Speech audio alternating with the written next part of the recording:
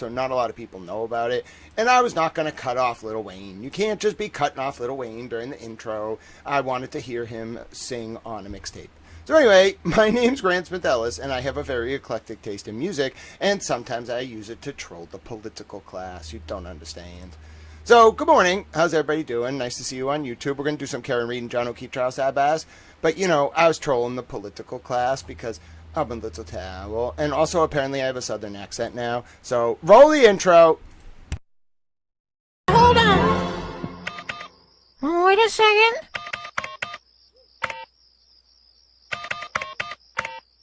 That's it. That's it? Yeah, that's the melody to Funky Town. You are the little towel. That's a melody to Funky Town. Hello. That's me. Look at me. I'm a towel. I'm a towel and a t-shirt. You can call me t-shirt towel. How's everybody doing? I'm good. I hope you are well. You know, we had a late night. We were up till like midnight. I don't know. I was very tired. Like, I just wanted to get to page 3,000 of the John O'Keefe and Karen Reed trial Sidebahs. And then we got to page 3,000 and I was like, wait a minute. I'm really tired. And then the next thing I knew, I woke up and it was the morning. And I don't normally sleep till it's light outside, so I was very disorientated. I was like, wait a minute. What's going on here? Did I miss the, opening of the Nippon Index in Japan? Then I was all mad. Then I had to go, catch up on the news from Europe. And, they were already at, 1 p.m. or 2 p.m. by that time. And I was like, wait a minute. I missed the whole, morning papers in Europe. I was all mad. I had to read Der Spiegel and El País and El Mundo. And I was trying to read the BBC, but they're all mad. They're not doing too good about the Prince Andrew stuff, so the BBC's all mad. And then I was reading the New York Times, because, they were all mad, and, they weren't nice to towel. So then I was kind of very confused. And then, I tried to get caught up on some other stuff, and I saw that, Adam Deutsch is such a boss that, these people, tried to, get a rub off Adam Deutsch's name, so they attacked him, and then all the media, I think, got together and were like, we're not going to cover this because he's polling at 96% and she's polling at 2%. We didn't actually have a meeting. I just think we all figured it out really quickly. So we were like, let's just not cover this. And then Broken Baker was doing a stream, and I went on to say hi this morning. I just went in the chat, and I was like, Broken Baker, none of us are going to cover this because I think that unnamed person's just attacking Adam Deutsch because he has 96% in the polls, and she wants to rub off his name. And then he was like, Grant, don't spoil the lead. And I was like, you're hilarious, Baker. And then Baker, yes, Grant the t-shirt towel. Hello, little Walmart. Hello, Mr. Monk's understudy.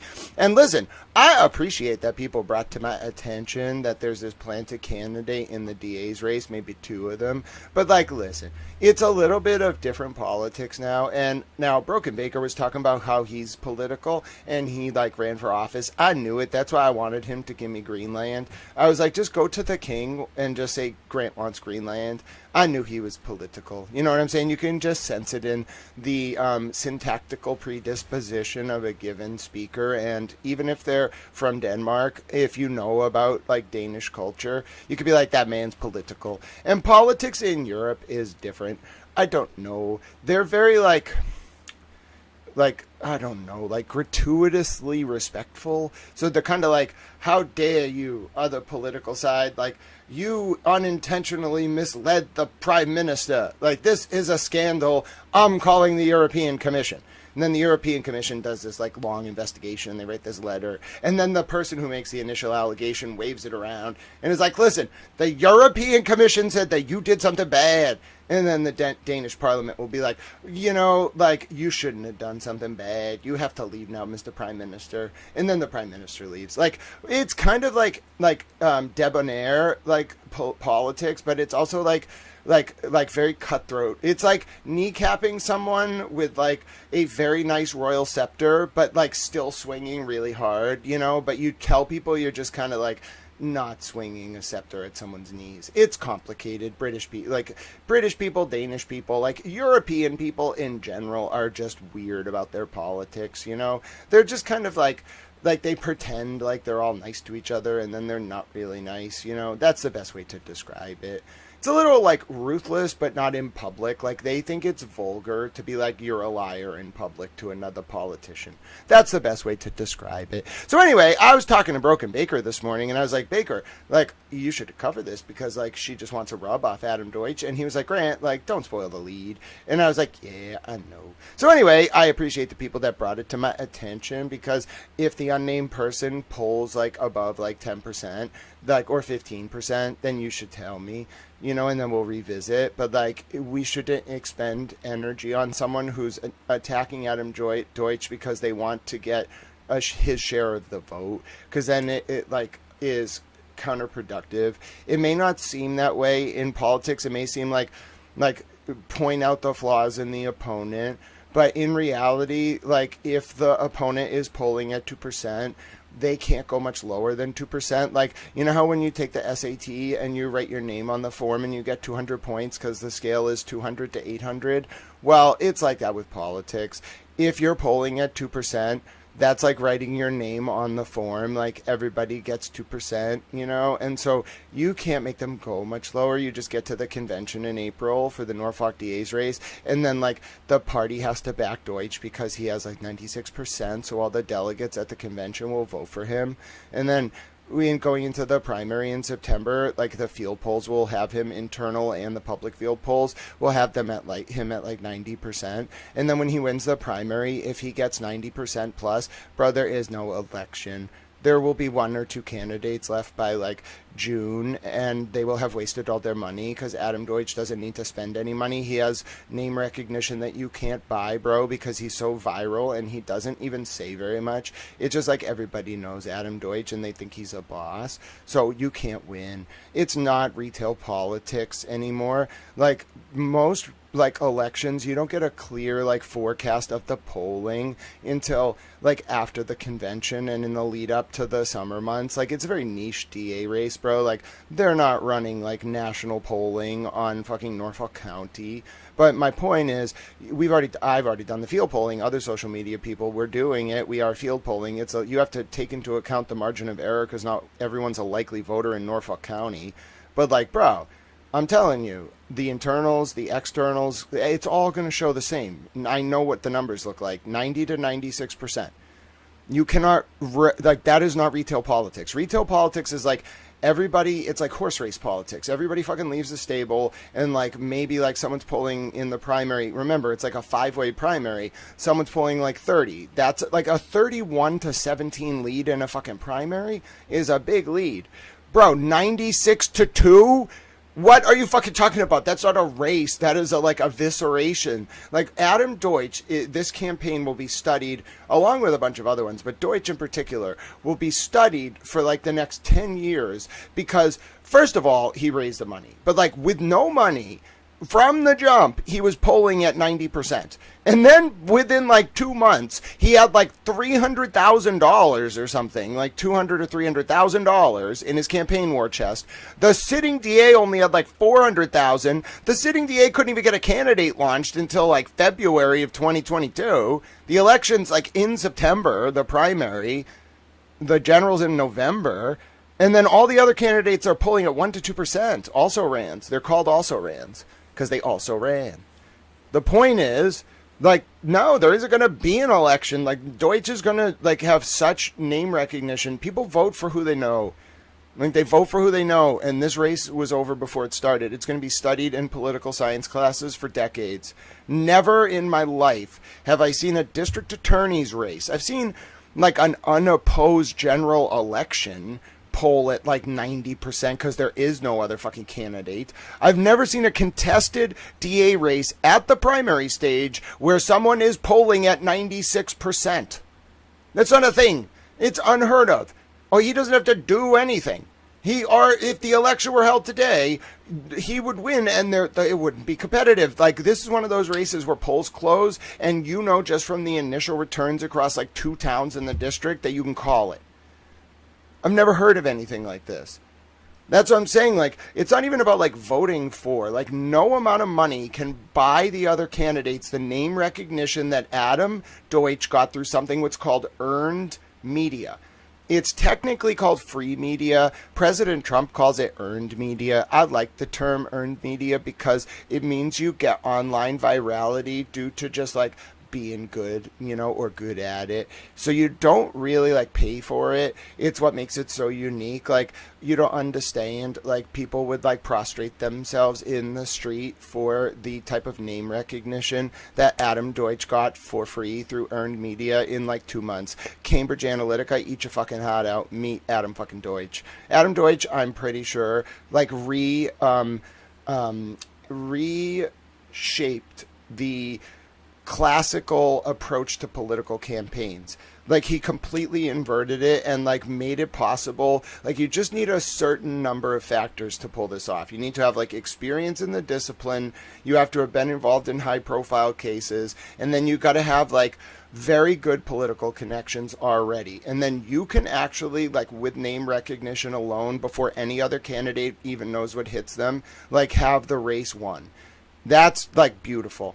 It's very impressive. We got to be really careful with this power, because like people could take advantage of it. But if we deploy this carefully, bro, you don't need to spend any fucking money on time or on races if the like candidate who's like the best suited for the position has 96% of the polling in like the first 2 months of every election.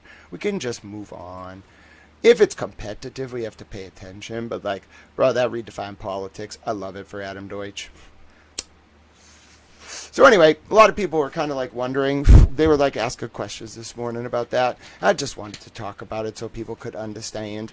We have other races we should work on too. Like, it's called being like a towel kingmaker, I suppose. It's the classical political term.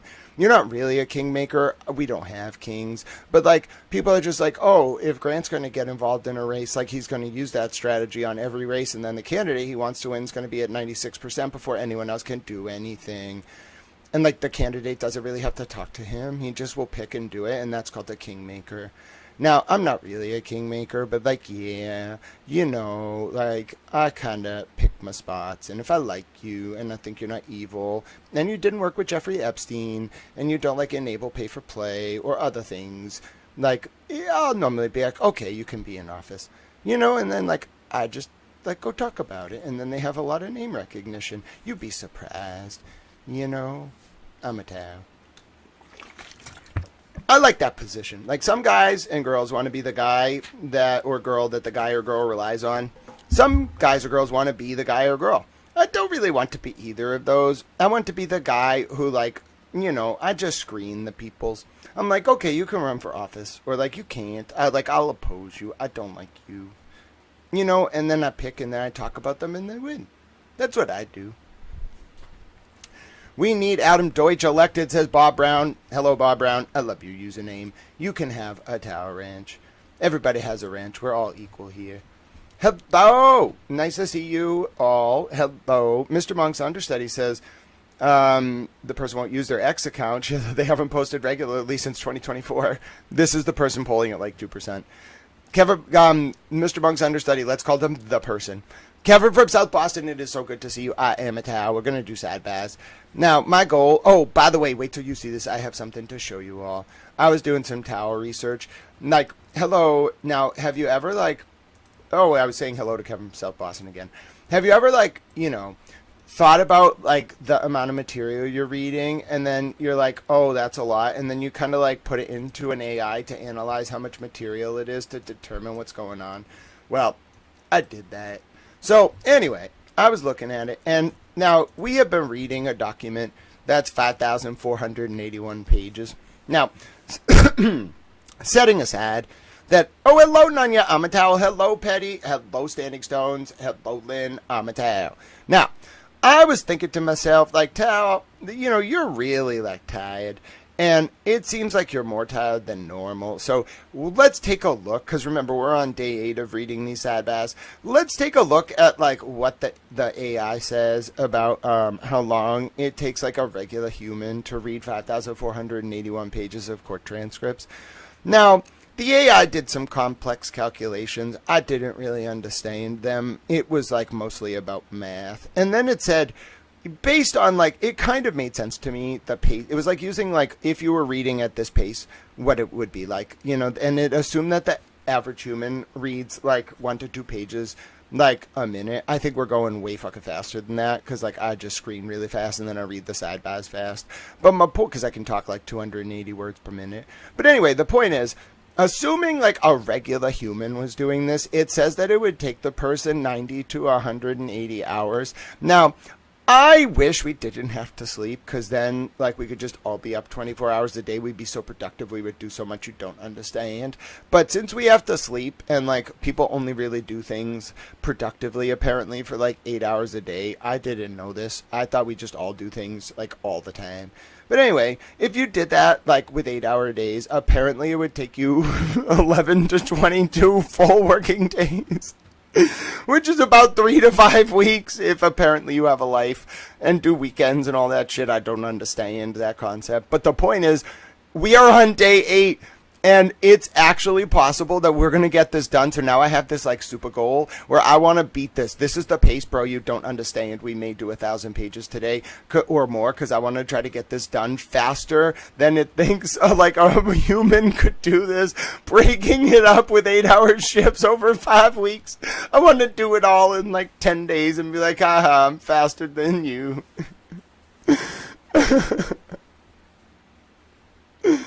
No, Mr. Mogsander. Yes, Mr. Mogsander study. That person could be the person 2. So there's the person, then there's the person 2, and then there's Adam Deutsch. Okay, Adam Deutsch, the person, and the person 2. I like it. I like it. It's like Mr. Wrestling back in the day. You remember Mr. Wrestling and Mr. Wrestling 2? They were a really good tag team. I like Memphis Territorial Wrestling. Okay, I'm ready. My point is, we're gonna do this. It is supposed to take 22 up to 22 working days, 3 to 5 weeks for regular humans to process a 5,000 page file. We're gonna do it in like 10 days straight. That's fucking hilarious. What do you mean normal cognitive limits of a human? No, I refuse to admit that such things exist. Now, we should have a chat animal name quiz at some point. Okay, yes, you all just like start talking about your animals. Everybody has very nice animals. I took notes yesterday. For example, I know Bunny's doggy is named Kofi. You see how I remembered that? I did it, Bunny. I committed it to memory. It's like that Motion City soundtrack album that's called Commit This to Memory. I committed it to memory. Lynn's like, oh, Lynn, you never derail me. Lynn, listen, you and the penguins, you just sit there and I'm like, hello, little penguin. And we never go on any side trips, like, for example, looking into whether Jeffrey Epstein privatized Antarctica. You know, I just wanted to get Lynn a penguin. It's not that big of a deal. It turns out it's a very big deal. I got to talk to a man. Well, I actually got to talk to an Emily C. about a penguin. If someone could just let Emily C. know I need a penguin. She's going to be a little bit mad because it's hard to get penguins. But I'm like, it's a good cause. It's for Lynn. She'll be like, oh, okay, Lynn sounds nice. Who is Lynn? I'll be like, I don't have time to explain. Just give the woman the penguin. She'll be like, oh, but I really had to work hard. You don't understand. You can't just go to Antarctica and steal a penguin. And I'm like, it's not stealing a penguin. It's like Jesus in the Bible when he borrowed the donkey. I'm borrowing the penguin. I don't know what Lynn's going to do with it. I think she's just kind of like enamored with the concept of a penguin. I don't think she's going to find she likes the penguin. If she has to live with it, I think it's going to be a little confused. It's going to look up at her like, you're not a penguin. And she's going to look down and be like, you're not a human. It's going to be really funny. You don't understand. I want to be there for that interaction between the penguin and Lynn. Lynn's going to be so happy. She's going to be smiling at it. It's going to be like, why is this human so happy to see me? I'm a penguin. That would make me very happy. You don't understand. There's only a few things in life that would make me truly happy. One of them is Lynn getting a penguin, and the other one is I want to bring Clerk Margaret into the I want to bring Clerk Margaret into the Oval Office when I'm president. I want to be president. It's a simple thing. But anyway, I want to bring her into the Oval Office, and I want, in I don't know, 10 years or less or more, around there. And I want to bring her in and be like, Clerk Margaret, it is very nice to see you. And she'll be like, Grant, Grant, how did you get me here? Be like, well, Clerk Margaret, I'm the Tao president. And I just had a request of you. Would you mind being the Secretary of Commerce? Now, I don't know if she's going to say yes to this, but I just want Clerk Margaret to be in the Oval Office, and I want to ask her to be the Secretary of Commerce. You don't understand. I want her to have no prep for this. I don't want her to know why she's coming. It's very specific. I want her to, and I have never talked to Clerk Margaret outside of the court. I just want to troll her. Fun in a funny way, and that'll give her a lot of power. It's kind of endearing. But anyway, I want her to come into the Oval Office, and I want her to only be told that the president has to talk to her. Now, I think she's going to have some idea, if I win the presidency, that I am the president. But the point is, don't tell her why you're bringing her. Tell her, like, you're going to give her some kind of cake or something. I don't fucking know. Whatever clerks are into. So be like, you come to the White House, we're going to give you some kind of, like, clerk award, and, like, there's going to be cake. She'll be like, she's gonna know. She's gonna be like, no, I know exactly what this is. And the Secret Service has to be like, well, ma'am, all we were told is you're getting an award for being a clerk, and there's cake. I'm gonna be like, listen, it's a matter of towel national security. You cannot tell her why she's coming to the White House. Okay, I don't know how they're gonna get her to the White House. I'm not involved with that stuff. They can't rendition her. She has to willingly come to the White House. But just make sure she gets to the White House. Then she walks into the Oval Office. We have not spoken since I last was at Norfolk Superior Court.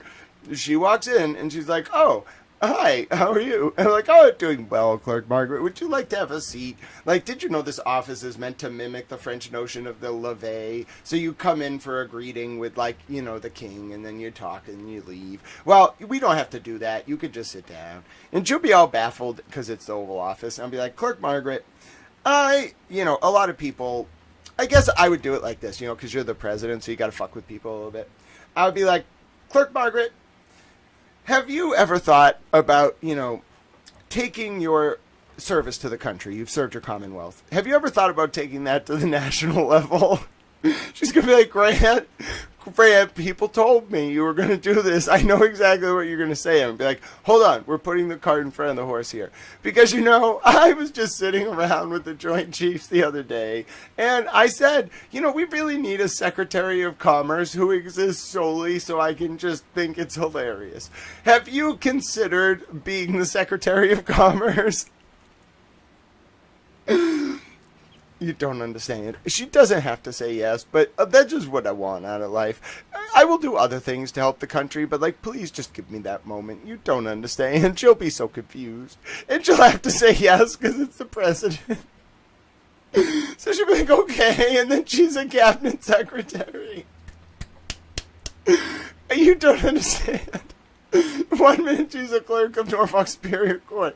The next minute she's a cabinet secretary. Then she goes back and she's like, listen, Judge Doolin, Greg kind of made me the Secretary of Commerce. I have to go on sabbatical. Judge Doolin's going to be like, okay. I've thought this through. Hello, Island Girl. It's good to see you.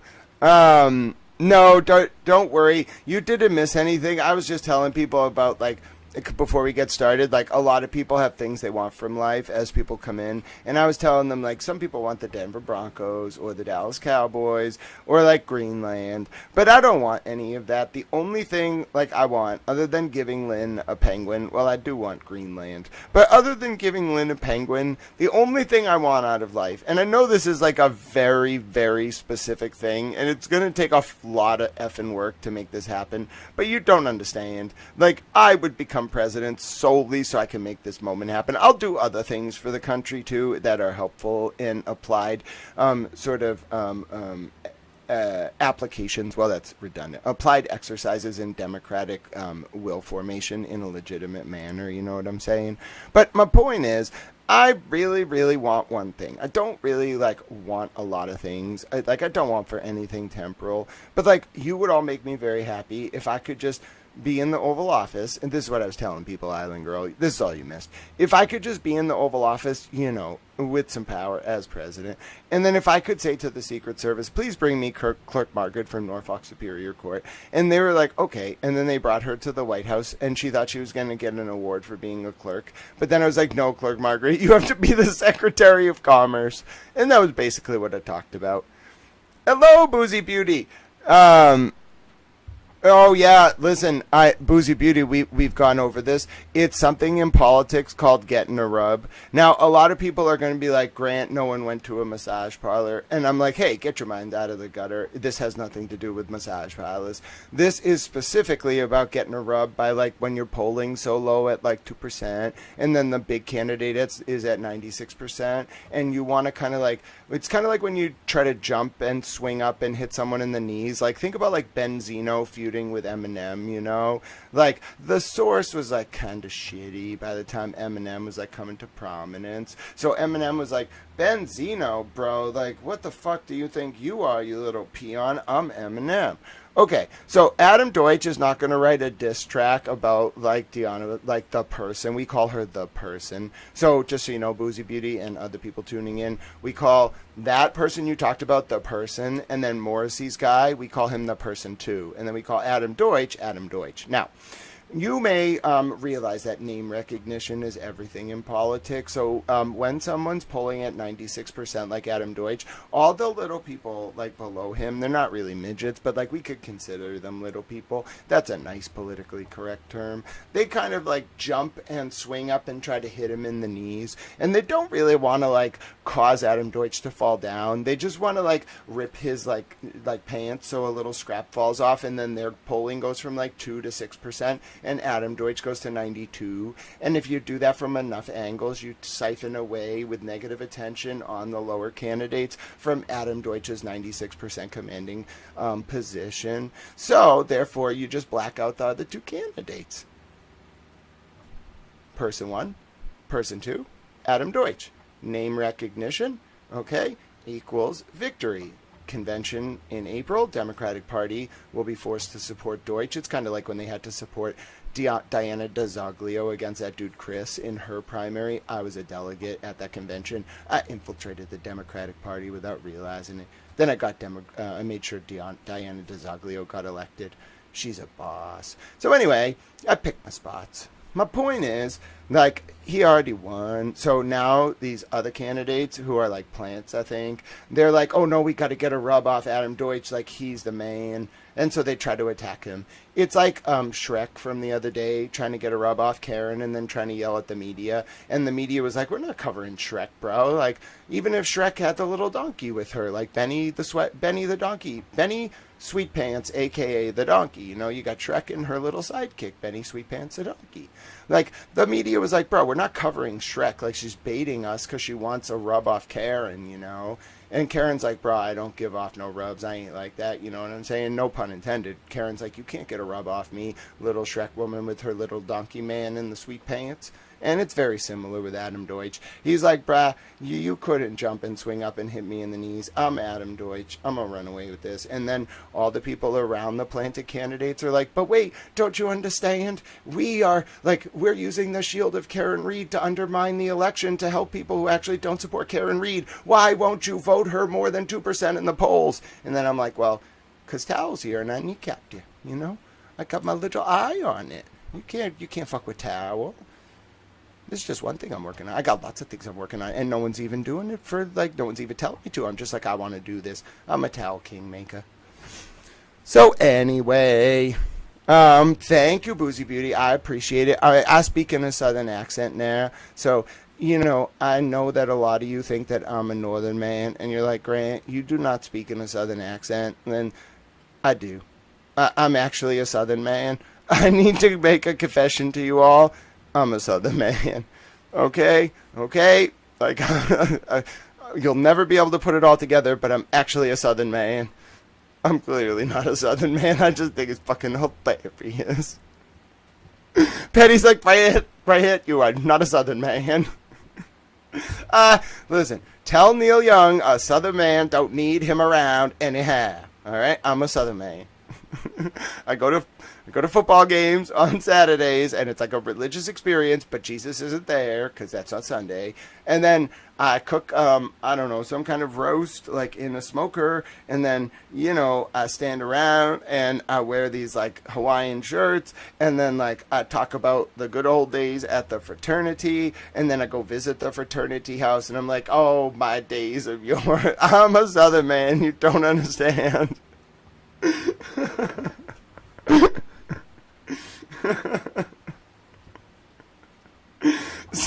Send me down to the South and just let me loose on the South. I'll be fucking hilarious. I'd be a great Southern politician. They'd be like, that Northerner is hilarious. He thinks he's a Southern man.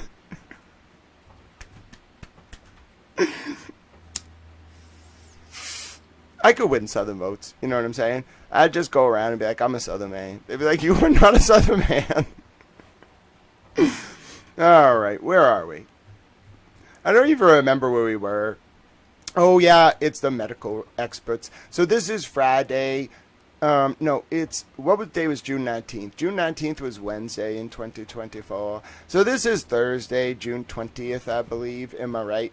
I got it! Thursday, June 20th. We just finished Garino. Now we're moving on to these two people, Miss Stonebridge and Miss Scadordi Bellows. She's the medical examiner. So, yeah, we're on page 2,997, or 3,000 of 5,481 in the document. Okay, Lynn, I'm thrilled. I am thrilled you will accept me in Alabama. Now, I don't speak like very good Southern man, but if I spent like a year there, I think I could master the Southern drawl. I need a veranda. I need a smoking jacket and some smoking slippers. You know what I'm saying? I need like a rocking chair. You know, I think, and then Nunya has to be there, and he has to sit on the veranda, or Nunya could be a girl. I don't know. Like, I have some questions, but you can be whatever you want, Nunya. You can be a guy, a girl, a potato. I don't really care. My point is, Nunya can just hang out on the porch with a hemp pipe, and then I'll troll Nunya. It'll be really funny. Nunya be like, why are we sitting on the porch? And I'll be like, because we're Southern people, you know? I'm somewhat convinced that Nunya is a ninja. You know, Nunya says they're a ship captain, but that's not true. Nunya's a ninja. Like, they're hiding in plain sight. I already figured you out, Nunya. You're a ninja. Nice try. Like, I don't know where you got your ninja training, but I figured out that you're some kind of secret agent ninja. So, you know, you have to be a ninja now. Ah, mint juleps. Yes. Okay, we're going to go to the Kentucky Derby.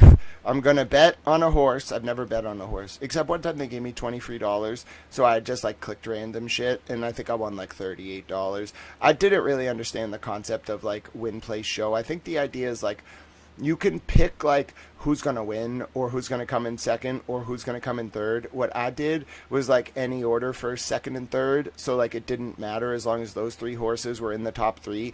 I won like $38, but I don't really understand horse race betting. It's very complicated. It's a little bit convoluted and stupid to me. I'm sorry to the horsies. I think the horsies are nice, but I just think the concept is stupid. Like, I pick which horsey's gonna win the race based on like some predetermined odds, and then like if the horsey gets in like second place but I pick first place, I don't win unless I pick a ticket that has him in like first, second, and third, and that's like 3 times the cost of the fucking ticket. I don't fucking know. It's pointless. My point is, I'm not really into horse betting. I don't really know what that... Oh, what did that have to do? Oh, mint juleps. That's right. We were talking about mint juleps, and that reminded me of the Belmont Stakes or the Kentucky Derby. And then I was like, I don't understand why rich people like to just click fucking buttons on a screen and be like, oh, I think this horsey's going to come in first, and I'm going to do the 3x like bonus and try to click the exact order. I'll win like $3 million. I don't understand. Like, bro, just like fucking like use your money to feed like hungry people. I don't know. Oh, Island Girl's like, I like your Basque accent. Island Girl, it's not that I need to talk Southern. I've just started adapting it during the breaks from reading the sidebars because you don't have to use as much, like, of your vocal muscles to speak in a Southern accent. I found out. All right, let's do it. We have our first sidebar. If you're just tuning in, I gave like a little bit of time for people to tune in because I didn't do a long intro before I announced the stream. So anyway, we're starting on page 3015 with our first sidebar. Sidebar. As you can hear, I am not actually a Southern man. The sidebars get read in my regular accent, but I'm learning how to save my vocal cords. So, Betty LaBelle is like, Grant's gonna like just slip into Southern accents now. Yeah, it's starting to happen.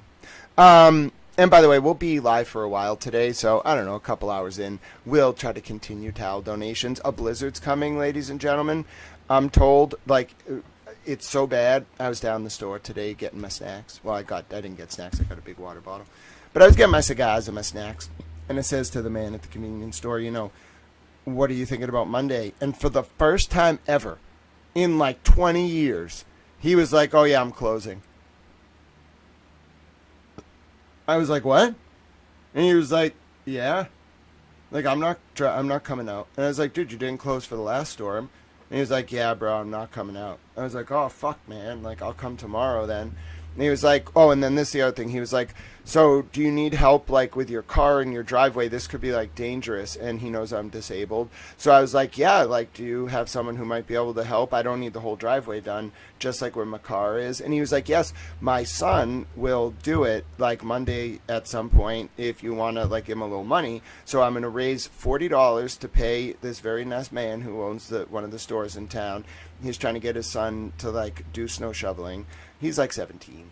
So I was like, okay, he comes to my house Monday and shovels behind my car. I'll give him $40. So I want to raise $40 for him because I think that would be really nice. And the last time I tried to shovel, I hurt my back. I'm pretty disabled. I have a scar that runs from my left hip to my right hip. I don't want to show it to you, but it's painful. The point is, my back doesn't work very well. That's why I have to sit a lot. And I collapse because I struggle breathing and swallowing food and liquids. So anyway, I want to raise $40 for him by the end of like Sunday, so today and tomorrow. And then I have a car through tomorrow. I'm going to extend it again, and then I owe $80 for my cell phone, and that gives me like a $40 buffer right now. So yeah, you know, it's a public information service, and thanks for your support. But also chatting is support, liking the stream, asking questions, being a little towel. So God bless all of you. Let's do it. First sidebar. But if it's a lot, $50 is better. Hello, Bell. Yes, Magic 7098. So I thought about this when I was talking to my friend at the store, and I said, normally I would just do it, but like I really hurt myself last time. And he was like, no, my son will do it. And I was like, okay, like, so I'm going to talk to him tomorrow and book his son, because I think his son's trying to start like a snow shoveling business or something. So I said, okay, I'll book a time with you tomorrow. So I want to make sure I don't hurt myself again. That was really bad last time. You know, it was really bad. I shouldn't have done that. But I needed to get the car out of during the last storm because I was still working for no money, negative money every day, because my mom told me to get a job and then took my car away to like sabotage me. So I like shoveled out and then I was in pain. So anyway, now I'm with you all and you're kind of my bosses. I mean, I'm the boss, but you all are like the real bosses. And so I just say sometimes like, okay, here's the situation. And then we figure it out. I have autism, so like bills are a little complicated, but court documents aren't. So, plus I saw all these channels saying nice things about me. I was very grateful. I watched Melanie Little talking about my footage, and she said I was smarter than Robert Cosgrove. You don't understand. That's a very high compliment from Melanie Little. It's not really related to the donations. Oh, that's right. I was saying, like, the work I do isn't just reading court documents. Sometimes at, like, the drop of a hat, I have to go to, like, a court hearing, for example, like last Friday. And so while we're working on getting the car that is technically mine back to me, it's a different car than the one I had before. Like, that's why I'm renting cars. It's also for my safety. We had a home invasion. Oh, that's right. Last Monday, I was also the victim of a home invasion while covering the Epstein files on live stream. That was kind of scary. But then I called Congress and they retweeted me, so that was nice. But the point is, like, it was a little scary. And, like, I don't have a support network because my mom's just, like, kind of doing things. She, like, I think was part of, like, the man coming in, and then she just disappeared for a while.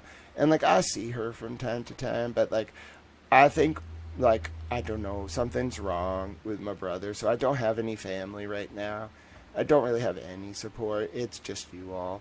Like, I can defend myself, obviously, but, like, it's weird to be so prominent in public, but to not really, like, you know, have any support. Like, I don't have an editor. Well, I have an editor. He's my friend. But, like, I don't really have anyone who's, like, other than you all, who's, like, you're doing such a good job. Like, here's a bonus. Like, we got 100 million views. Good job. Like, we're very big now. No, just kind of you all. And I'm like, oh, thank you. I'm so grateful. It's a little weird. I don't really know what to make of it all. I just walk around now and people are like, you're the guy from the news. I'm like, yeah, that's me. And then they kind of stare. I don't really want to do this for money, though. I just don't want to have negative money. Like, my mom really, like, my whole life, she would always sabotage me. One time, in 2011, she was writing an article for the Quincy, like, Ledger, or the Patriot Ledger, and I wrote a response, and it was really good, and then they were going to publish it, and my mom told them they weren't allowed to publish it unless they changed all the wording in my article to, like, make me look like an infant and dumb. They wanted, like, she wanted it to be like mom at the end of every word, and, like, she got mad. She was like, if you go forward with publishing this, I'll never talk to you again. She was like, you can't be known, like, you can't get play off my name, like, you can't, like, be known as my son. That, like, you're not replying to me and having them publish it. Like, that's inappropriate. You know, she was like that my whole life. Like, she just wanted me to have, like, no money, and, like, every time I would get any success, she would say, like, that's not real, like, you're terrible. She was kind of jealous. Now I'm bigger than her, and just am like, she's just quiet now. Which is probably for the best. You know, I'll keep an eye on her. I do love her as my mom, but I don't think she loved me very much. So, you know, I'm not going to, like, leave her destitute like she did to me. She wanted me to be, like, homeless out on the street and, like, dying in the cold. She was mad I was talking about Michael Proctor, I think, and all the cops involved in covering up John's death and also framing Karen. She was really mad.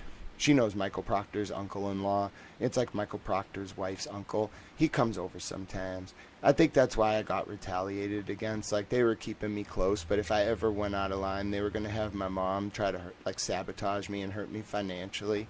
So, yeah, that kind of sucked. Now that I think about it. But I came out on top. I do my best, Island Girl OG. Yeah, it was kind of shitty. Like, that's why I feel bad. But, like, I'm in... Like, my mom drove me into thousands of dollars worth of debt. Like, just, like, at some points in December, like, I was borrowing money at an outrageous interest rate from these random apps because, like, I had no one who could help.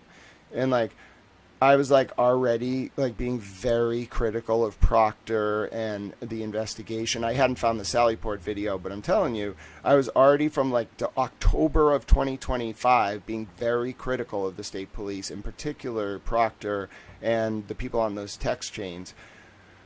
I'm telling you, it got bad, like, really, really bad. I was very concerned. And then, like, I don't know, I was just like, fuck it, I don't do this for money anyway. I'll just go day to day. And then, like, by the time the Epstein files happened and this stuff happened, like, my mom was like, oh, like, my conditions are you have to, like, get a job and, like, what was the other thing? Like, a real job. She was like, the stuff you do online is fake and you're stupid and no one cares about that and it's not real. And I was like, it's very real. She would just belittle the work I was doing. So I was like, okay, I'll prove it to you, Mom. Like, I'll get a job and I'll do it. And then immediately when I got the job, which required driving around, I was going to, like, apply for all these programs. You have to, like, put in this paperwork after you work a certain amount of time, like 3 or 4 weeks or something. There's all this stuff you have to do. And, like, I'm immediately after I start, she takes away the car. So there's no way for me to do the job. I'm committed. I don't want to let the boss down. So I have to, like, rent cars, which means I'm working every day at a loss. So then I realized something was really wrong. And, like, eventually I was like, all right, I got to just do my own thing. And that's how I got to this point.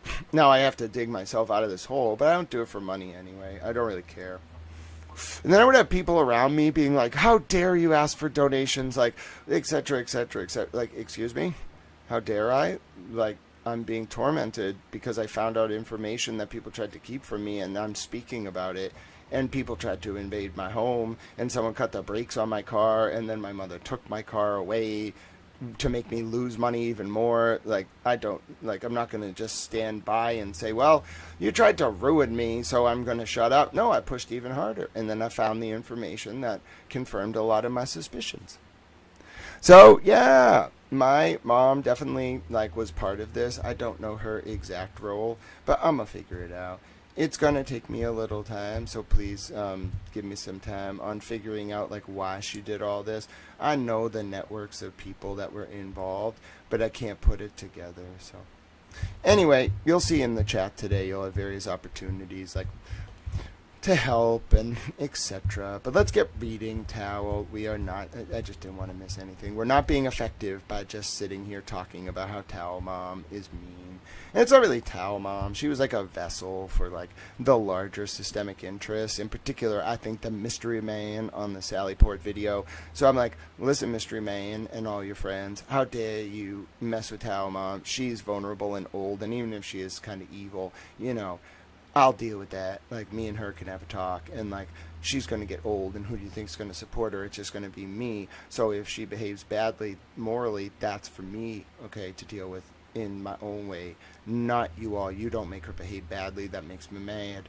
So anyway, then I talked to some people in the government, and I was like, government, speaking broadly, government, I would like to petition you for redress of my grievances, not just about my mom. I was I'm mad about my mom, but I want you to cut the funding for all these programs these cops are involved in, and then the people do their thing. The last thing you ever want is me calling the government about you, because when see, there we go.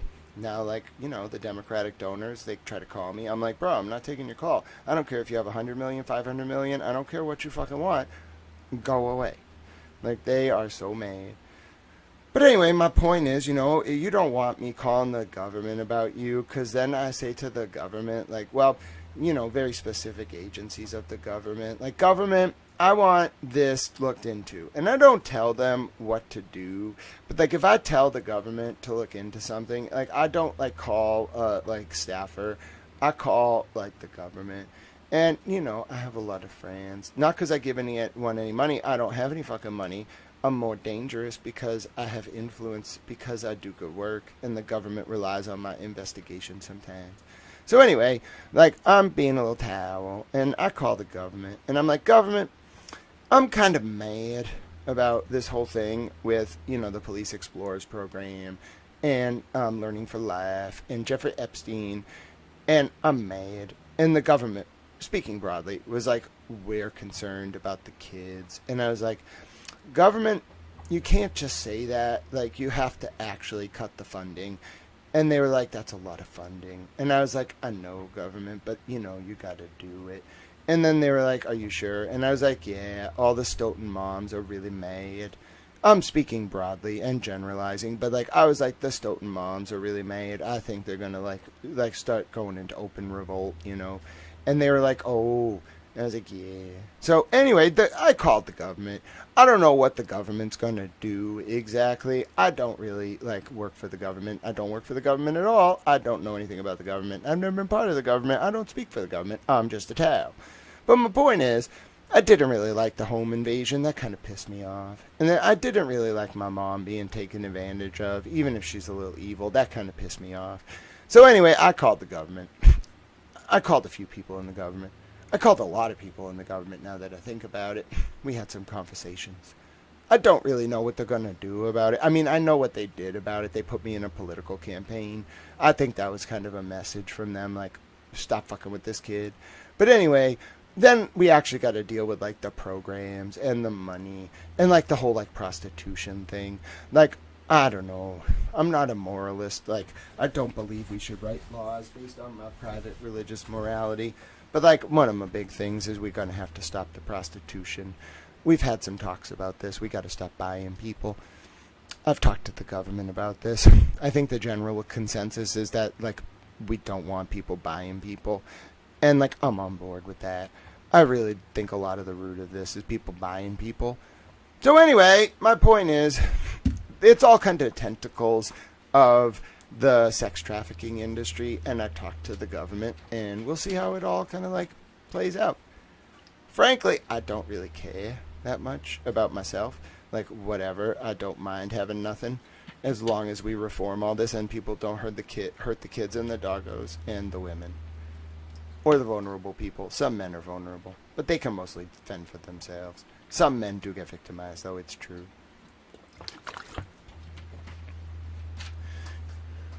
Do I have a cat? No, I don't have a dog. The only thing I have is a Pete Bunny towel. He's resting. He'll come see us later. I should really get working on these sidebahs, though. I don't know. Oh my goodness! Oh my goodness. We have a towel super chat, ladies and gentlemen. It is from, I believe this is Rum Runner. Let me just make sure. It is from Run Runner. It is a $50 super chat. That's one of the biggest super chats I've ever gotten ever. It is Rum Runner 50 cal. Oh my goodness. Rum Runner 50 cal. This is one of the largest super chats Tal has ever gotten, and I am very grateful for you and your kindness. God bless you. Okay, make sure you say thank you to Rum Runner 50 cal for supporting Tao channel. That's one of the biggest super chats Tao has ever gotten, and I'm very grateful. Yeah, you're very kind. Oh, Mr. Cassie G's here. How are you, Mr. Cassie G? And Rum Runner 50 cal, as you'll see up on the screen. We don't do the traditional super chats because I run a custom streaming client. But you'll see Rum Runner up on the screen in like 1 second as soon as somebody makes another comment. Or I can just do this if I make the comment. Rum Runner 50 cal is very kind. And see, we don't have traditional super chats, but it does pop up on the screen. And I'm very grateful. And then I can also make it stay on the screen once there are a few comments. But I just kind of scroll in the chat bar. But I do everything manually by hand. You're not watching StreamYard. I don't click buttons. Like, I custom coded everything. So for example, let me show you. I custom coded the chat box. See, like I control it. I custom coded my video box.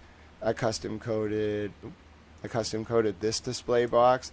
Like, that's all custom. It's all like frame perfect, I like to think. I get mad when it's not. But my point is, thank you everyone for your support, in particular Rum Runner 50 cal. As you can see, this is a user-run channel. It's just me. There's no team. There's no broadcast company. There's no like hierarchy to tell me what to do. YouTube is very kind. They support Little Tao and X. But yes, on the whole, it's just me, and I custom coded the whole display. The background of Boston, I custom coded the image. And then I custom coded the scroll text bar on the bottom. Like, I even like picked the speed it scrolls at. And then my logo and that time box. Like, everything you're seeing is handmade. Like, I integrate it and I choose how it displays for you, all by hand. And then I encode it and send it over to the streaming platforms. And then I run the encoders from the back end and manage the RTMP feeds. And then I send it out to you. It's like broadcast production. It's not like TV, but we're close. Like, when I cover the Cannabis Control Commission, the commissioner is always like, we're on TV. And I'm like, what the hell do you mean? And I'm like, oh God, they're talking about me. So they think about it like it's the TV. All right. My name is Grant Smith Ellis. Let's do it. That's enough distractions. It's not really distractions. I was saying thank you to Rum Runner 50 cal. I'm very grateful. God bless you for being you and for your support of Towel Channel. Yes, good custom towel work. But yes, God bless you. Thank you for your support. And thank you to Kevin from South Boston for the idea. I should contact a rental car company and be like, you should sponsor me. I'm a towel. I don't think I've ever contacted any sponsors. One time I was thinking about it. I was like, I should do that. But then I didn't care. Yeah, Kevin's like, the government should fund Grant. Listen, I don't think we want the government funding me, because then I'd have to go into meetings with the government, and they'd be like, why are you saying things like that about the government? And I'd be like, that's my job. And they'd be like, Grant, we'd really prefer you didn't. And I'd be like, I'd really prefer you didn't do bad things. And they'd be like, well, Grant, that's not really what we're here to talk about. And I'd be like, all right, but I want to talk about that. And they'd be like, Grant? And they'd be like, Grant, we're not going to give you any money anymore. And I'd be like, fine, if that's the price, I will not negotiate. And then I would leave. Be like, take your money. Stupid government. I'm going to say whatever I want. It's America. And then I would do it. I would leave. Nanya's like, I wrote to the Nestle company once. They gave me a box of chocolate. I'm thrilled for you, Nanya. You should write them again. You should be like, my name is Nanya. I have this boat. And I need like 27 cartons of chocolate. Can I have some chocolate? And they'd be like, yeah, here's some chocolate. I think that's a good idea. You could be like Chocolate Man from Hey Arnold. You know, we'll call you Nanya the Chocolate Man. Nanya just cannot exist without chocolates. Yeah, how many views do I get? I don't know. It's a fucking lot. Like, it's in the hundreds of millions probably per year. I stopped counting a while ago, bro. It's really hard to keep track. Eventually, it just doesn't matter. Like, first couple million views, okay, it's kind of a rush. Like, I'm not gonna lie. There's some chemicals or shit that, like, the first time you get a lot of, like, attention on the internet, it, like, kind of, like, is, like, I don't know, like, serotonin or some shit. But after, like, you're in the hundreds of millions of views per year on one platform, like, you stop counting. Like, it doesn't matter. The numbers mean nothing. Like, it's not about that at that point. Like, I make posts sometimes that, like, go very, very viral, and I don't notice that they've gone viral for, like, 3 or 4 days. And I'm like, oh, boy, that one really went out there. Oh, wow, I didn't really think about that much. You know, so I don't know. I don't understand the scope of my own reach. It got to such a, like, ridiculous fucking point that I was like, I'm not going to even, like, keep track of this. I kind of tell my towel editor sometimes, you know, but, like, he doesn't, like, really care. He's just like, those are big numbers. I'm like, I know. And he's like, Grant, you're, like, 100 times bigger than, like, most news publications. I'm like, I know. He's like, Grant! Like, I didn't mean to. I was just trying to be a little towel. He's like, Grant!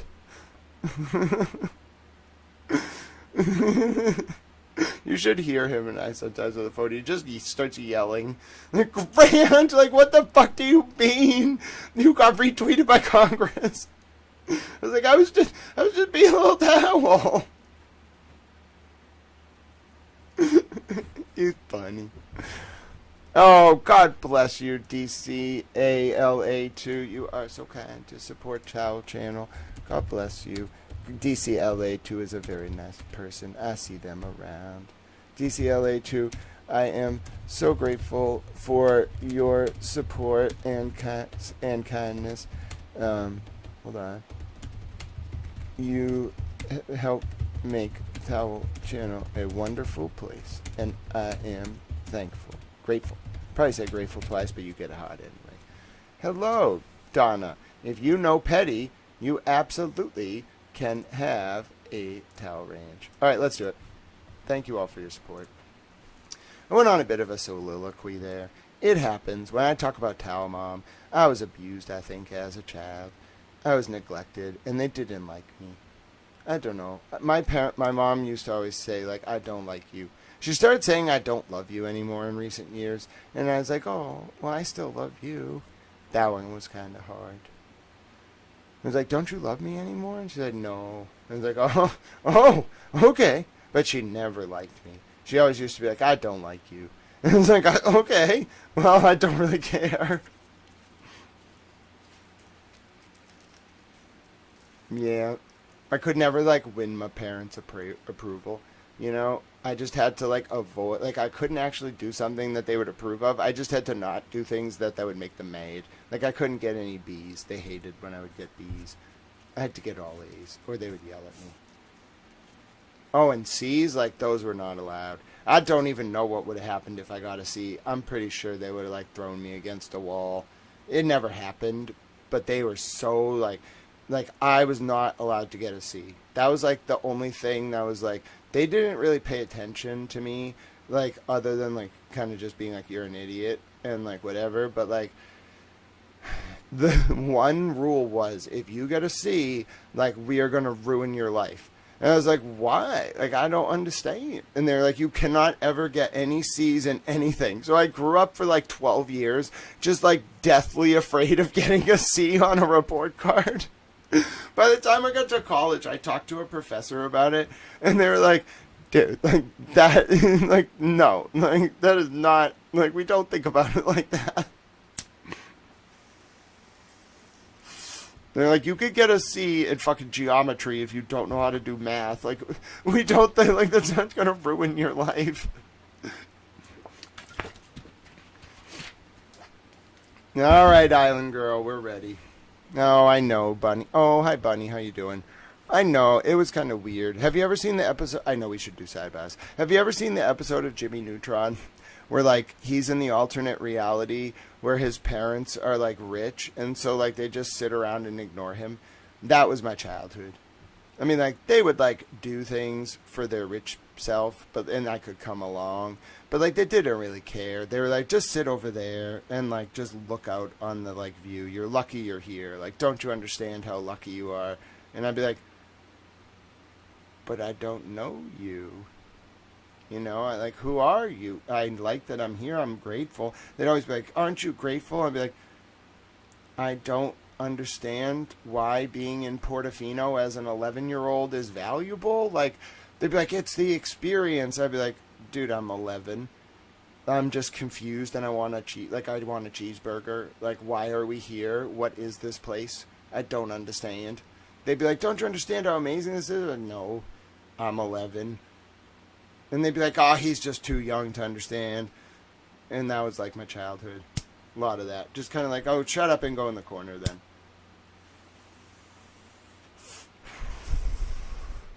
Am I frozen? I don't think so. Hold on, I can check. I have a way to check. But like, you need Little Wayne on that from Europe. No, I'm not frozen. You might have to refresh, but I'm not frozen. Hello, Phil. It's good to see you. Oh, I'm sorry, Standing Stones. That's why we have to meet and hang out. I could tell your energy was similar to mine. I'm sorry that happened to you.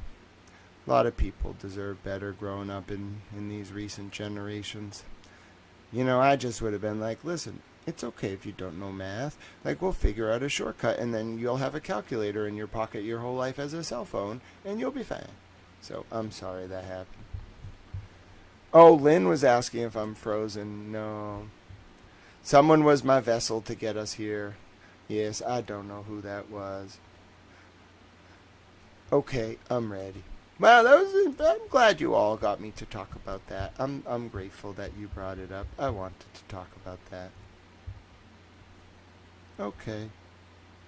Oh, someone gave me a super thanks. I don't even know what a super thanks is. From Charlie 2077. Well, God bless you, Charlie. I've never gotten a super thanks before. I think a super thanks is like a thanks on a video that's either like already done live or uploaded. And yeah, I've never gotten one. So thank you to the person named Charlie 20777. I've never gotten a super thanks. It seems like they're from Australia. That's really cool. Alright, so if you're wondering, Grant, could we do the sidebar? Well, you might also be saying, Grant, I'm sorry, your mom and dad were mean. They were just rich, I guess. But it's like that episode of Jimmy Neutron. If you want to understand, like me, just watch that episode where he has like the alternate reality with the rich parents. That's what my life was like. Sidebar. So this is right before Dr. Scudorti Bellows' testimony. Sidebar starting 3015. Mr. Lally. So, Your Honor, as a housekeeping matter, I just wanted to make sure. My understanding is I don't think that Mr. O'Keefe's medical records from Good Sam have actually been admitted as an exhibit. I know we discussed it. The court, okay. Mr. Lally, a number of different times, but I think they have been marked. They have been last marked for ID, for identification as SS.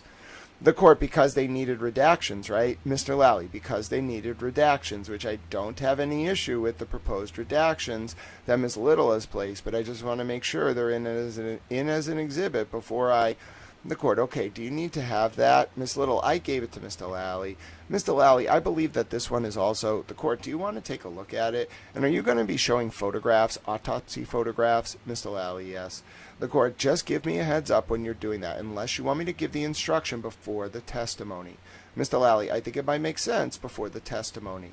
The court, okay. Mr. Lally, because they're also going to be diagrams. The court, okay.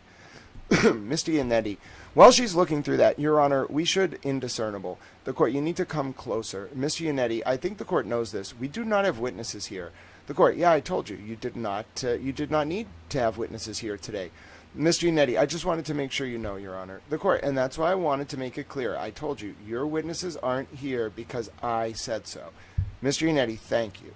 The court, all right, so you can put this into evidence, Mr. Lally. Mr. Lally, okay. The court, unless you all want to agree, because I think, was it entered and then subject to redaction? I said I wouldn't take it until it was redacted, so I can administratively say, Madam Court Reporter, SS for identification is now an exhibit. The court, the clerk, yes.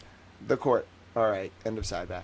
So what's going on here is this is the end of the state's case. Literally, this is the end. And David Dinetti's like, Your Honor, he's going to be done before the end of the day. And I just want to be clear, like, I am not trying to be, like, rude as David Dinetti. I'm telling you, Judge, you told us not to have witnesses here today, okay? So, with that said, that was what that was about. Like, and Judge is like, I know, Mr. Dinetti, I'm not mad at you. Like, if we have to end early and you start your case tomorrow, I'm not mad. I told you not to have witnesses here today. And the subtext there is Mr. Giannetti can get in trouble if, like, Judge had been like, Mr. Giannetti, like 2 weeks ago, if Judge was like, Mr. Giannetti, on the day that Adam Lally ends his case, you got to make sure you have your first witness because we don't want to waste the juror's time. But she didn't say that. She said, don't have witnesses here today to the defense. So Mr. Giannetti can be like, see, I got a whole day to prepare to start my case. And the defense likes that. But that's the subtext. All right, so continuing. So these are the last two prosecution witnesses in the first Karen Reed trial, I'm pretty sure. And that's wild. We have been at, I mean, I just cannot believe how long we've been at this. When I took this on, I just want you all to understand, like, I was thrilled that Marbury v. Madison and a few others, I think Loophole Lawyer, had put these documents up, that they got them. These were never supposed to be public, the Sidebahs. I did not realize what I was taking on. Like, whenever there's a release, I always amalgamate the documents. And I should have known something was weird because my browser kept crashing when I tried to put all these files together into a big PDF. I had to kind of, like, really think about how to actually, like, create PDFs that I could combine into a 5,481 page file. It turns out that, like, when you get to files that big, you, like, start talking about more than just the random access memory of a device. Like, you're talking about, like, writing to disk at a rapid pace with a file that's, like, so big it can cause a buffer overflow error in the cache trying to render the file to the disk. And so, like, I kept, like, crashing my browser, and I was like, there's no way, it is impossible that, like, I'm reaching the outer bounds of, like, what an SSD drive can do, like, in terms of caching a file and then writing it in a browser. Oh, sorry. Oh, yeah, I absolutely did reach that limit. Because in order to actually do this, I spilled water because I was so excited to tell you about this. In order to actually do this, I had to use my cache on my computer. I had to get a native program that runs in, like, the operating system.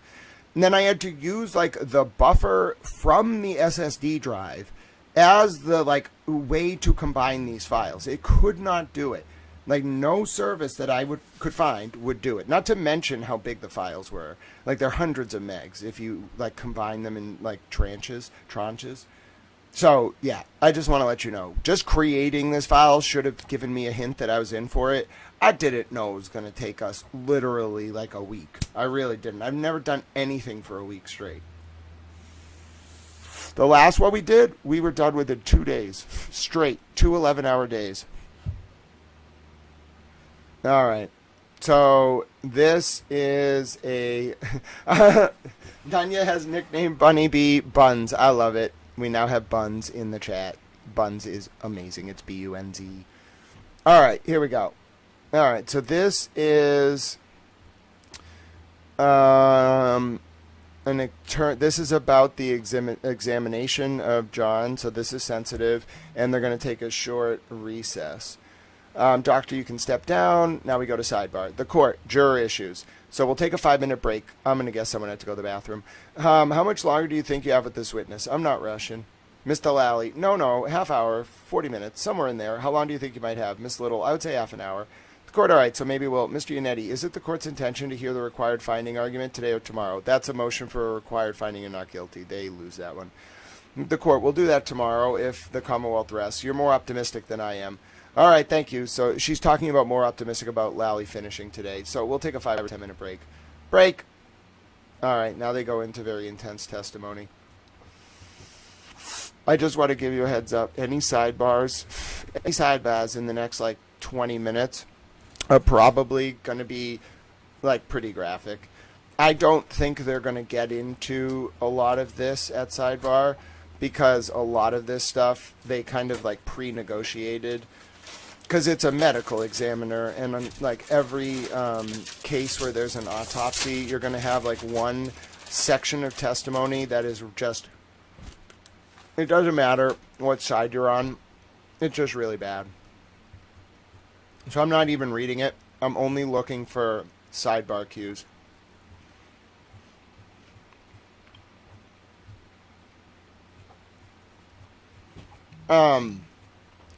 But yeah, heads up that even if there's a sidebar, I'm not going to read ahead of time. I'm just going to start reading the sidebar. They may start talking about stuff that you are not comfortable listening to, and I'll try to tell you there's a sidebar. All right, so it should be quick.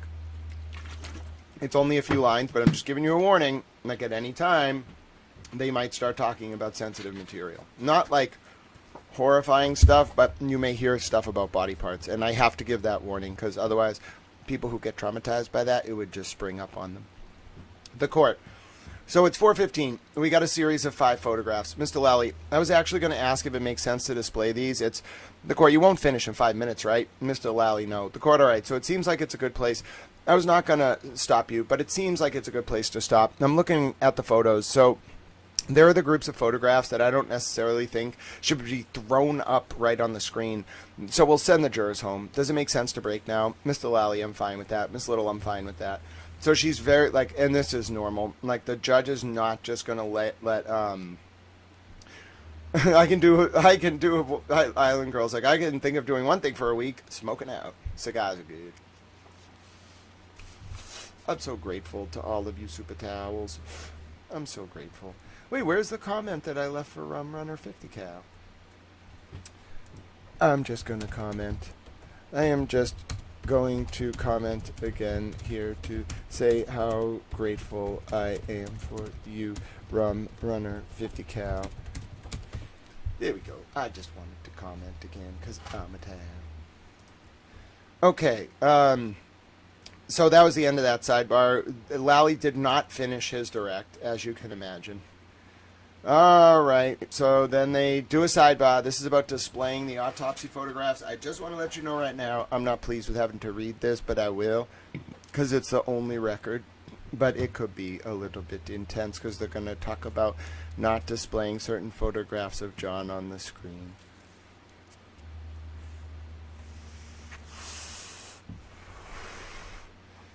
Sidebars are V4 only. Sorry, Island Girl, you'll have to rephrase the question. I don't understand. I don't know what RV4 means. All right, this is a sidebar starting 3073. The court. Thank you. It does seem like the appropriate place to stop. Okay, sidebar. Mr. Lally, Your Honor, I'm sorry. Just if I could inquire of counsel, just as far as now that we're anticipating going a full day tomorrow, what The court, let me just ask you, Mr. Lally. Dr. Scudorti Bello is your last witness, right? Mr. Lally, yes. The court, all right. So how much longer do you have? Your estimate of half hour, 45 minutes was way off. Mr. Lally, it was, and I apologize. Notice how Judge knew it was not going to be half hour to 45 minutes. Like, she's not mad at Lally. She was just like, when he said 30 to 45 minutes, she was like, you're being optimistic. She was right. She knows the testimony that's coming. And so, because she's like read the motions. So Lally was like 30, 45 minutes. And she was like, no. So when they come back and he's like not done, she's like, Mr. Lally, like I told you we're not going to be done in 45 minutes. And he's like, yeah, sorry, Judge. It's not the biggest deal in the world, but like, bro, when Judge tells you like you're not going to be 45 minutes, don't be like, I'll get it done. Be like, yeah, Judge, you're probably right. Because Judge then is going to be like, all right, I'm going to find a natural stopping place. Like, it only just makes everything harder on everyone else. There's a lot of like time management that a judge does.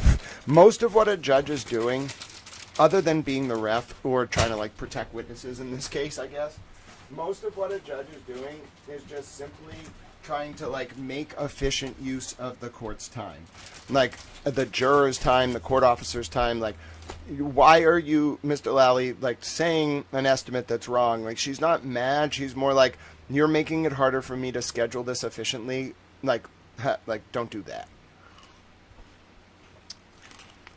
All right, here we go. How much more time? I would say covering another 20, 25 minutes with the photos. That's really all that's left. I don't think there's much left. The court, all right. So that's a half an hour. 45 minutes an hour. How much time do you need? An hour, Miss Little? Miss Little, I'd say closer to 45 or 30 or 45 minutes. The court, all right. So that takes us to probably, and then who are your witnesses for tomorrow? Is it Mr. Green? Mr. Jackson? It is. We'll start with Mr. Lofgren. Then go to Mr. Green. I just made, while I was at counsel table, typo.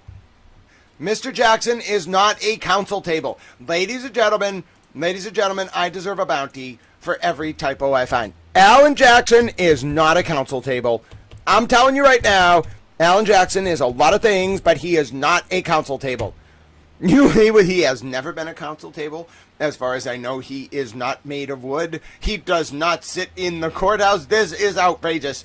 I've seen some bad errors in my day, but how dare you misidentify? They mistabled Alan Jackson. They identified him as a table. Listen, this is outrageous. His pronouns are not table. I have concerns.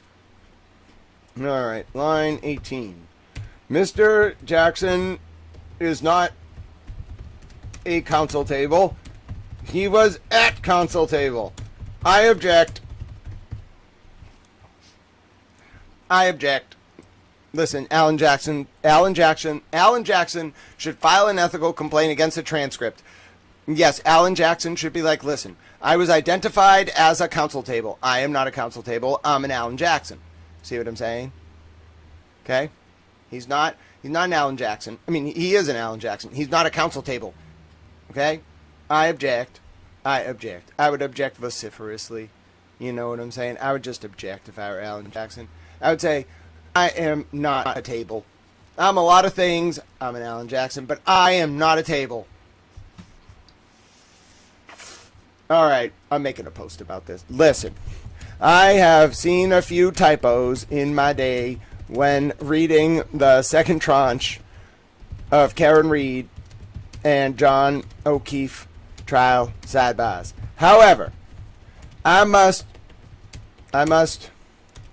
vociferously, that's not how you spell that, object to Alan Jackson being mistabled as a counsel table in the official court record. Alan Jackson is a lot of things, but he is not a table. Okay, you know what I'm saying? He's just not a table. He's a lot of things, but no, not vicariously. She's not Miss Havisham. Vociferously. I don't even know how to spell that word. That's a tough word to spell. That is not how you spell that, Grant. That's not even close. Oh, dear goodness. Let me see. All right. Vociferously. That's kind of close, right? That's still not right. That was closer. I got it. First of all, how are you supposed to spell that right? WOCIF. Vocif. Usly. VOCIFER. What kind of word has CIF in the middle of it? And first of all, mistabled is obviously a word, Google. What are you doing here? Like, being mistabled, like, I can understand spelling vociferously wrong, but when you mistable someone, it's where you, like, call them a table when they're not. It's a serious moral offense. You know what I'm saying? I've thought about this a lot. It's worse than not knowing about June 19th. Listen, you can't just be mistabling people. You don't understand. I object. I object vociferously on Alan Jackson's behalf. He was mistabled. Okay, listen. This is just one step too far. We are a liberal state. Mistabling is a grievous offense. I demand satisfaction for Alan Jackson. We have to get him satisfaction. He is not a table. Okay? And we'll have a poll if we have to. Is Alan Jackson a table? He is not a table. Listen. I cannot take this level of affront to a man who uses the word anteroom. Okay? He has dignity. Being mistabled is an egregious sin in the world of men who use the word anteroom. I have thought about this. Okay, I just want to be very clear. Clerk Monty's like, we're turning the tables on him. Damn right. As such, I am turning the tables on the transcript and correcting this egregious and offensive error. You don't understand. You can't just do that. That is how you spell egregious. You don't understand. They have offended Alan Jackson's honor. He is not a table. Now, maybe he is a table, but he gets to make that choice. Do you understand? The whole point is if someone's going to identify as a table, they get to do so. You can't just, force the table out of the closet. This is outrageous. It's an affront. It's a crime against tables.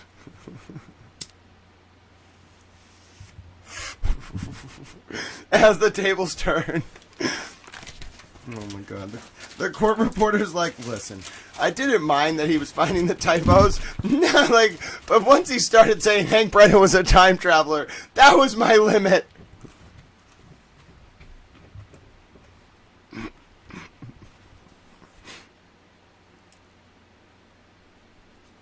This is an issue that cannot be tabled unless you're in Canada. In which case, tabling something means something different, and then we should table it. You don't understand. The Canadians don't understand how Parliament works. Their Parliament is kind of a cluster F. You don't watch the Canadian Parliament. They're very polite, but very confused. They don't know how Robert's Rules of Order work. The word table does not mean that. They think it means something completely different. They're fucking Canadians. I don't know what to tell you.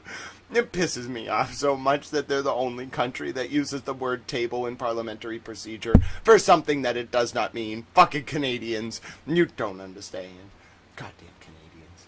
I get so fucking frustrated with the Canadians because they're so polite and friendly and they have little goats and they're all nice, but then they do stupid fucking things. Okay? Like try to change the meaning of the word table in Robert's Rules of Order. Bro, you're fucking Canadian. Just do what the king says. It's not that hard to understand. Oh my god, don't even get me started on Canada. Fucking Canadians. The cause and solution to all of life's problems, ladies and gentlemen, is not alcohol. It is the Canadians. Alright?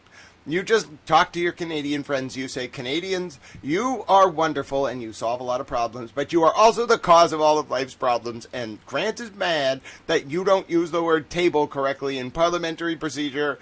And this is the final straw. Invading Detroit was too much. This is the final straw. He's taking over your country. Okay, he has to right this egregious moral wrong. They'll be very confused. Tell them there's no time to explain and just say, you fucking Canadians. They'll get all mad. Canadians get so mad when you're like, you're just a fucking Canadian. They get so mad. I love trolling the Canadians. I love a lot of them. They're wonderful, but I love trolling them because they get all mad.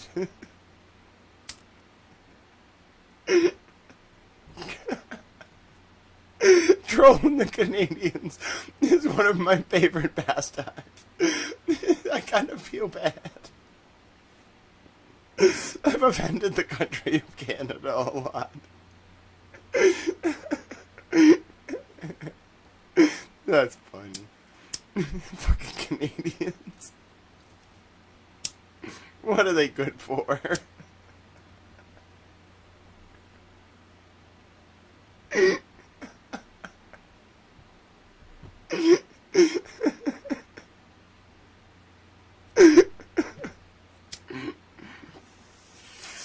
Yeah, I guess they do make decent bacon. Fucking Canadians. Begrudgingly. They also have calf. And they have some, like, chickens and goats and, I don't know, some other shit. They're alright. They're not on my shit list, per se. I just gotta, like, punch down sometimes, because they're Canadians. Gotta keep them humble.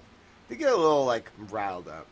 I don't know. They invaded Detroit, bro. Like, I'm never gonna get over that. Fucking Canadians. Alright. They do have... No, we have maple syrup in Vermont. We don't need them. We'll just have Vermont make more maple syrup. We'll give Canada to Vermont. They'll figure it out. I don't know. Vermont are kind of commies. Maybe we should give Canada to New Hampshire. They're not commies. Well, no, they enabled Maxwell. Okay. We'll give Vermont to Maine. Maine's kind of cool. They got a lot of farmers. I trust the politicians in Maine. I like Senator Hickman. Craig Hickman's a really good senator. You'd be surprised. I know a lot of politicians. Anyway, my point is we can give Canada to Maine. It won't be the 51st state. It'll just be part of Maine. You know, Massachusetts used to own Maine. So to, like, apologize, we'll give them Canada. Fuck it. I feel like, you know, like, well, who's that reporter? Big Steve up there, Steve Robinson. We'll just put him in charge of Canada. That'll whip him into shape. Fucking Canadians. Steve Robinson, I think his name is. Big Steve. I call him Big Steve.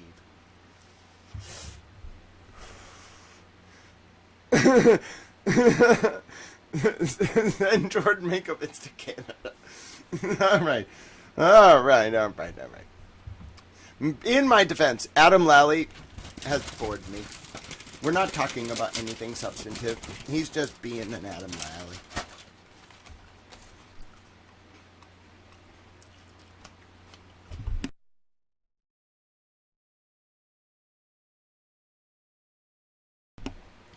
I got some Pocky sticks. They're pretty good. I give them a 7 out of 10. Much better than 5-hour energy. Although, I suppose those are two different things that serve two very different functions.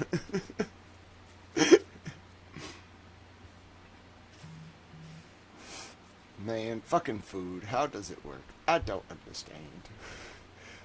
Foods and liquids are very confusing to me. But I'm glad you all understand them.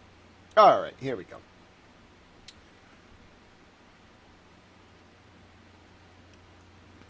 Let me think.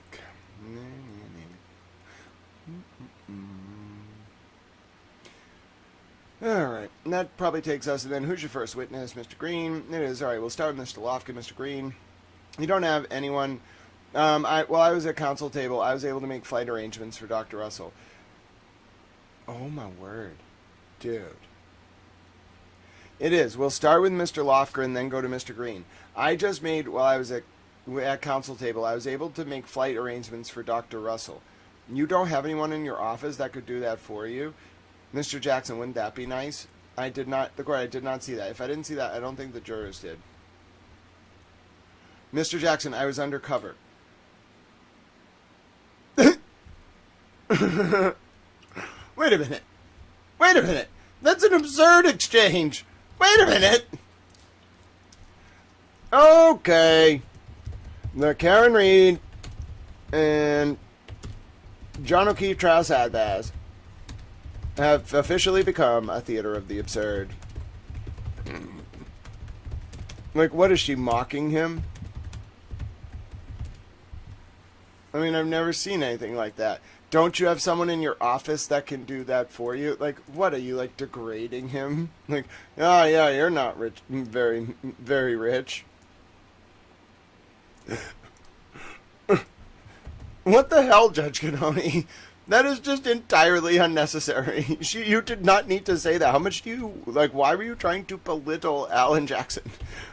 Like, she really likes belittling him. Like, the whole theme of their exchanges is, like, Alan Jackson wants to belittle, Judge Canoni wants to belittle Alan Jackson, and then he kind of lets her do it, and then later on he'll just, like, needle her and be like, I'm an Alan Jackson, what you gonna do about that? And she's like, oh, yeah, I forgot you're Alan Jackson. He's, like, very quippy. So, like, she says, like, something wrong, and then he just, like, waits for, like, 3 weeks and is like, Judge, you got that wrong. She's like, she knows exactly. I can see her facial expression at Sidebar being like, and he's like, gotcha. It's a very, like, refined, like, form of, like, one-upsmanship. I don't really know how to explain the relationship between, Alan Jackson and Judge Canoni, other than to tell you it's very strange. Like, they really don't like each other, and then, but they're, like, Alan's smarter than Judge Canoni on some things, and, like, Judge power on other things. So, smarter than her, he has to pick his spots so it won't lead to an adverse ruling, so he always one-ups her on, like someone's name, or, like what witness is coming next, or, like, you forgot this. Like, he never does it on something that she could rule against him on. He just does it on, like mundane pro forma scheduling things to tease her, and then she does it back at all the time, because he can't do shit about it. It's very strange. And then, like, you can tell, like, there's this dynamic between Alan Jackson and Judge Canoni. Like, the whole trial is like this. Every interaction, they're looking, like, Judge Canoni needles him, like, 90% of the time, and he has to take it. And then, like, it's kind of like a professor and a student. When he gets his chance in front of the whole class at Sidebahs to show her up, he shows her up. And she's like, oh, I got showed up. And he's like, yeah. He doesn't really say it like that. He's just kind of like, yeah. He knows he's a boss. And she knows he's a boss. So they have this, like, battle of wills. Right now, the scoreboard is, like, I don't know. Judge Canoni had a few good wins. Like, she got him on the Jackson versus Alan Jackson messing up David Yannetti versus Adam Lally. And so I'd say that's a point for Judge Canoni. And then Alan Jackson got a bunch of points. I don't know. He would just own her randomly. So he gets, like, 6 points. And then Judge Canoni maybe got him on a few other things. So, like, 3 points. So it's, like, 6-4.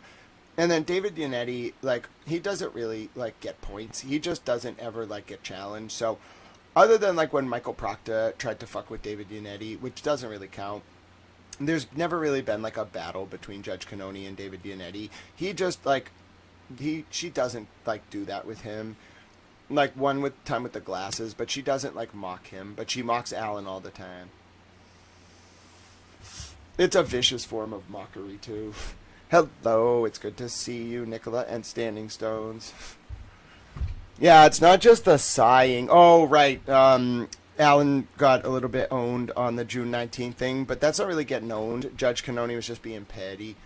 So I'm not giving her a point for that. I give Alan a point for that because he then started using it against her.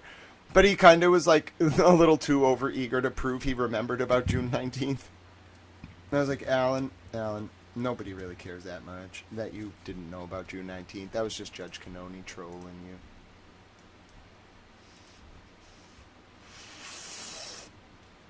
Gotta wait for your comments to reload.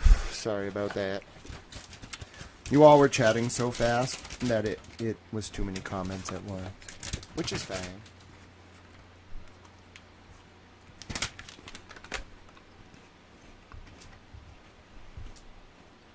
Now your comments are back. Oh, by the way, to join the chat, you're going to want to use the YouTube link. The Twitter chat, although accessible for some people, does not show up on the screen. Petty the Bell's like Alan the Table Jackson. I was undercover texting about that. So those are the only 3 witnesses we have. And the only other thing procedurally that we have is I need 10 minutes of the court's time to make a motion that we need to make statutorily, and that's it. So in that order, Lofgren, Green, and Russell. In the court, how long is Lofgren? I'm just figuring out mid-morning break. Mr. Yannetti, he's my witness. I can't imagine with direct and cross he'll be longer than an hour. The court, and how long is Dr. Green? Mr. Yannetti, that's mine as well. I mean, I don't know how lengthy the cross will be. maybe it'll be an hour with him on direct. Mr. Jackson in the court had a really good indicator of Dr. Russell's direct. And I'm going to leave it basically at that. And what the voir dire was is going to mirror what I'll do with Dr. Russell. Mr. Yane, we don't have any other witnesses tomorrow other than those three. In the court, I'm not even sure we'll get through those all. Mr. Jackson, we're not going to... I hope we get to... I don't think so. The court, all right. Assuming we don't get to them, when is your best estimate, Mr. Jackson, as to when you would then... So who do you have after? Mr. Jackson, after Dr. Russell, we'll have Dr. Sheridan, and then the two individuals from ARCA. Oh my God, it's not parka. Nobody's wearing a fucking parka. God, that's not even how you spell parka. Typo, page 3076. Line 2. Parka should be ARCA. ARCCA. ARCA. All right. The court, okay. Mr. Jackson, and we're done. The court, so it sounds like maybe Tuesday? Mr. Jackson, Tuesday or going into the morning of Wednesday?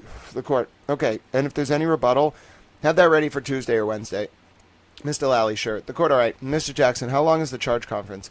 The court, probably, the charge conference? Mr. Jackson, yes, ma'am. The court, however much time we need. Mr. Jackson, is an hour or two? The court, oh God, not 2 hours. She said, oh God. She just exclaimed, oh God, at sidebar. What? That's a weird one.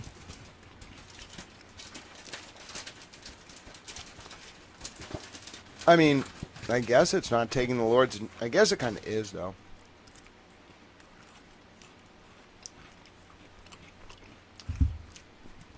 It's an odd thing to just shout out.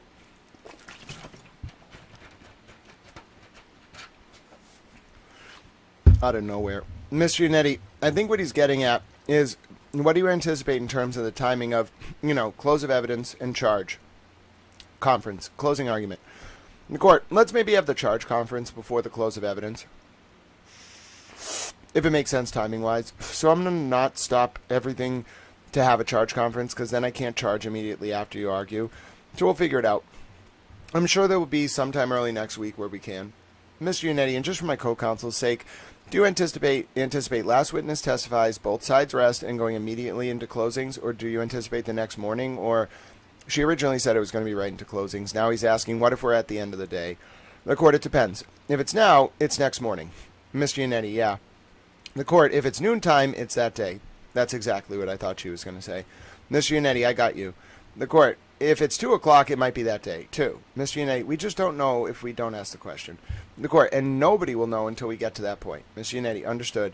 The court, okay, all right. Mr. Jackson, thank you, Your Honor. The court, see you tomorrow. So therefore, if I'm Unetti and Jackson and I want to buy extra time, I make sure I go till like 3 o'clock or 3:15 on that day. Seriously, she's telegraphing to them, if you finish up your last witness, like if we get there and it's 2 o'clock, I'm probably going to go right to closings. Jackson has already tipped his hand that he wants like the night to prepare his close. He's already pissed he's limited to an hour instead of like 90 minutes or 2 hours. So Alan Jackson's probably going to tell Unetti, listen, we control this now. As long as we can just time it, like slow it down, maybe like, add some sections like that we initially cut. Let's really make sure that over these 4 witnesses, we time it so the last witness ends after 3 p.m. on the last day of evidence. That's what I would have immediately sat down with Unetti and said that if I were Alan Jackson. Because Alan Jackson's thinking about the night. He wants to go home after court, sit down with the team, prep the close, sleep, get up, and be ready. Going into close after you just sat in court all day, you have to be thinking about the close. It's shitty to have to go right from evidence to close. It's better to only be thinking about the close for 20 hours before you give it. So that's why I would do that. It's very important. tactically. Like, it really makes or breaks a close. Your mind has to, like, doing a close is actually really hard. Because you can, in opening, you're projecting what witnesses are going to talk about, and it's okay to be wrong. You can get in a lot of trouble, especially if you're a prosecutor, but both sides. You can get in a lot of trouble if you start talking about stuff in your close that never came into evidence. So you can have a section in there where, like, you were expecting Arca to say something, and Judge Canoni objected, sustained an objection, and then the answer never came in. You can get in serious trouble. And because closings can only be based on what was said at trial. You can have argument that wasn't in trial, but you talk about evidence or what someone testified to, it has to have actually been admitted. Hello, it's good to see you, Miss Lee and Tripoli Bob. Hello. It is great to see you all. We have a big blizzard coming to Massachusetts. So I'm going to be with you a lot over the next 2 days. There's a certain point after, like, tomorrow where I won't be leaving my house for a few days. It's going to be rough. Like, really, really rough. Or so I am told. But yeah, I'm a Tao. So God bless you all. Thank you for all your support of Tao. We're going to be with each other a lot, which is nice. My goal is to get this done by, I would say, at the latest Monday. But at this pace, we might get it done tomorrow. We're climbing Mount Everest. We just left Base Camp Delta, for those of you who've been following along. Now, Base Camp Delta was page 3000. So we are climbing the north face. Oh, wow. So we are starting right up. Here we go. It's Friday, June 21st. We are starting with the defense's first witness, which is Brian Lucky Lofgren. Okay. Here we go. And this is you're going to read the argument for required finding and not guilty. Oh, this is exciting. So here's the thing. I don't want people to get mad because, like, we're going day to day. So I have enough to cover the $80 that I owed for my cell phone bill. Okay. Then I have enough for one more car rental extension tomorrow. And then I have on top of that probably like $60 for food. The problem is that's going to get us to, like, Monday, but I can't leave the house starting, like, Sunday at 4 a.m. It's supposed to be so bad that the convenience stores are closing.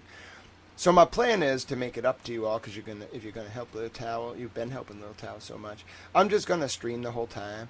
Like, I'm just going to stream today until I can't anymore, and then tomorrow, and then we'll start again on Monday. But yeah, like, I should go get food before we start streaming tomorrow. So that's why I put up, like, a fund, and I also need a little money to pay the man, the son of the store owner who I talked to today, because I hurt my back when I was shoveling, and apparently it's going to be so much snow that it's, like, bad, like a blizzard. So anyway, I'm raising a little bit of money day to day. I had a very kind Tao friends get me through the past few days. Please don't donate if you've already donated or if it would be a burden.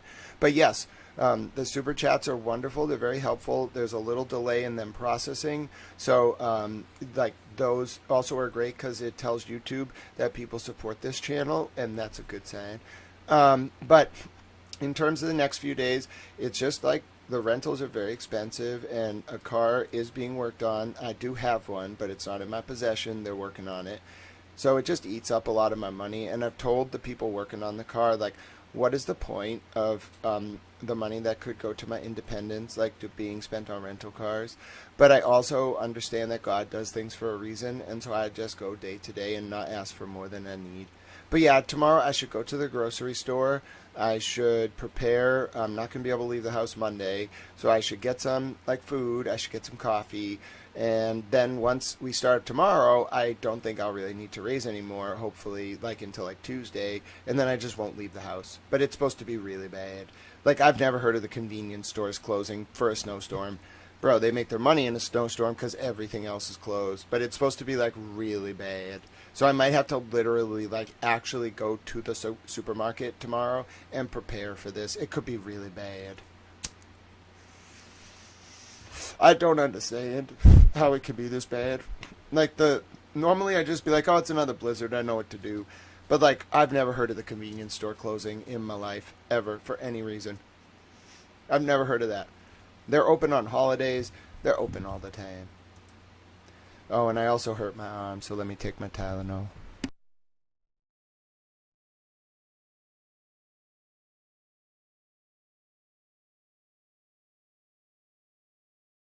The only thing I did get that was like somewhat good is I hurt my arm the other day, and I got this cheap Tylenol. I found it at the Star Market. It was like $6 instead of like $15 for like regular Tylenol. So, I don't know. I really screwed up my muscle in my left arm or chest. I don't know what I was doing. I think I was like massaging my back like on stream, and I wasn't paying attention. That hurt myself. Anyway, I'll deal with that more later. The donations will be going for like a few days anyway. Yeah, there will be... I don't order DoorDash or Uber Eats anymore. I realized, like, I'm so grateful to have the car rental each day while we're waiting for the car to get settled that there's just no point in ever ordering Uber Eats or DoorDash. Like, I'm very economical because I'm learning how to manage money. It's very hard. But anyway, my point is, yeah, even if there was drivers on the road, I would never order it now. I shouldn't drive this car in the blizzard. No one should be driving in a blizzard. It's dangerous. So I'm just going to hunker down starting like tomorrow at like 5 p.m.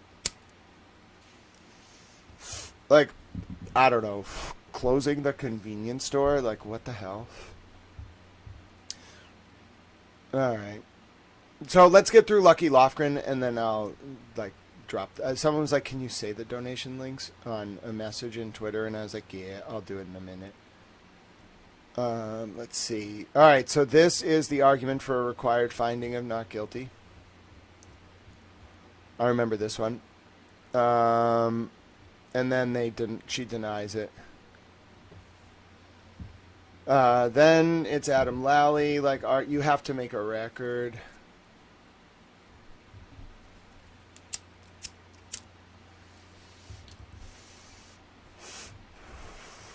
All this was in open court.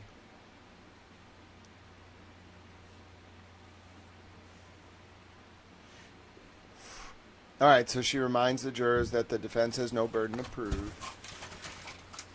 And now, this is why I kind of wanted to settle myself. On page... I can't... Oh, Lynn, don't you worry about it at all. The X feed, I don't look at that because the way they do the comments, it only shows on the screen for the one I have for a short amount of time. So, Lynn, I'm grateful you are exactly where you are. You are a wonderful super towel. Don't change a single thing about you. Just keep being you. All right. So now we're going to get into Mr. Lofgren's Direct by David Unetti. This was pretty quick. I kind of remember watching this. I watched all this part. I mean, I watched everything. But you got to remember, like, watching a, 7-week trial, you got up for, 10 minutes to go to the bathroom. Like, you might miss something very important. And there's literally no time during trial to stop and go back and watch anything. Because you, finish for the day, you go to bed, you wake up the next morning, and you're already ready you have to be prepping for the next day, like the next witnesses, whatever. I remember this. It was a sprint. It was really hard to cover this trial. By the second trial, I was able to figure out a rhythm where I was, live streaming it, so I kind of could watch it all, but covering it was almost impossible. The snow's coming tomorrow, Nanya. Sunday night, and it's going to be, especially my area, it's supposed to be so bad that, it's a real blizzard. I got an alert on my phone. There's a difference between a snowstorm with a lot of snow and a blizzard, and it's, high winds, 50 to 70 mile an hour sustained winds for, I think, 5 or 10 hours. It's whiteout conditions have to happen for a blizzard to be declared. So it could actually be so bad you cannot leave the house. Sidebar.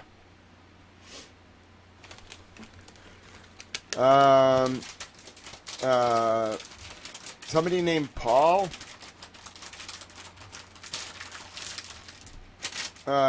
Somebody named Paul in law enforcement approached Lucky Lofgren. Oh.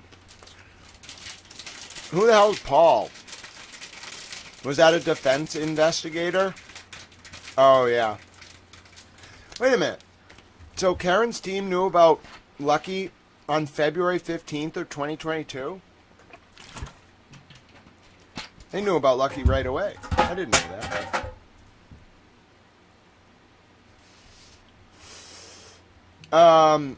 Let's see. Counsel at sidebar, the court.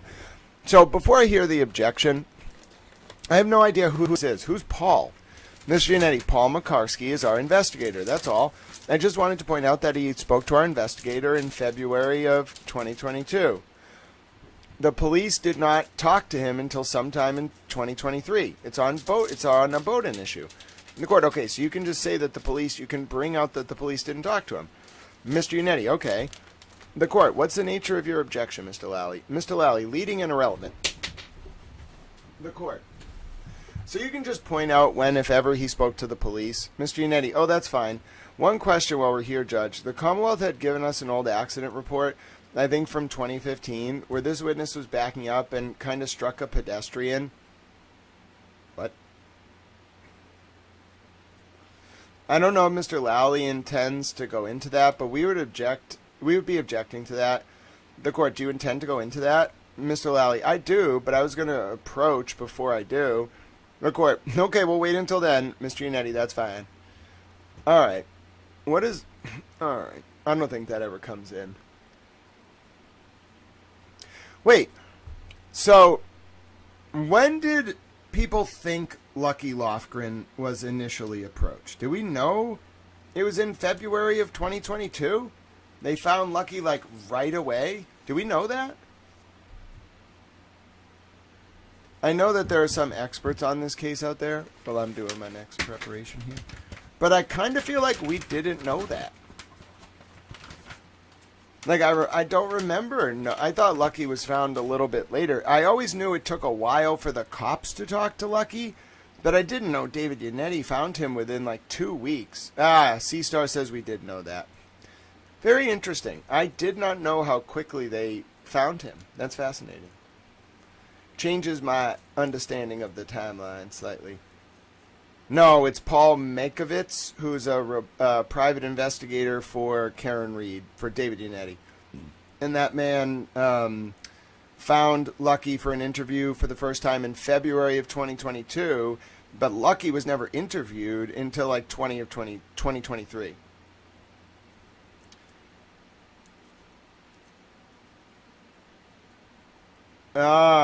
Because of the Scanlon tip, Yannetti started looking around right away. Well, that was a good idea.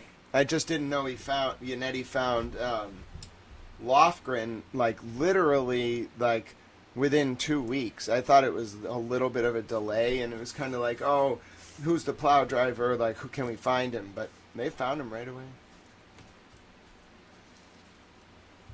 I wonder if Lucky was the initial plan. I wonder why they switched to Karen.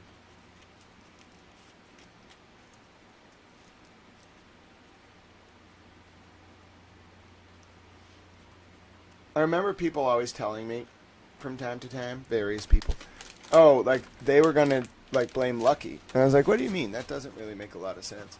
But now it kind of makes a little more sense.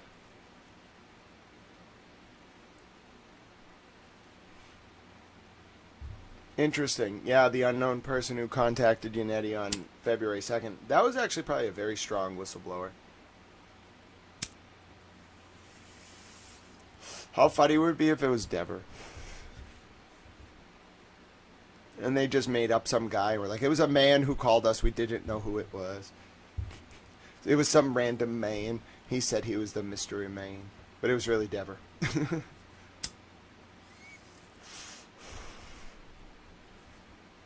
Or Barrows. Alright. So we already heard the Sidebahs, which is about revisiting Lucky's 2015, backing into a pedestrian incident. I don't think the pedestrian was hurt. Oh, I'm so sad. the Franken truck hit a pedestrian in 2015. It's not really relevant to his testimony, but the Franken truck is cursed. Lucky calls it the Franken truck. He calls it the Franken truck because he works on his truck a lot. It's not a real truck. It's kind of well, it is. I mean, the truck exists, but you can't buy it off the line. He manipulated the suspension. He's very proud. I mean, I feel bad for Lucky because he lost his wife, and he seems like a genuinely nice guy who kind of got bullied in Canton. And when someone gets bullied in Canton, it's normally like Tom Beatty or whatnot. It's normally a sign that they didn't play ball with the in crowd. So I feel bad for Lucky, and I don't really understand he seems just a genuinely nice man who likes working on cars and just plows the roads. He really doesn't seem like he's a bad guy. But they really beat up on him rhetorically in public. I feel kind of bad for going along with that. I definitely bandwagon some of that. I feel bad. He seems like a nice guy. I don't understand why Canton is the way that it is. I kind of do. It's like the Bowling for Soup song, High School Never Ends. Except it's way more vicious and involves sex. It's if you were in high school, but you were all adults, and all you did was drink and do blow all the time and have sex. That's what Canton's like. It's a little weird. They think, they're kind of, stuck in the movie, what's a good example of this? They're kind of, stuck in the movie, Back to the Future. You know, they're just in this time loop where they think it's 1985, and if they just pretend they're all still in high school, then it's cool. But when you do that shit as an adult, it's not really partying in high school. It's being weird, and they're very cliquey, and they're oh, you're not in our clique. Oh, you can be in our clique. Oh, we're the theater kids, or you're the theater kids. You can't be in the clique. Oh, but we'll take the hot girl from the theater kid. She can come for a night, but then she can't tell anyone about what she did with the popular kids. It's kind of like that, but by analogy. Hello, Mary B. I'm a towel. It's so good to see you. Hi, Irene. It's so good to see you. We're just starting the defense case. I should tweet about this, actually. Okay. After 3,120 pages, we have reached the start of hold on, that's how you spell reached. The start of the Karen Reed defense case in chief from the first John O'Keefe and Karen Reed trial. I am slowly approaching the top of my legal Mount Everest. So, yeah, anyway, back to Canton. No, you know what it's actually like? It's like the movie The Breakfast Club.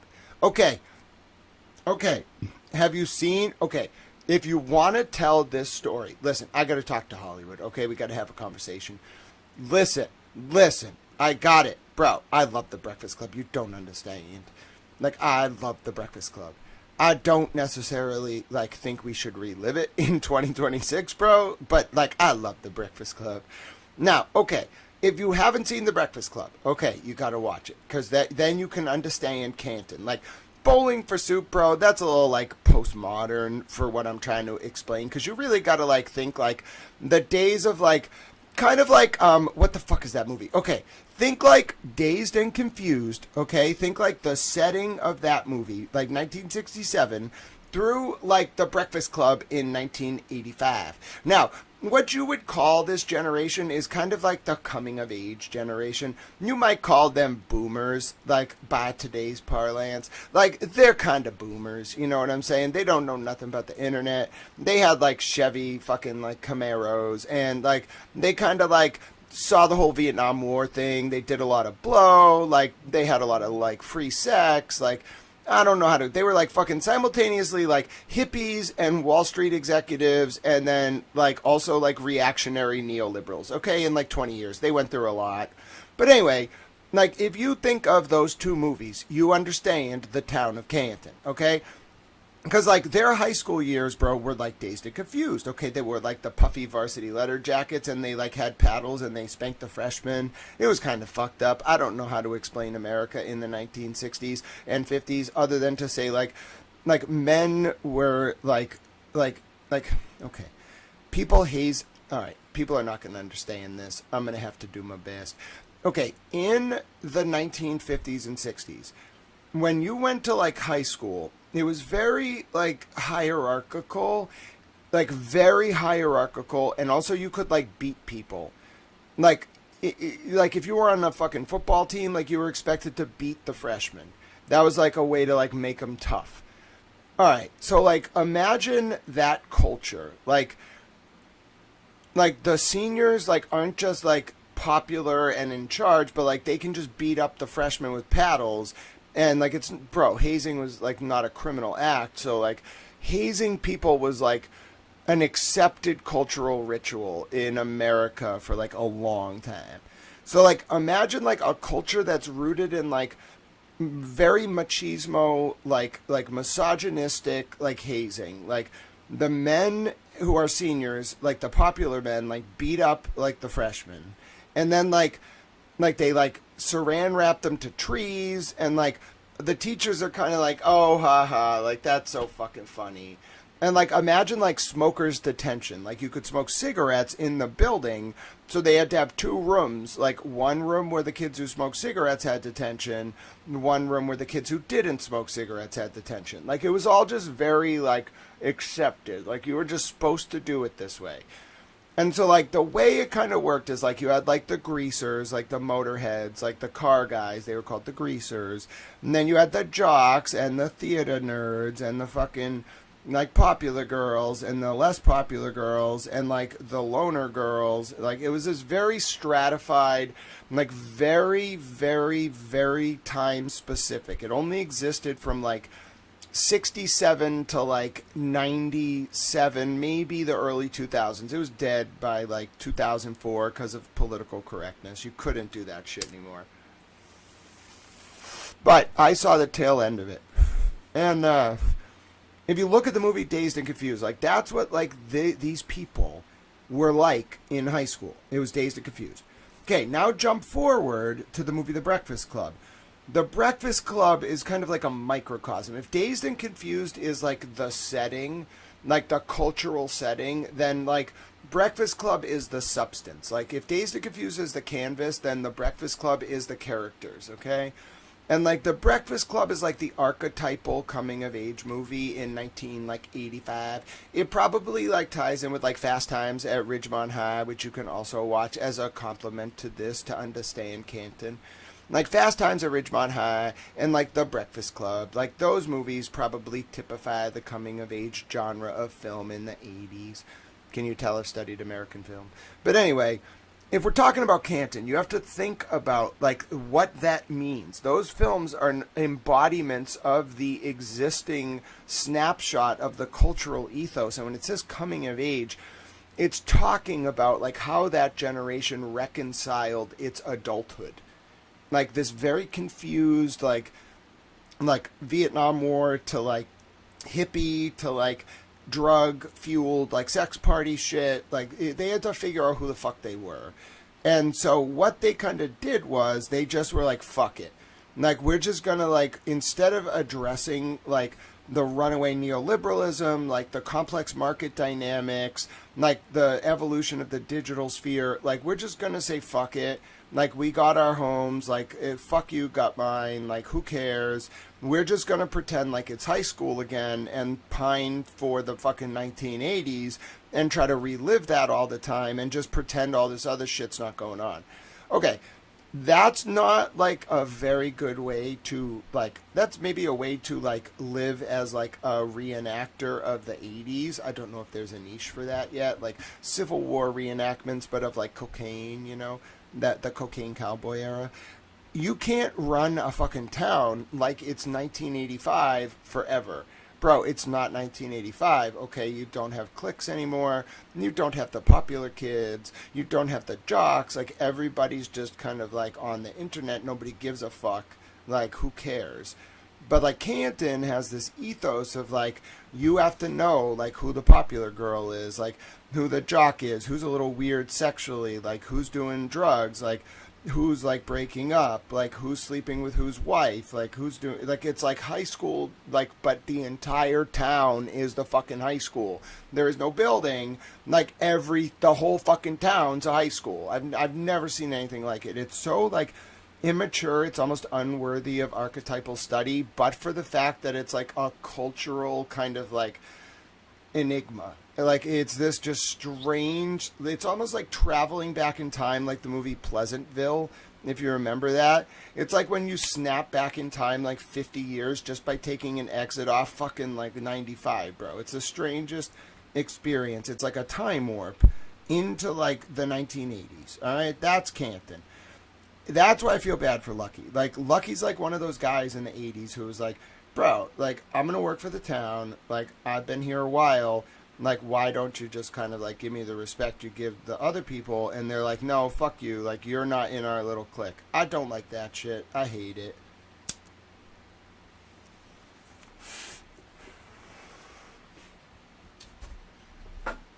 Yeah, so, like, people from Canton... Someone related to Scanlon was at the house that night. That's how he knew the details of what happened, although he referred to Higgy as ATF guy and Brian as his nephew. Ah, interesting, Kirks. So yeah, I hope you liked my explication of the town of Canton. That's worth clipping. I'll clip it later. But yeah, like basically just think like Dazed and Confused, Breakfast Club, and then the movie Pleasantville. Okay? That's what I'm going to tweet about. I think that's a good way to say it.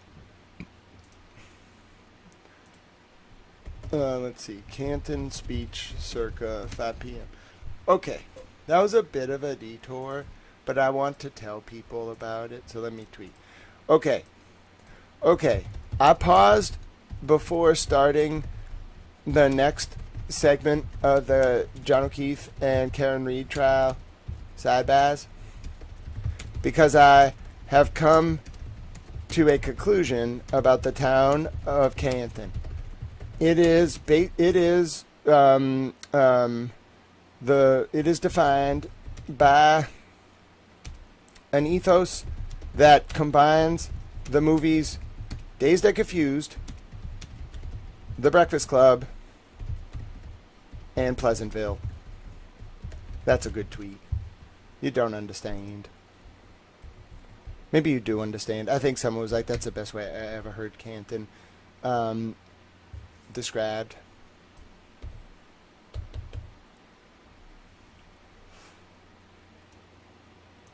I have a conclusion about the town of Canton. It is defined by an ethos that combines the movies Dazed and Confused, The Breakfast Club, and Pleasantville. Which is true. That is Canton in a sentence. Yeah, it is one of the strangest... I agree, Nanya. A lot of those towns out there are similar. It's just kind of like stuck in 1985.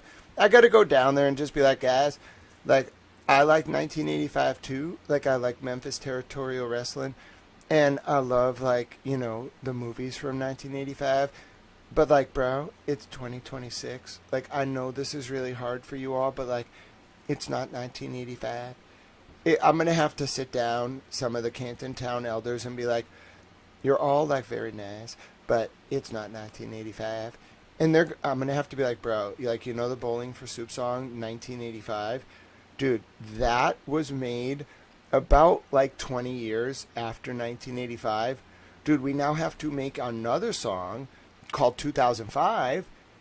Okay, because it's been another 20 years. Okay, so it's not 1985.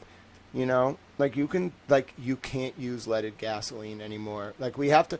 Like, we basically just have to, like, talk to the people of Canton and tell them that, like, they're not allowed to create a cultural time warp to 1985 Americana in their borders and just pretend the world doesn't exist. Like, we can't do that. That's not healthy. It's hurting America.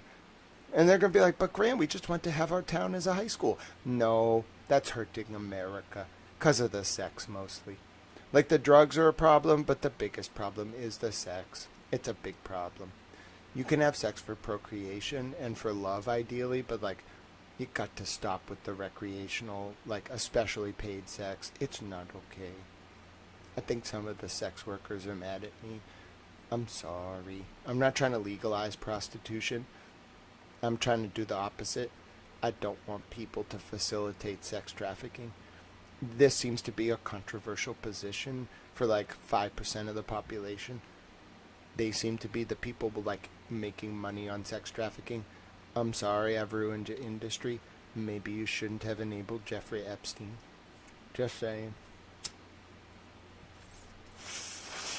You know, I don't think there's any way to buy people without enabling Jeffrey Epstein, so we can't have the prostitution. I'm sorry. I know a lot of you are going to be mad, but we just have to have a talk as a peoples. And you can't, like, you got to talk to your, like, family members, and you got to say, now, I know it's hard to love someone and have sex for procreation, but you got to do that. Like, you can't just buy people for sex. That's not good. And they're going to be like, but I want to. And you have to be like, I know, but that enables Jeffrey Epstein. All right? I'm sorry we have to have this conversation once a day. It's a tough subject. I know a lot of people are mad, but it enables human trafficking. So please just don't buy sex. Please. It would make me happy. You can have sex. I'm not saying you can't have sex. You can have sex for procreation. You can have sex because you love someone. Just please don't buy sex. It's not good. It's very bad. I know it's not morally bad to have sex with someone. I just want to be clear. Like, some people were like wondering, like, are you saying don't have sex? No, I am not. You need to, like, populate the earth, and we need people. That's important. I'm saying, like, please don't commodify sex. Don't buy people and be like, okay, I bought you, now you have to have sex with me. That's not good. That's actually very bad. It hurts America. It hurts the children. It hurts the women and the men. It's just generally not good. So please don't go to brothels. And please don't buy people. I mean, it doesn't seem like it's like the hardest thing to do, but apparently a lot of people out there, like a lot of people, like buy people. And I just wish you wouldn't do that. So you can talk to your mom or your dad or your brother or your cousin or your weird uncle and just say, please, like, if you love me and you care about America and you don't want to hurt my friend Towel, can you not buy sex anymore? And they're going to be like, how do you know I'm buying sex? And you're going to be like, listen, it's not the sex that's the problem. It's the buying the people. You know, they're going to be a little mad because they're going to be like, please don't ask about that. And you just have to be like, listen, I'm not trying to, like, blame you for Jeffrey Epstein, but, like, 6 degrees of Kevin Bacon, like, you enabled Jeffrey Epstein. And they're going to be mad. And they're going to be like, no, you don't understand. It's not victimization. I paid the girl. And they're going to be like, no, you have to be like, no, that's bad. And they might not understand, so you should be gentle and be like, here's why it's bad. But yeah, we have to stop this. It's a big problem. And some of the girls are mad. They're very mad. I don't know what to tell them. I was like, we'll get you some money from Jeffrey Epstein's art. I don't know if that made them less mad. Frankly, I think they're very mad. They are very mad at Tao. I've been just trying to be like, well, don't be mad at me. I'll call the Congress. I'm not mad at you. Like, you didn't do anything wrong. But yeah, they're mad. No, Robin Hood. No buying shares of sex. I don't even know how you would do that. Oh goodness, no, we are not turning sex into a security and then making credit default swaps out of sex. Listen, I don't even know how that would work. I feel very uncomfortable right now. Robin Hood's like, okay, Grant, I got the point of your lecture. I am to launch a new cryptocurrency and base it around sex. I'm like, okay, Robin Hood, I think we're going the opposite direction. Oh, goodness. I like the way your brain works, but, like, let's, like, turn other things into credit default swaps, like Jeffrey Epstein's paintings, all right? And then let's use the money we made on the credit default swaps to get a TARP bailout and put that money in the fund for the victims. It's genius. I know. I'm a genius. All right, so what we're doing is the Lucky Lofgren Sidebahs, if you're just tuning in. I had a little bit of a digression because I figured out that, like, the people of Canton are living in 1985. It's a long story. Also, I got bad news about Hank Brennan. I looked into the owl thing. Bro, it's not about wisdom. Oh, Hank. I have bad news. The owl thing is not about wisdom. Bruh. You know what the owl thing actually might be about? I can't guarantee Hank Brennan was like wearing this thing for that reason. He might like not be the higher degrees of initiation. But the owl thing is about Moloch. Like, I'm serious. Like, there's Baal, which is one like weird demon, and then the other one is Moloch, and like that's the one where that's represented by an owl, and that's the one they like worship at the Bohemian Grove. I thought it was wisdom, bro. I totally fucked up the interpretation. It's this demon named like Moloch. So I gotta ask Hank now when I see him, even if he probably will not answer me. I have to be like, Hank, was the owl thing about Moloch? Because I'm kind of scared now. And he's going to be like, ooh. And I'm going to be like, yeah. So anyway, I learned that last night, and then I was mad. I know, listen, the checkerboard socks plus the Moloch thing, bro, you don't understand. Like, I'm not down with, like, devil worship. I don't know if Hank Brennan worships the devil or demons. I haven't asked him. But I just want to let you know, like, I'm a very religious man. I know some of you are going to be like, Grant, you take this like, you're like literally about to cry. I know I had a lot of faith in Hank Brennan, and I'm not okay with devil worshipping. And some of you are going to be like, Grant, that's like not a prominent problem. You do not need to worry about devil worshipping. All right, like I thought that until like 2 weeks ago. And then I realized like Jeffrey Epstein's bank account was named Baal. And then some like weird demon, at least according to the people of the internet, invaded my home on a live stream. So, like, I just want to say I'm really not okay with demons. Like, it really bothers me. So I don't understand why people worship demons or the devil or Moloch or Baal or Beelzebub or any of these other strange demons. I don't understand. It makes no sense to me. I tried to talk to experts in the field about this, and I was like, listen. I just need you to tell me. Like, what would compel, like, a rich person who, like, is having a good life to, like, worship, like, a devil? And they were like, Grant, I really don't know. After I saw the videos in the Epstein files, like, I can't answer to you why someone would do that to a doggy and a kid.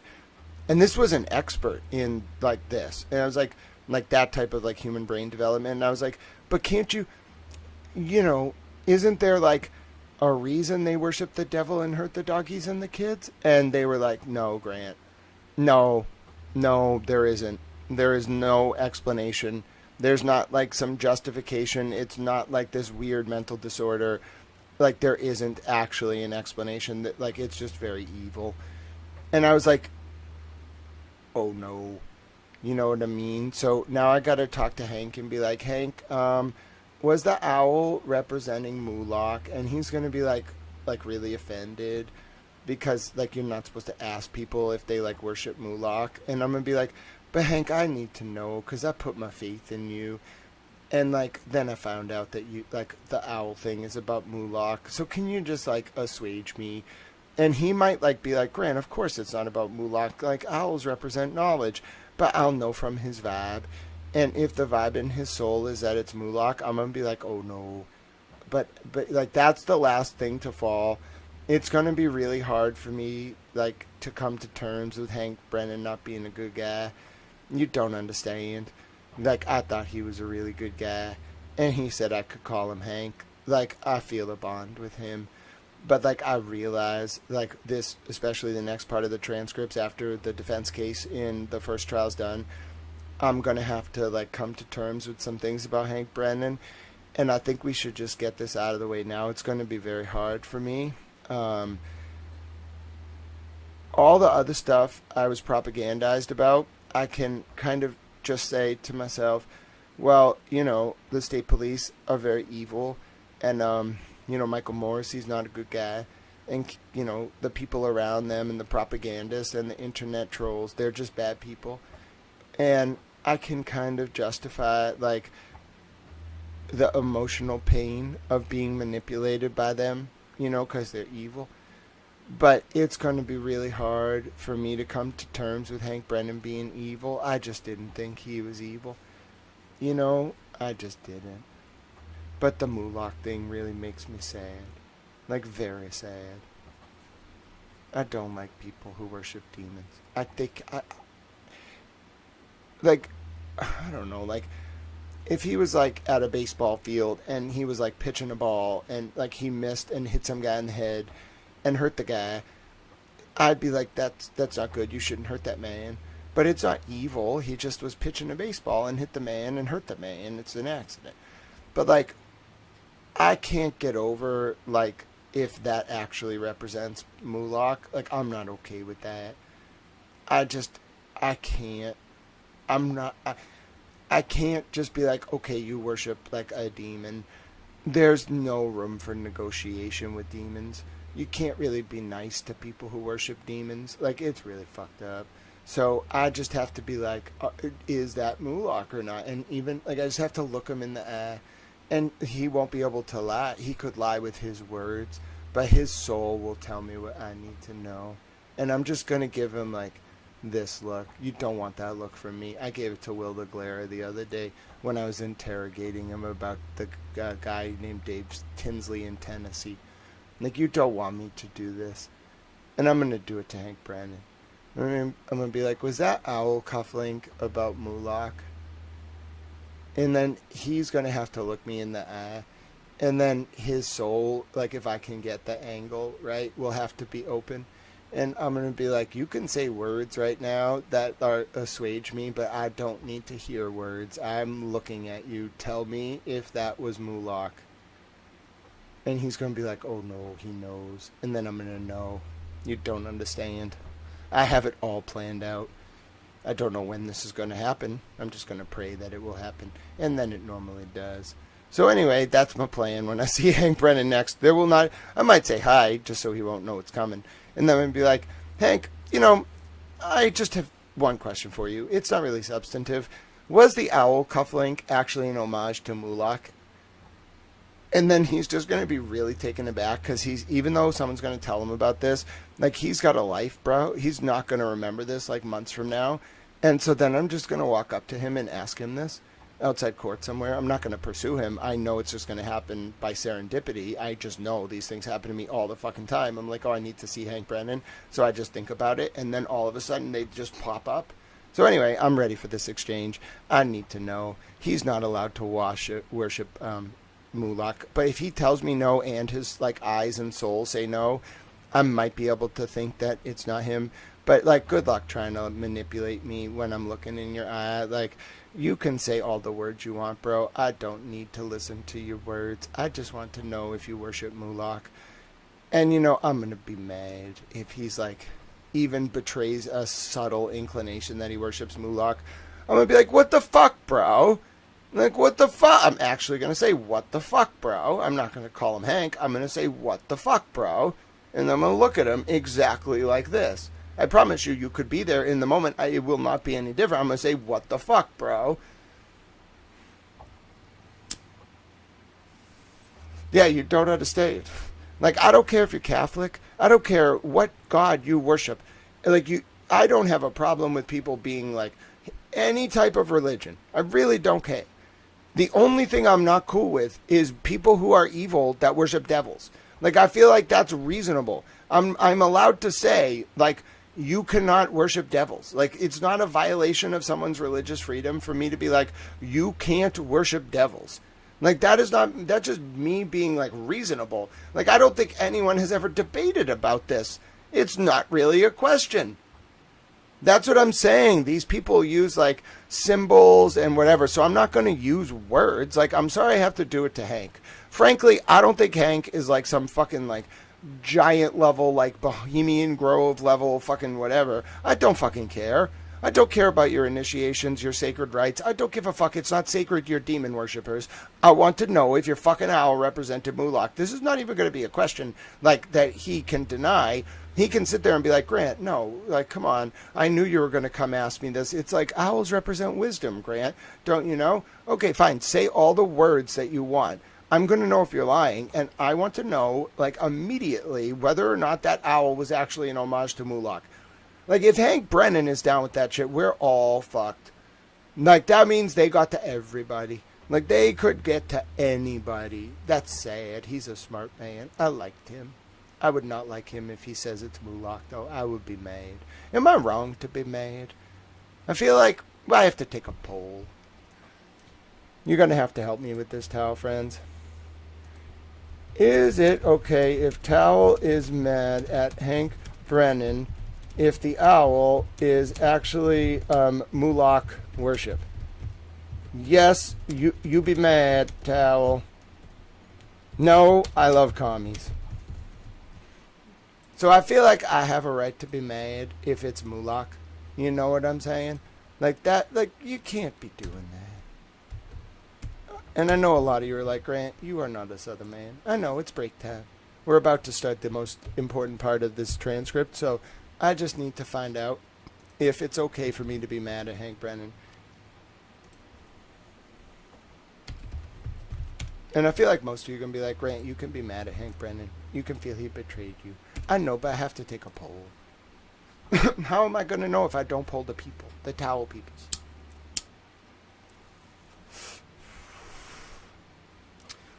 Okay, so I have taken a poll. There are 4 instant votes. The instant results, there's going to be more votes. But the first, in like half a second, 5 of you have said, I'm allowed to be mad.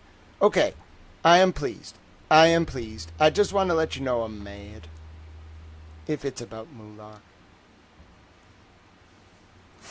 And I generally feel like, you know, the buying sex is bad.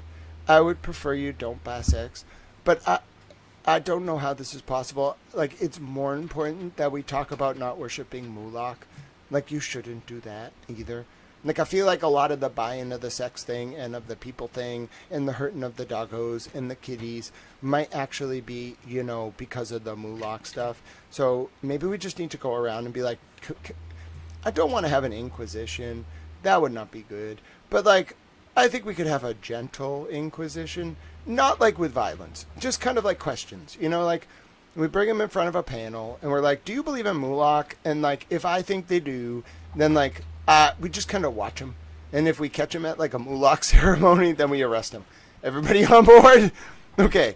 Now, I don't know. I think this could get a little out of hand. We have to really make sure this doesn't become, like, the Towel-based Inquisition.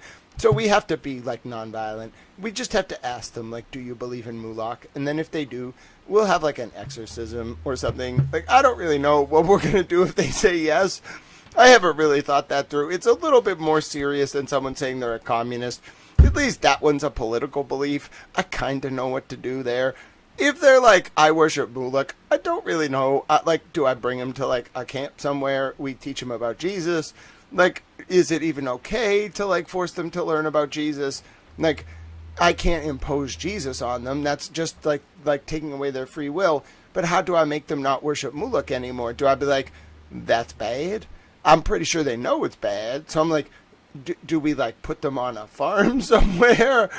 I really, like, that could technically be an internment camp. I don't really want to intern them. I don't really have a solution for this, bro. You don't understand. Like, what do I do? These are, like, powerful people. What if they're just like, yeah, you know. So, like, the reason all this was going on is we've been worshiping Mulak and, like, Baal and Beelzebub. And we feel kind of bad about it, but we don't know what to do because, like, that's all we know. Bro, what am I supposed to say to them? Like, I can't trust you to be out in fucking society. You have been worshiping demons. And you're now just being like, well, you know, it all kind of got exposed. So the only reason we're admitting to it is because the whole thing collapsed. Well, bro, you were thus never going to tell anyone. I can't let you just go out there and do this again. Like, what the fuck?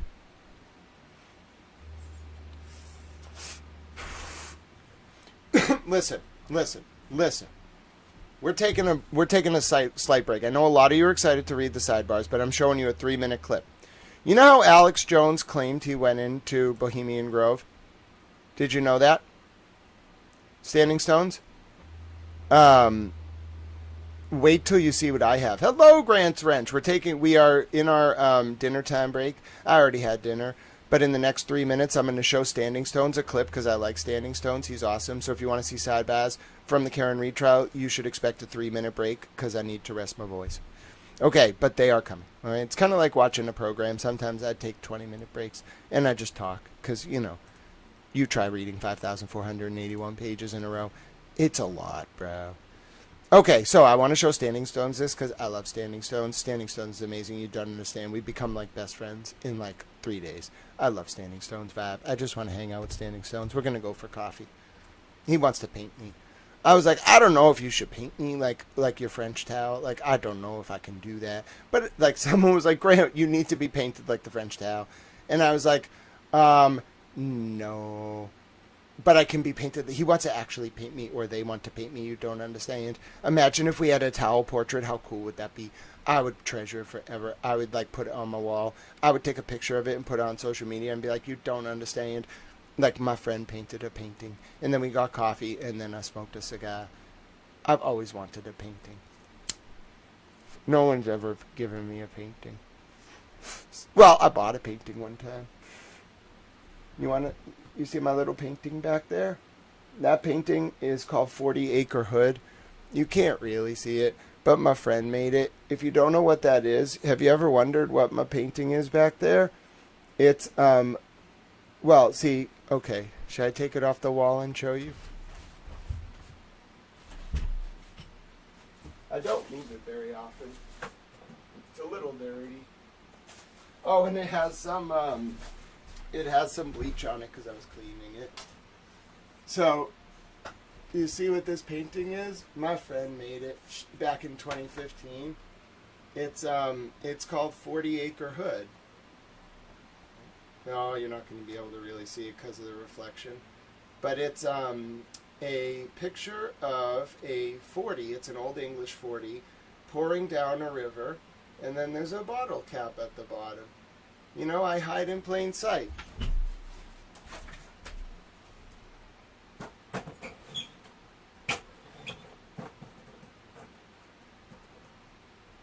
And the reason I got that piece of art is I thought it was... Oh, that's not on straight at all. Come on.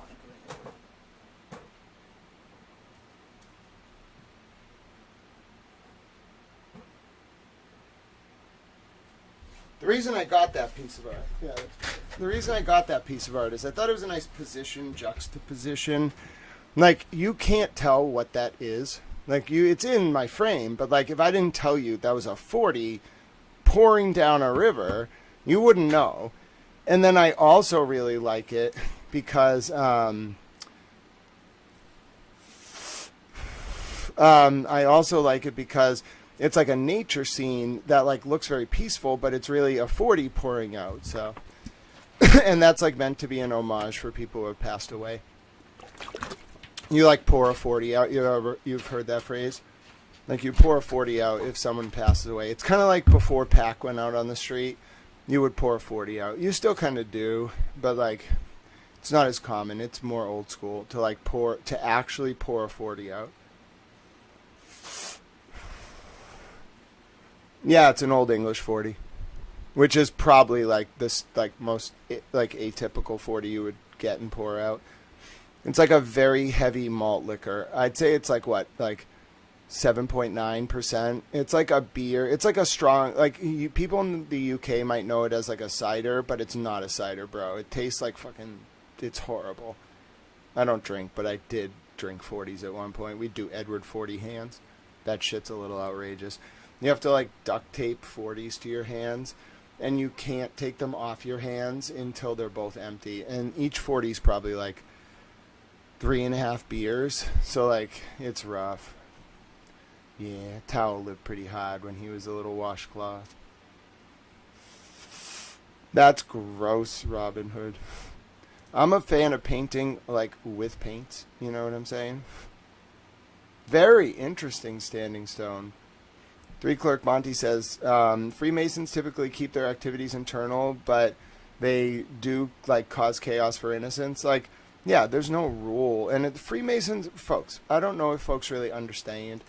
Like, Scottish Freemasonry is one, like, sect of a larger sort of control structure. They're not, like, the be-all, end-all. Like, they're just, like one, like, sect. Like, Scottish Rite Freemasonry is different than, like, the other Freemasonry. Like, Scottish Rite is probably the most predominant in America. But, like, I'm telling you, like, there's, like, something very interesting about, like, how the sect originally developed, like, what it is. But what you want to be looking at is, like, Asiatic Brethren, Scalafa Jafia, two German movements in the 1800s. You want to be looking at, like, OTO in the early 1900s. You kind of have to understand, like, these groups as, like, overlapping concentric social circles, like the Trilateral Commission, the Bilderberg Group, CFR, Council on Foreign Relations. They're just all the same people in different groups, okay? Like, just like the Freemasons happen to have a lot of people, but they are just like one larger group that is actually like an outer ring of an inner circle of power. And that's like a generalized way of describing it. But I'm going to show you like the stuff they won't show you about Bohemian Grove. Like, even Alex Jones, he's what's called controlled opposition, in my opinion. And his dad worked at the Defense Intelligence Agency in the basement of the University of Texas, Austin, and he's very powerful, his dad, in the government, which means Jones is likely controlled opposition. But I am not. So let me show you what you would not see on Alex Jones. Let me show you what you're not going to see on, like, any sort of, like, real, like, channel that claims to cover this shit. Back in December of 2024, you don't understand. Like, don't fuck with me. Like, I really will just dive in, and then I will, like, find shit that no one is supposed to see. So, I'm going to have this read out for you. And by the way, like, I have friends at, like, every news channel, like everywhere. So, like, when I tell people about shit, like, you don't understand. When I published this, I went out and I called the LA Times, and they were like, "Hi, Tal." And I was like, "I'm a Tal." And then, like, we talk. I just call people. Like, I put out stories that are very serious. I don't think a lot of people, like, read all my work because it's so much. I probably published 50 million words, no less, in the past 10 years. So it would probably actually be impossible to do a full study of everything I've ever written. It would, like, actually be, like, humanly impossible. I don't think you could literally find it all. It's so much work. It's like an incredible amount of work. It's not even indexed. You can't search it. So it would be an incredible effort to, like, read all my work. But here's one post, and then I'm going to play you the video, because I want to show you what they don't tell you about Bohemian Grove in the Alex Jones video, because Standing Stones is cool. And I would expect we'll be back to Sidebahs at 5:45 p.m. Eastern. Conversation. Well, here's probably the rarest piece of video you'll see today. A full walkthrough of a secret. That has pictures of naked women on the walls and openly documents active guests such as the governor of, the current chairman of the New York Republican State Committee, and a former undersecretary of the Treasury for International Affairs, along with more names I don't recognize. At least one of the former listed members of the camp, Dr. Also seems to be highly influential, as he created the field of jury and trial research. Another is a senior fellow at the Hoover Institution, Dr.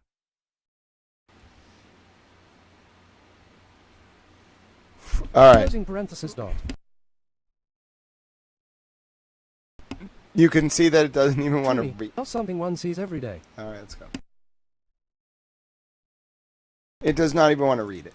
So basically, the Bohemian Grove seems to be made up of a series of lodges connected by trails with signage, Supreme Court justice. And just the Sahara structure alone contains a massive network of rampways, bathrooms, storage space, living space, common rooms and more. Each camp also appears to have their own personal chefs and stewards. It did not really want to read it because it had all the hashtags. Let me show you what this is. So you're going to see footage here, okay, inside the Sahara camp. Now, no, even the people who took this footage, it's very rare. I censored it, so you can't really see like where it was uploaded. It only has like 4,000 views on the source video, and I don't want the people who would like want to censor this to be able to manipulate the algorithm and censor it, so I kind of obfuscated the source, but you can kind of tell. Now, what you're going to see here, this is a compendium picture on the left. The actual source video is here, okay? You're going to see some guys walking in some trails. I'm going to narrate it for you, and I'm going to tell you what you're looking at. Now, on the left over there, you're going to see at a certain point in the video, like, this should never have been made public. This doesn't exist. No one has ever seen anything like this. No one has ever covered it. I spoke to people at ProPublica. I spoke to people at multiple journalistic institutions. This right here, you see this list of names, is basically unheard of. Same thing with here. You're going to see these guys that took the video. Alex Jones, Eat Your Heart Out. He just filmed their, like, ceremony around the owl. I'm going to show you inside an actual camp. It's a network of clubhouses. They are 70 feet tall in the middle of the redwoods. They're divided by camp. Like there's Clarence Thomas's doghouse camp, whatever. This is Sahara camp. All right. Now this is the people that worship these owls. This is the top of the food chain. So let me explain to you. The people who have this level of money kind of do what's called jet set. Like they spend a month in Zurich, a month in Miami. Like they chase the nice weather. Like wherever it's nice, like they'll be for like a month of the year. When they have two specific rituals though that need to happen. One of them is in the summer, like around June 18th or 20th or some shit. I don't fucking know. And that is like called the cremation of care ceremony. And they have to like burn their like troubles from the past 12 months in the summer. It's at the equinox or around the equinox. So they go there for 2 weeks, but the ceremony is on like a very special like pagan day. I want to say it's in June. I don't really care. It's not my religion. I think they're devil worshippers, so I don't give a shit. But like it's someday in June or July. They have to like burn their fucking like problems from the last year. But that's not all they do, okay? It ostensibly is them gathering in the redwoods. This club, Bohemian Grove, started as like this newspaper, like man's guild in San Francisco, and then got taken over by these like German occultists in the late 1800s. There's a fascinating article in a New American magazine from, I want to say, July of 82 that does a great job explicating the division. It was right around when William Randolph Hearst was like alive or about to die. The club kind of like split and then got taken over by like people close to like Aleister Crowley. Aleister Crowley was this guy. He was involved with this like British intelligence sect called like OTO. Its other name was the Hermetic Order of the Golden Dawn. What they look like is like this weird like magic society. What they really were is like they were gun runners and like early Jeffrey Epsteins. They supported like a lot of wars in Spain, like in the early 1900s to help the British crown. I want to say they had some role in the British war in Afghanistan in the end of the like 1800s. They were kind of like the early precursor to what you would know as the CIA, like the British MI6, the SAS, the MI5. They didn't exist at the time of the Hermetic Order of the Golden Dawn. It was just kind of like a bunch of gun runners, like, and weird dudes who were into magic sex. Like, really, like, now that I think about it, like, Jeffrey Epstein's just kind of an evolution of Aleister Crowley and shit. Because Aleister Crowley looks like this weird fucking devil man. That's not what he was. He was an intelligence operative who got his training running weapons for the British Crown into Spain in, like, 1880.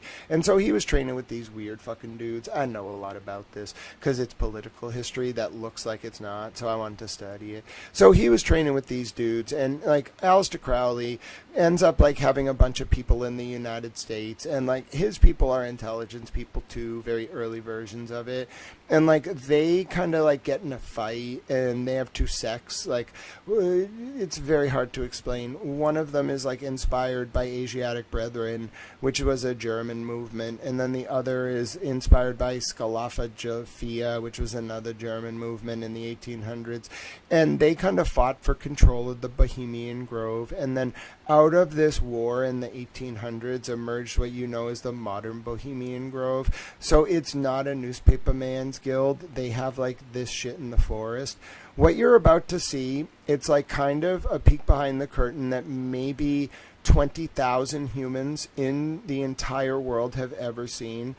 This didn't really go viral. I had some very high level talks with journalists about this, like very high level, and I think like the ultimate consensus was like they didn't want to touch this with like a 30,000 foot fucking pole. Which, like, to be fair, I understand, bro. Like, I'm not going to make you do that. Like, if you don't want to touch this shit with a 10-foot pole, that's your decision, you know what I'm saying? But, like, as I'm talking to these folks about this, I quickly came to understand that what you're about to see is very rare footage. It's only 3 minutes, but it is what Bohemian Grove actually is. They don't just meet around the owl, they have camps. So let's take a guided tour. That's Sahara. I'm going to show you this video if it will play. Okay, I'm going to mute it. Okay, so take a look. That's the Sahara camp sign. There's a bunch of trails. When you take the trail up to Sahara camp, okay, you notice, like, they're going to kind of cut a little bit, but they're walking up the trail. They're going to enter the camp. You don't understand. Like, this is just the entrance, okay? It's not like some series of cabins. Wait till you see what it is. This is the base of the camp. Now, I want you to pay attention for owls, okay? Because, look, this is the actual base. He thought this was a camera. It's just a light. They're visiting in the off season. It looks like it's nighttime, like summertime, or at least like sometime in the fall. Now, look to the right here. Okay, that is a fireplace. They're going to turn off the night vision in a second. Like, look at these stairs. Orientate yourself as we do that. But look at this. Oh, what's that? There's a fucking owl. Wouldn't you know it? And there's a bunch of shit burned beneath the fucking owl. I wonder what they were sacrificing or whatever the fuck they were doing. All right? So take a look. And look, beneath it, BG, BG, BG, BG, all burned in. Bohemian Grove, Bohemian Grove, Bohemian Grove, Bohemian Grove. Okay, that's what you don't see in Alex Jones. Now, listen, this is a cut. Remember, there were stairs to the right over here? Now we're in their actual, like, base of their lodge, okay? See, it's like a, like, I don't know, you kind of, like, hang out. Like, it's a kitchen. Okay, here's where you never were supposed to see. You see that board on the fucking table? When they change, first of all, look at that woman back there. There's just a woman on the ground, up on the wall. There's a ring of, like, intelligence agency symbols over here. You're going to see the zoom in. They censor the woman. But there's just a woman, like, can't tell if she's dead on the wall or, like, what. And then now look, they're going to come back with a actual footage. That's how I got the list of Sahara Camp member names. I knew what I was watching. I knew that they were filming inside the base of the clubhouse, and then I grabbed the member list. It says Sahara up here. Dude, it took me like 30 hours to put this all together because I knew how valuable this reporting was. No one would touch it. I'm talking like the biggest publications in the country. No one would touch it, but, you know. So anyway, now up there it says like Capsium, Peppers of the Americas. It turns out that was like a big industry in like the 50s. It like really sustained like American like agricultural production in the Southeast. Like, I really researched this shit.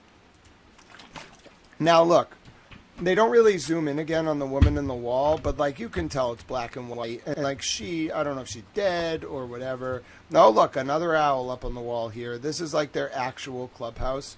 Now, you can see they called this one Snow's Lodge. I'm not really sure what they do in Snow's Lodge. Like, it doesn't snow out there. So, like, you know, maybe some guy was named Snow. But, like, that's the actual base. Now, watch the actual, like, entity. Watch the actual structure. Oh, look, an owl in the fucking, like, outside thermometer. Now, remember those stairs I talked about earlier? I want you to think about two things. One, think about architecture as a discipline. Think about buildings and what you know about buildings. Now I want you to look at this. Look at the redwoods. Completely in harmony. The redwoods are still there. Look, they're going up the stairs. Right? They're on the first level. It's just like a bunch of cabins. Okay? Not really sure what that is. Now look, they keep going. I want you to be clear. We're now about 20 feet in the air. Now we're about 30 feet. Okay? They're on level 3. This is a Bohemian Grove camp. Okay? At each level, it is built in harmony with the redwoods. There are cabins going off, like spidering off in a maze-like complex. All of them have these like weird tables covered in cloth. Now I want you to look. The trees are not cut. They built around the trees. We're about 45 feet up now. We're about 50 feet up in this footage. Some of the doors are locked. But we're not done with our guided tour that no one has seen. We're about 50 feet from where he started. Okay? And look what he does now. He's now ascending to the next level. Now we're about 65 feet up in the air from where we started. There's like some baths, communal showers, communal sinks. It's very strange to see that like all these rich billionaires like live communally, like in a treehouse in the redwoods, like a millionaire treehouse. It's literally like camping for billionaires. But like, dude, he is 70 feet up in the air, 70 feet from that like perspective. He's 70 feet up. And now they're kind of like on the hillside behind the buildings. Okay, now they're on the roof of the top building. This is the road. They're about 100 feet above where they started. Look to the left. Ready for the left? That is the like camp. You are looking at the 8th story of a large, sprawling, like massive network of compounds that is built in harmony with 100 feet tall redwoods and exists just in perpetuity as one of like 40 camps. And no one has ever seen that. Like 4,000 people have seen that, plus the people who saw it on my Twitter. I did not. Standing Stones. This is a very unique piece of footage captured by 2 men. Like, I don't know how they got it. I watched the whole 2-hour thing. I have the whole 2-hour thing. They like paddle for like 10 hours on a river or something. And then they like hike for like 4 hours in the woods, and then they get here. Like, they really put in effort. I don't know if they ever caught them. I don't know if these guys are alive. I don't know how they got this footage out to the world. Like, this is what all that stuff you've ever heard about the Grove, the videos from Alex Jones, whatever, all that stuff was designed to obfuscate what it actually is, which is like a playground, like an unbelievable playground in the California redwoods for the richest people in the world. And they jet set. In the summer, they do the cremation of care in the redwoods. And then the other big holiday for them is right around the winter solstice. They do the Breckenridge dinner, or whatever the fuck's it called. It's in like some show recently, like the bright, what the hell's it called?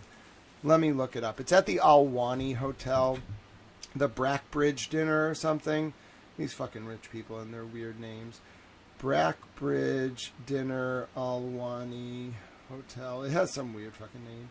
It's called the Bracebridge Dinner. So, like, it looks like there's like a public Bracebridge dinner you can just buy tickets to. No, bro. The actual Bracebridge Dinner is kind of like the like winter complement of the Bohemian Grove's cremation of care, and you cannot buy tickets to it. And it's kind of like this English aristocratic thing. That's like the best way to understand these people.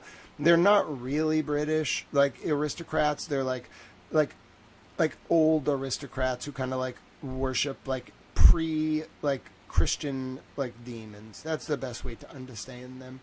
And they're like very fucking wealthy. Like, they all know each other, so like they just like make sure only people who like do their shit like get money, and that's how they control people. And that's the story of the Bohemian Grove. Kirks, you got a link? Which time is it from? I can also check Trial Channel's channel, but we can take a pause to look at the new footage. What time is it from? I heard the like town hall footage is missing, but Kirk said there's a new upload from Trial Channel, so we can look at it and comment on it. We're gonna start the defensive sidebar. All right, Trial Channel just uploaded something apparently, and Kirk's has got their eye on it. I'm learning 2 Standing Stones. That's why we got to hang out. We would learn so much together. All right, let's check what Trial Channel uploaded. I'm looking there. What did Trial Channel upload? I might need a link. Okay. When did they upload it? They uploaded it 28 minutes ago. Oh, I've seen this, Kirks. This is the footage from PQ Farms. This was uploaded in the last week. I think Trial Channel is just kind of like making it easier to watch, so we absolutely can watch this. But yes, I have seen the PQ Farms video. This kind of complements, I think I saw that on the day that I started looking at the edits to the Sallyport. So yeah, I'm very glad Trial Channel has uploaded a comprehensive analysis. We will watch that. You can check out Yeah, no, I'm absolutely going to look at her edit because it's not an edit. It's like an enhance. All right, we can look at it now. Trial channel, smack. All right, so check out Trial Channel. You go ahead and subscribe to Trial Channel. You can do so by clicking at the Trial Channel. I'll give you a link to the video we're about to watch too. Okay, so you all can follow along. Okay, now when you go to Trial channel, you make sure you click the subscribe button. Okay, let me show you how to do that. So right here, I already subscribed. And then if you want notifications, which you want from Trial Channel, you click that little bell there, okay? And it turns on the notifications. Oh, I already have them on. Oh, I didn't have them on, now I do. And then you click the little like button. All right, everybody good? We all learning? You go to theater mode. All right, now let's take a look. We'll mute it. I don't need to hear the audio. And we'll see what Trial Channel has for us. Is it the whole footage? I don't really need the whole footage. I just need the part where Karen drives back.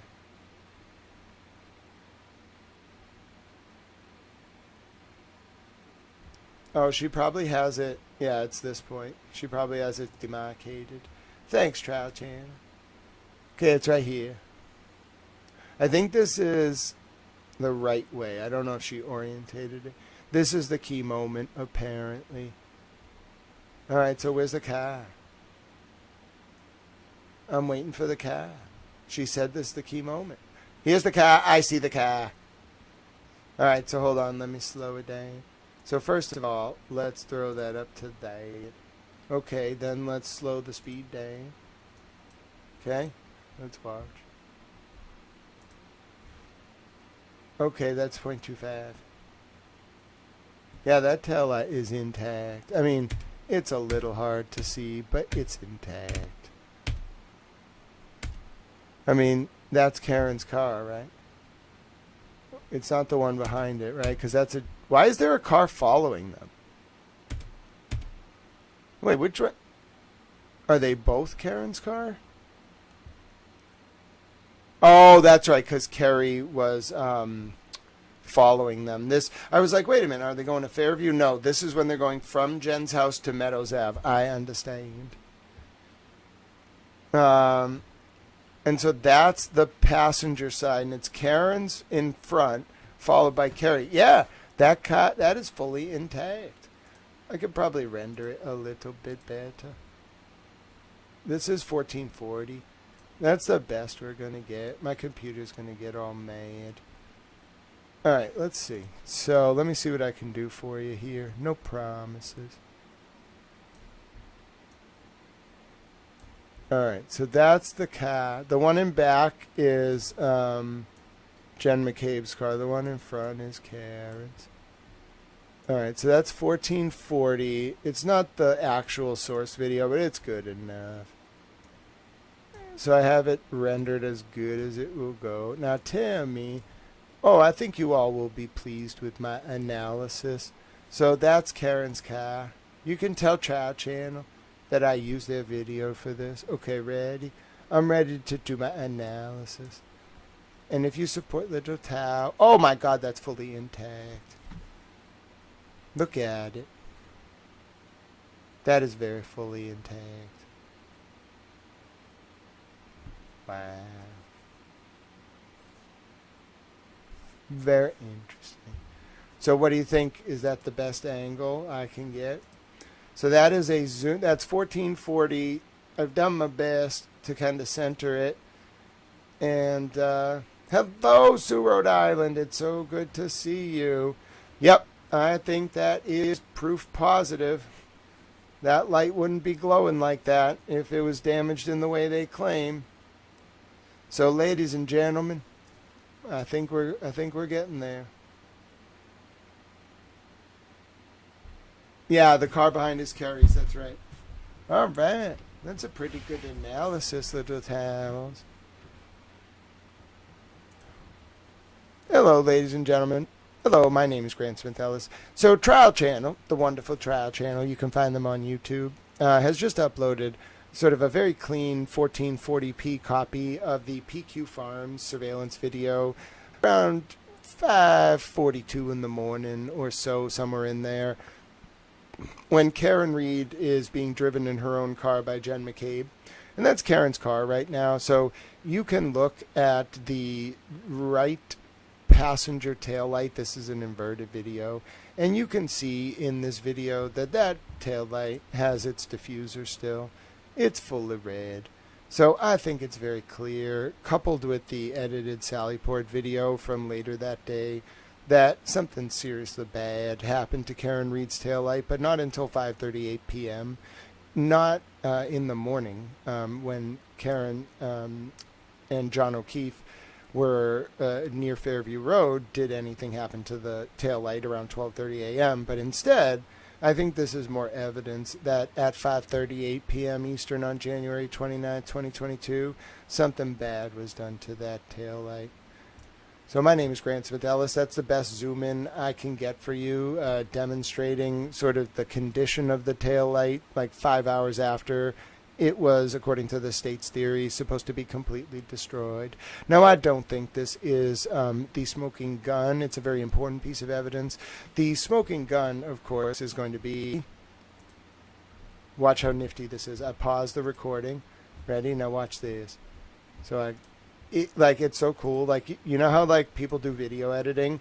If you're like somewhat proficient, you can actually video edit in real time by pausing the recording that you make, right? So what I'll now do is go over to my Twitter, and I'm going to pull up the Sallyport video, and then to close out the clip, to kind of like make the point, I'm going to put the Mystery Man Sallyport video in there and be like, this taillight video plus the 5:38 p.m. Sallyport video being edited with the blatant blur boxes and blending is very strong evidence that something is wrong.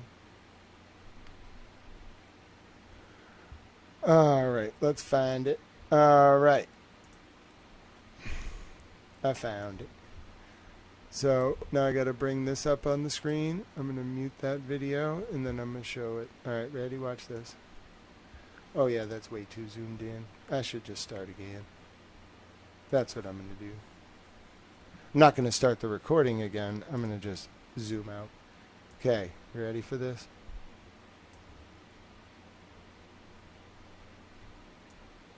Now, see, you can do a lot of, like, really cool stuff. Like, it doesn't look like, see, video, like, movies and stuff, what you see on the screen is just magic. Like, never trust your eyes unless you see what the person's doing with the video. Because, like, I can just manipulate your perception of anything. Like, that's how I'm so good at picking up on video editing. Like, not only do I video edit, I do it in real time. All right. And this is that Sallyport footage, which is exactly, ladies and gentlemen, at 5:38 p.m. Watch the mystery. Oh, I'm going to mute this because I'm playing my own commentary back. Watch the Mystery Man. Are you ready for the Mystery Man to pop in?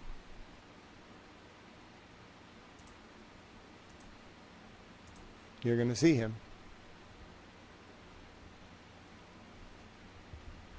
Pay attention to that leg in the bottom left as well, because this is the edited Sallyport footage. Mind you, Karen's tail light that is broken is on the side of the video near the man with the blue head. Okay? Oh, look at that. You're going to see a frame-by-frame analysis of the pop-in. You ready for this? What? The Mystery Man just appears.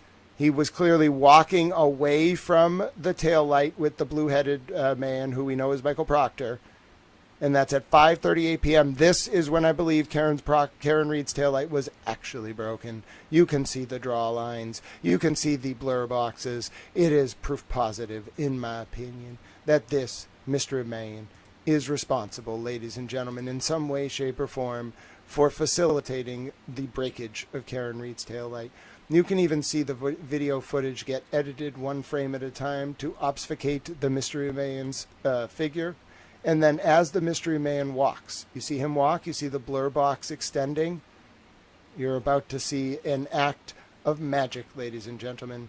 Yes, when the Mystery Man steps forward, just enough so that the interior light of the Canton PD Sallyport is not on him anymore, you're going to see the blur boxes will stick for one more frame where there's some white lettering up on his sweatshirt.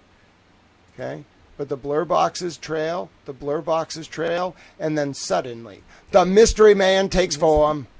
The mystery man takes form out of nowhere. The mystery man is unidentified. It is not Chief Berkowitz of the Canton PD, who had just walked inside the Canton PD with Yuri Buchanan from the state police a little before this. It's Michael Proctor and an unknown mystery man, and the video footage at 5:38 p.m. was edited. Sue from Rhode Island, God bless you. My name is Grant Smith Ellis. Thank you for watching my analysis. All right, see what I mean? God bless you, Sue. You are a super towel. Thank you so much for your support. Yeah, God bless you, Sue. No, it was not Berkowitz. Berkowitz was inside the Canton PD at this time with Yuri Buchanan. So it cannot be Ken Berkowitz.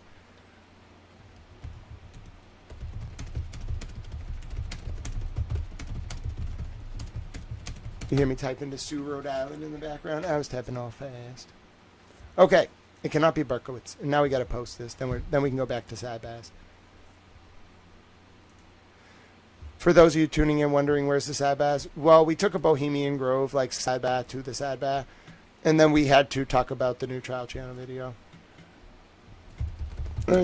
All right. Here's my analysis of how the PQ Farms video and the edited Sallyport video from the Canton PD combine to prove that the unknown mystery man near Karen Reed's tail car at 5:38 p.m. Eastern on 1/29/22 is the main suspect for questioning in the death of John O'Keefe. In my view, we must find the mystery man. Ladies and gentlemen, we must find the mystery man. It's not my job to ask the mystery man questions. I just want the mystery man identified. He has done bad things, in my opinion. We don't know who he is. He's a mystery man. We have ideas. People have theories, but no one knows who the mystery man is. You may claim you know who the mystery man is. You do not know. There's no definitive confirmation. We can rule certain people out, but we cannot rule anyone in. You know why? Because he's a mystery man. Yep. You heard it, ladies and gentlemen, here first. He is a mystery man. He is simply a mystery man. No matter how many times you look into it, I have never found proof as to who the man is. I have my suspicions, but I cannot confirm it. No matter how much I look into it, I just cannot confirm it. I have ideas. Some people have ideas. I'm sure people have their suspicions, but I do not. Well, that's not true. I have my suspicions, but I cannot confirm it. Bob Weir, that's an excellent guess, but I do not know. I don't think so. It could be. It's a good guess. Gregory Jones, you could be a towel for life. I could be a towel for life. Absolutely. All right, if we get to page 3,500 of the sidebar, then I will do a donation read from my phone, unless somebody donated already, because I have to update. A lot of you sent super chats, which I love and absolutely appreciate, but they don't go in the donation. They go on the super chat counter, which we will do, but it's just I read them immediately. The other donations that like come in through the phone, I have to read on my own and add them to the counter on the screen. So let me do that. You all are very kind to support Tao. Apparently there's a blizzard coming, and I don't know. I love doing this work, but it's hard. So you can scan the Cash App or the Venmo. Oh, God bless you. Dot's Pretzel Snacks. I absolutely will get some pretzel snacks. Oh, God bless you. To making it count, I will 100% get some pretzel snacks before the blizzard. So I am prepared for said blizzard. I will do so. You don't understand. Well, maybe you do understand, and I'm very grateful. All right, I think we can do Sidebahs. I do so much work, though, you don't understand. Like, I get so distracted. If you tell me interesting things, I just want to do videos about them. I love court documents. I was saying the other day, you know I really love someone if I take time away from my court documents. I don't like to do that. Like, I have to really love you. You have to mean a lot to me. Which some people do, it's true. But it's very rare. I don't feel fulfilled without my court documents. Just give me court documents and random information manuals and precedent and court decisions and information about people and history and Supreme Court justices and the presidents and the countries. And I have to learn about the aliens now, too. The alien files. I have to learn about all the other aliens, apparently. There's all sorts of aliens. I didn't know this. No one told me about the aliens. I think they were like, we probably shouldn't tell him about the aliens. He's going to get a little overwhelmed. He's already trying to learn about too much. If we tell him about the aliens, he'll want to be the ambassador to the aliens. Which is kind of true. I think that would be fun. Damn aliens. Oh, Lynn posted the Cash App already. Okay, so if you want to support towels, like immediate needs, like don't donate if it would be a burden, or if you've already donated and it would be a burden, or if you have to feed your kitties or your doggies or your children or your family or your aunts, uncles, grandfathers, or the people of the world, etc. But there's a Cash App, $Grant Smith Ellis. There's a Venmo at Grant-E1. There's a PayPal for our international friends, paypal.me/Grant Ellis.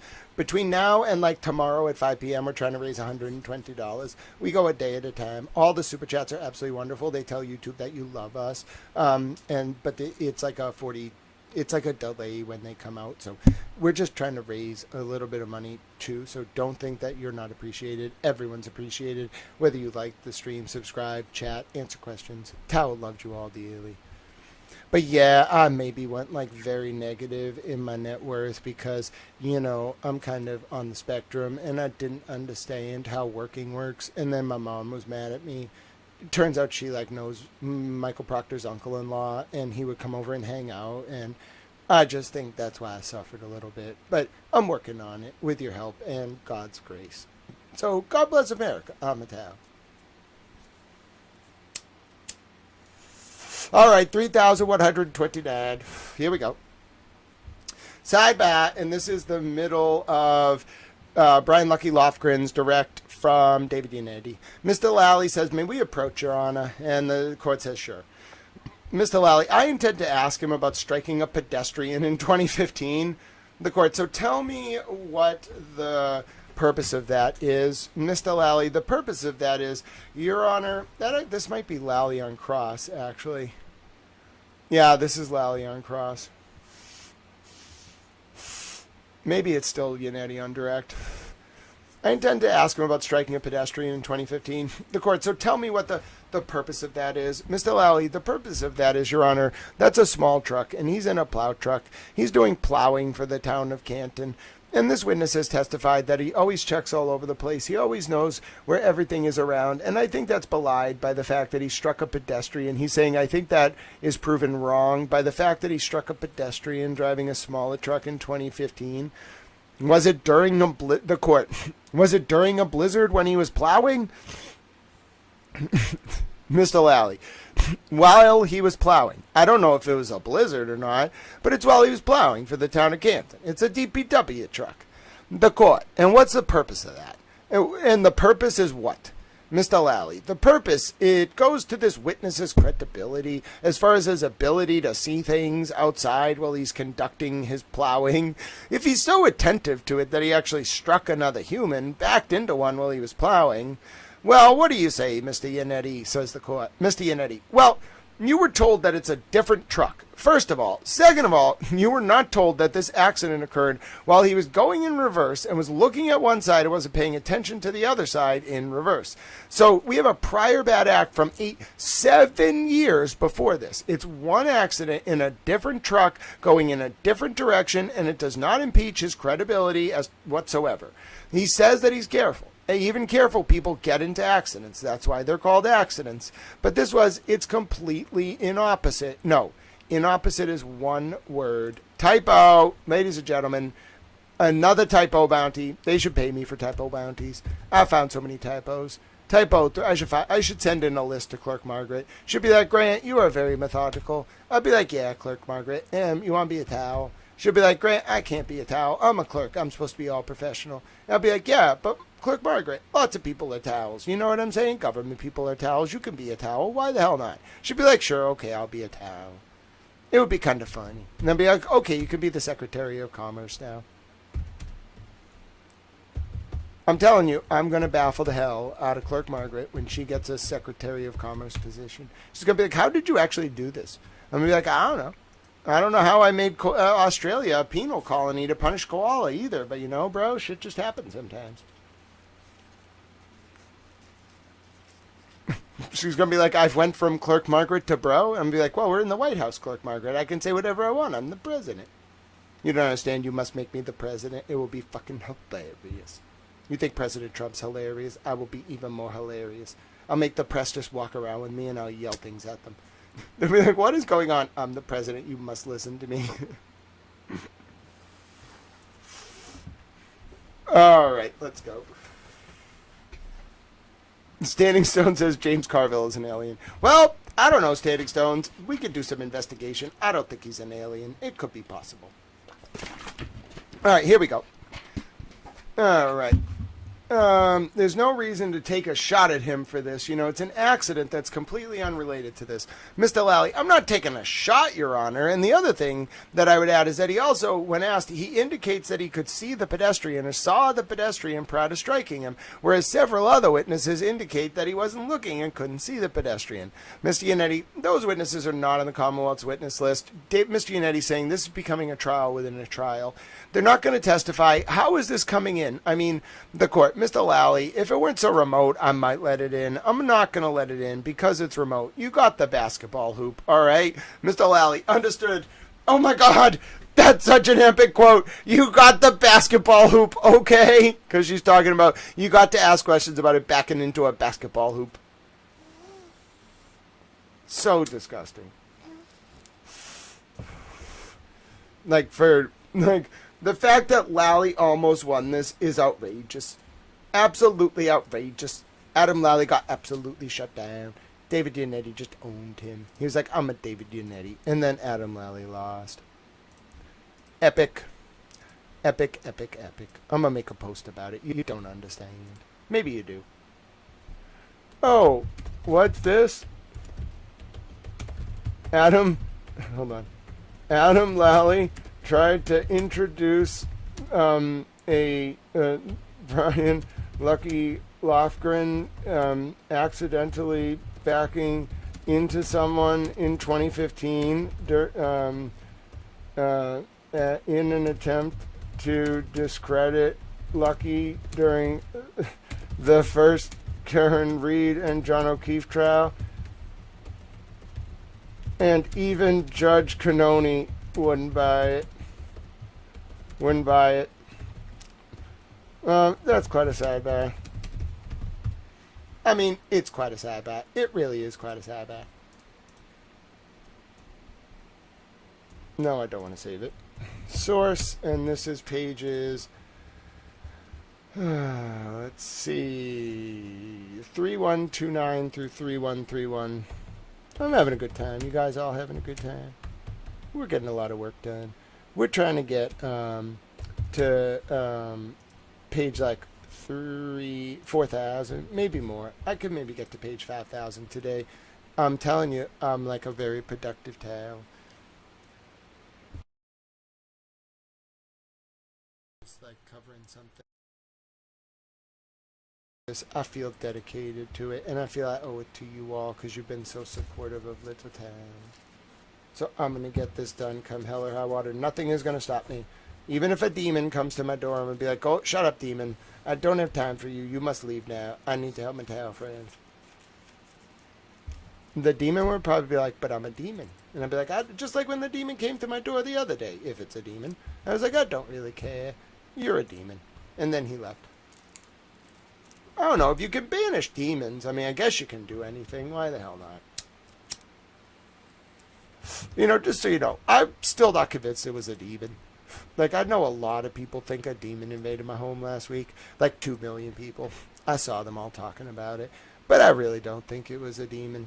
I just don't believe it. I'm sorry. I know, I can't believe that. I know a lot of you are convinced. I kind of like somewhat believe it, but I don't fully believe it.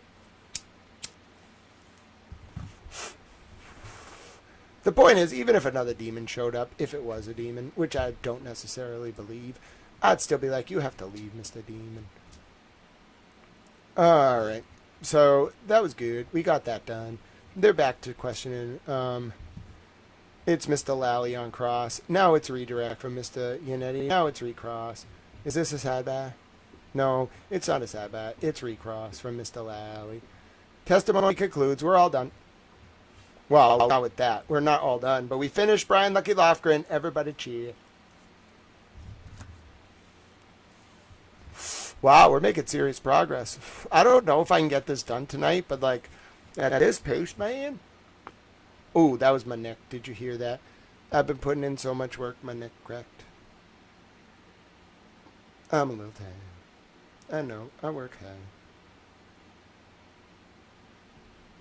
Alright, let's do it. That was a tough neck crack. Sometimes I do ASMR neck cracks. That was not one of those. That was just kind of painful.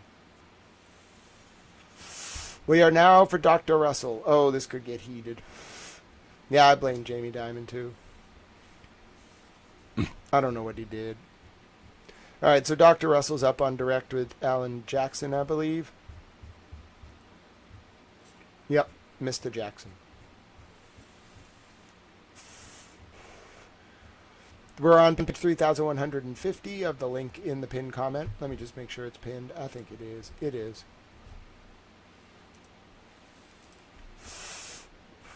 Page 3150.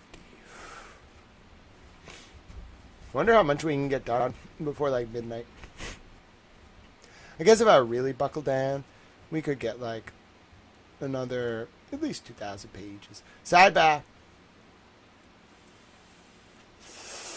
And they're talking about the autopsy photos. Your objection, Mr. Lally?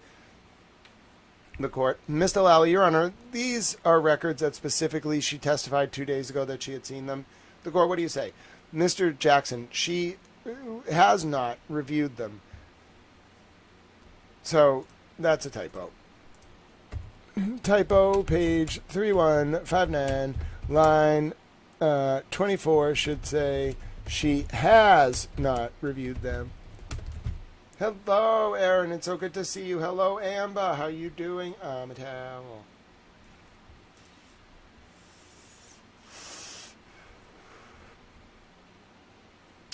What do you say? Mr. Jackson, she has not reviewed them. She was asked 2 days ago to read the document. I'm sorry, the document and the UC Davis document. The court, you say she had a review between... You said you had to review them between now and today? Mr. Jackson, of course. The court, all right, I'm going to send the jury out. We're going to take a short recess and then we'll proceed. End of sidebar. The court, all right, jurors, we're going to send you out for 10-minute recess. Court in session, defendant is present, jury in. The court, so the Commonwealth's objection is overruled. You can continue. Okay. Doesn't it seem like there's something missing here? Oh, she just wants to review stuff at recess. No, it does seem like there's something missing here. That's a little weird. There's something missing on page 3160 during Jackson's direct of Russell at line 12 through 14. Like, it just kind of seems like there should be something here. Like, they don't just, like, go to recess. Like, they either say, like, they, like, either talk in open court or at sidebar. I don't know. There's just something missing.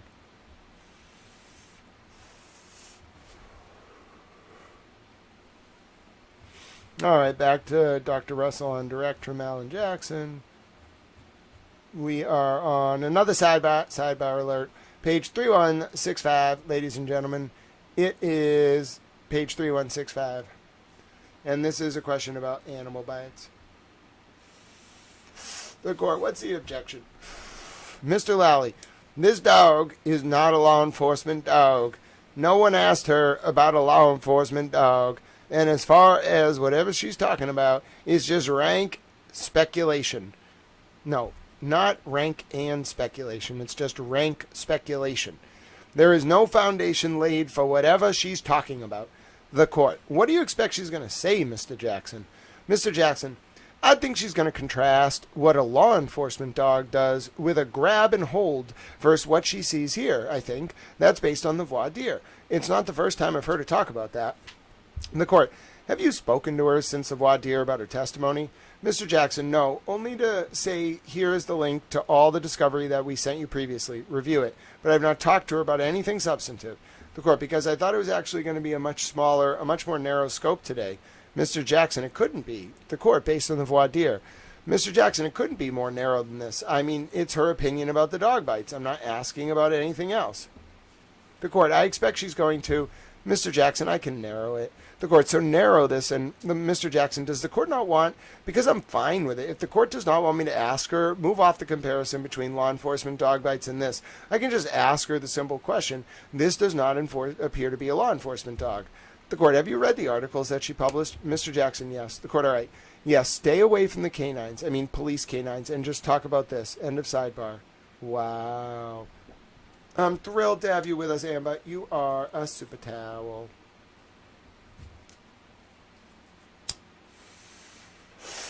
Actually, you know what? Let's just extend the rental for tomorrow. Let's do it now.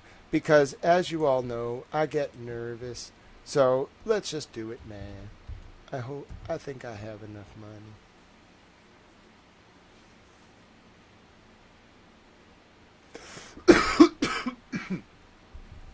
Hopefully it's not too much money. It's going to cost, let's see. As you all know, Tal has very bad skills with life management. But I'm working on it. Okay, let's see. It's going to be $76. Oh, that's a lot. But that's life. You just take it day by day. Try to be an effective little town. This blizzard could be really rough, though. Alright, let's see. Gone negative? Nope, hasn't gone negative. Everybody ready? I'm going to do it. We do it. It's a tradition. I extend the car, then I get all less anxious. I still get nervous, but I get less nervous. Okay, 75. No, that's not. Well, it actually is enough. Okay, ready? Okay, I did it. Everybody pause. Everybody pause. Okay, 3, 2, 1, go.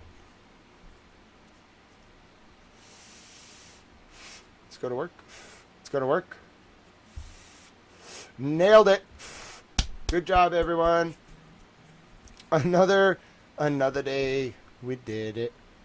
We did it. I'm proud of you all. And I'm grateful. And I'm a towel.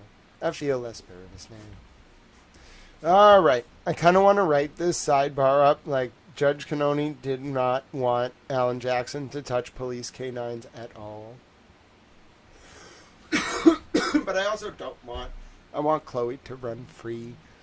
I don't know. Like, I don't see any... Maybe the dog DNA was hidden, but, like, I want Chloe to run free.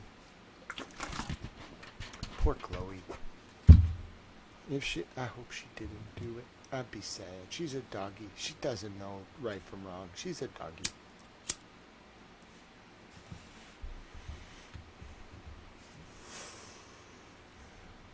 Mr. Jackson, may I, Your Honor? All right, so they continue.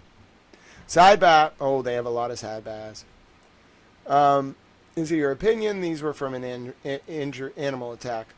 Mr. Jackson, may I have a moment? That's all I have. Mr. Lally, may we approach? So this is before the cross of Dr. Russell by Lally. Your Honor, I just wanted to be clear to the court as far as intent to ask this witness about her testimony a couple days ago and the fact that she testified she hadn't reviewed those items and now she subsequently has. The court, okay, that's perfectly permissible. Mr. Lally, okay, I just want to check with the court before I do. The court, okay, Mr. Lally, thank you. The court, okay. So, like, Judge Canoni was like, why did she say she hadn't reviewed this the other day and then she had reviewed it today? Well, because Alan Jackson told her to review it again. Oh, my goodness, we got a donation. You don't understand. Thank you so much. I checked the Cash App. We got our first donation, Cash App or Venmo today. I'm so grateful. You don't understand. I was getting nervous because I still have to pay another $80 because my cell phone bill hit. It's going to hit sometime like today or tomorrow, and then I'm going to go negative. I'm so grateful. If you want to take credit in the comment, please do. I found Dr. Marie Russell,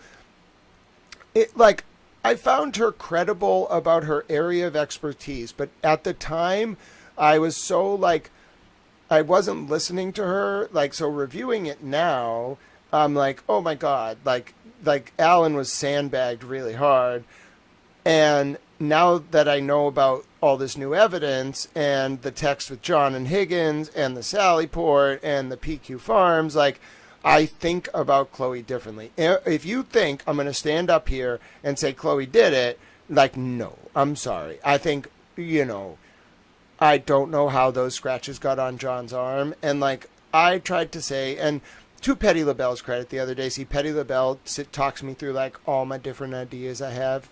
I'll talk on stream and Petty LaBelle just is interesting, or no. And so we were talking about what could lead to the scratches on the arm, because there was tail light there too, so or near the clothing, so what could lead to that, and I was thinking what if someone scratched John's arm after he was on the ground with pieces of tail light, but we're not really sure that that's possible.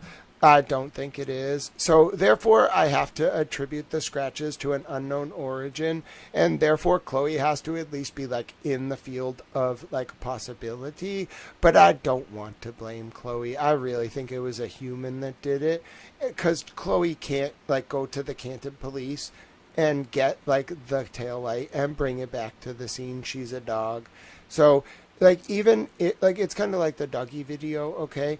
That was really bad for the Dougie to do that to the kid in the Epstein files. But the Dougie didn't know what he was doing. He's a little doggy. So, even if Chloe is demonstratively proven to be involved, which I don't believe yet, I can't blame Chloe. As to Dr. Russell's testimony, I have to rethink about it, because if the origins of the scratches are truly of unknown etiology, then, well, okay, she's the only person who's provided any type of explanation for the scratches, because I don't think it was John's arm hitting Karen's taillight based on all the footage I've seen. So therefore, I don't know how they were caused. It doesn't make sense. So I've thought about it a lot. I was thinking about this the other day, as I said, and I don't have a reasonable explanation. I have some theories, but there's nothing that makes sense. So at least Dr. Russell offered an explanation. That's my opinion. She's the only person who tried to explain it. Now, I kind of like Chloe. I never met Chloe. In fact, I don't know why I like Chloe. That might be a little bit of the propaganda that I was subject to, because I don't know the dog. I just was kind of I like the dog because I like doggies. So, you know what I'm saying? At this point, it's possible. But I can't be as definitive about that as I am about the Sallyport. Chloe's not in the Sallyport video. Now, if Chloe were in the Sallyport video, with Michael Proctor, I'd be bro, it was Chloe. It was Chloe. I don't know how she managed to carry that tail light from the Canton PD to the scene, but it was Chloe. Her and Proctor, they worked together. It was Chloe. But that's not a dog in that video. I'm telling you, that's a lot of things, but that's not a dog. It's a tall man, a white man with a sweatshirt on, and that's not Chloe. She's a dog. So anyway, I don't know is my point. I'm hesitant. But at this point, I also am willing to entertain that Hank Brennan, is not who he said he was. So, anything's possible. And we also got another donation, which I'm going to heart and reply to right now. God bless you, and thank you for being super towels. Oh, yeah, it's a lot to think about Chloe. I don't know her. And now I'm kind of other than the fact that she was a dog, why was I hero worshipping Chloe? I don't know Chloe. You know what I'm saying? Oh, God bless you, Amber. Thank you for being a super towel. You are wonderful and amazing. But yeah, that's my opinion on Dr. Russell. I think about her differently now because I don't know where the scratches on John's arm came from. So, somebody tried, Somebody tried. So that's my opinion. I guess that's the best way to put it. We're on page 3172. And also, you got to remember now, if I'm coming at this from the perspective of like the evidence clearly indicates there was a manipulation of the Sally Port around Karen's tailgate at 5:38 p.m. Well, I mean, folks, that means there's a lot of things that were presented by the state that I have to re-examine. Like maybe the absence of dog DNA like was manipulation. Like I have to think about it. Because you got to remember, it's not like Carrot's team got to go like test for dog DNA like in the hours after this. So, okay, what if there was dog DNA and they just removed it? I don't know. I'm not a scientist. Like, I don't know. But that was like what really like propagandized me against Dr. Russell, like the absence of dog DNA. But if I come at it from the perspective of, well, anything could be manipulated, well, that's not demonstrative anymore. I guess that's my opinion.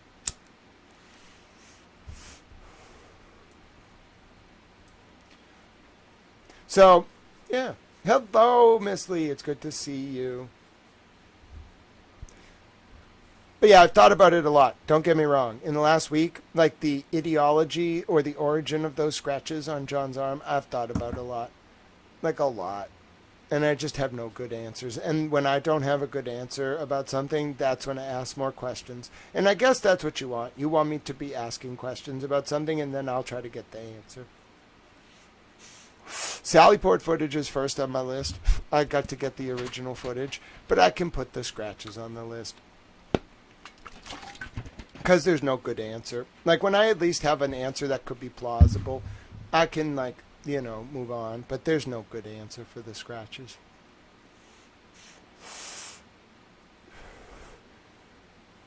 Yeah. Listen, I don't doubt it, Kirks, that they're either like natural degradation of the DNA or they found the DNA and hid the DNA. I don't know, but anything is possible. Mr. Jackson objects about the looking at Mr. O'Keefe's injuries. All right, they come to sidebar. You missed the court. Yes, Mr. Jackson, Your Honor, I'm troubled by the last question and answer. Mr. Lally was specifically warned, and I followed the court's rules because the court agreed that with Mr. Lally that she was not to be asked about any other injuries except the arm, and she's not to be asked about her opinion concerning the motor vehicle incident. Then Mr. Lally goes up and asks the exact question that he had asked to be omitted. I have to object, leaving the court members, the jury, with the false information that I'm trying to hide something or I didn't do my full due diligence in asking her to look at his entire body. I would ask for a curative instruction. She was not under, and pursuant to your court order, she was to limit her testimony to just the arm. What do you say, Mr. Lally? Mr. Lally. What she was prohibited from was testifying about anything to do with her pseudo motor vehicle crash reconstruction training from her days as a police officer 30-some odd years ago. The court, right, Mr. Lally, any testimony regarding interaction between the lack or interaction between the vehicle and the victim, Mr. O'Keefe. Mr. Jackson, that's just not true. The court, yeah, no, I agree with you, Mr. Jackson. Mr. Lally, I made it clear that the only thing she could talk about were the injuries on his right arm. The only opinion was regarding the animal attack, and it was based on the fact that she has an MD, and based on her experience in the ER, I think that Mr. Jackson got close to the edge on trying to qualify her as an expert pathologist and got ordered to stay away from all of that. But there was no objection to that. No, and it was clear that she could talk about whether any injuries are inconsistent with having been struck by a vehicle, road rash, or scratches from broken glass, or any other taillight material. No, she's not. It's strictly the arm. If you open the door, then it opens the door. Mr. Lally, okay. The court, all right. Mr. Jackson, I'll leave it there, Your Honor. Thank you. Oh, goodness. Adam Lally got owned. Adam Lally got absolutely owned. You don't understand. Maybe you do understand. I don't know. I'm a towel. The point is, Adam Lally got absolutely owned. I mean, there's getting owned, and then there's like you have a favorable judge, and you still get owned. That's a bad day in court. Lawyers refer to it as a bad day in court. You could say Mr. Lally had a bad day in court there. You know, I'm just saying, that was not his best moment. Like, what are you doing, Mr. Lally? She told you, like, Jackson couldn't go there. And then you were the one who asked that he not be able to go there. And then you get up there and try to make Alan look like he doesn't know what he's doing by just suddenly bringing up stuff you told him he couldn't talk about on direct. You can't be doing that, Mr. Lally. That's not playing by the rules of the game. And you know how I call it. If you don't play by the rules of the game, well, let me just tell you, Tal's going to have to just be clear. Yeah, this door that we're talking about is very, very tight. I'll tell you what. Now, did you like how I went for different voices there? Listen, I figured it out. Adam Lally's going to be the Southern man. So if I go into Southern man accent at Sidebar, it's Adam Lally. Judge Cannoni's going to be like a dispassioned kind of like person. I can't be a woman. I don't know how to do that. So I'm just going to talk like dispassioned. Then with Alan Jackson, I'm going to talk in my Boston accent and just kind of yell. It'll be funny. He's very animated. So that's how we're going to do it. I'm just going to fluctuate.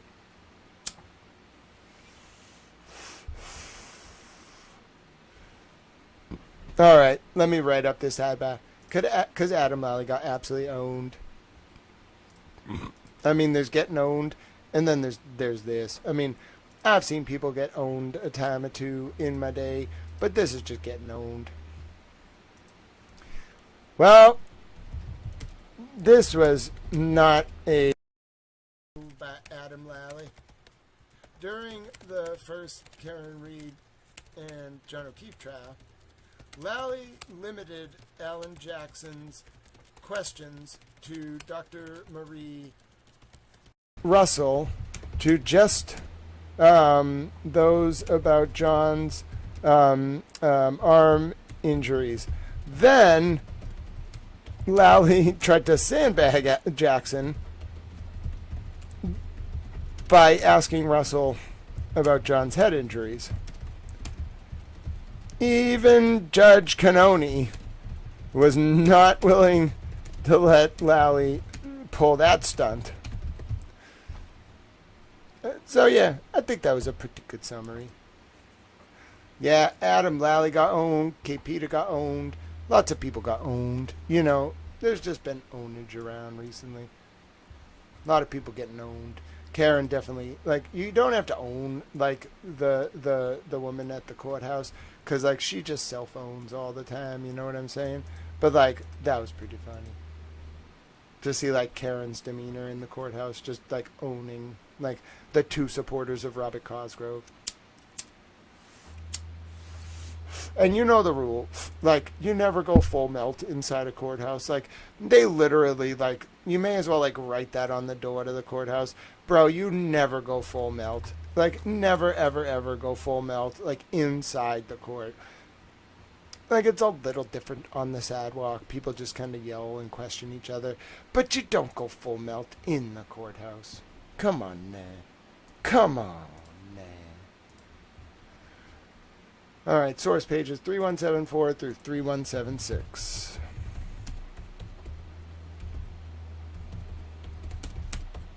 Can't believe how slow going this is now. That was not a fair move by Mr. Lally, though. That was unfair.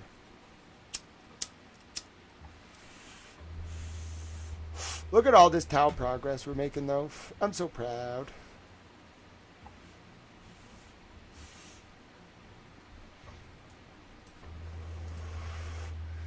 Never go full melt.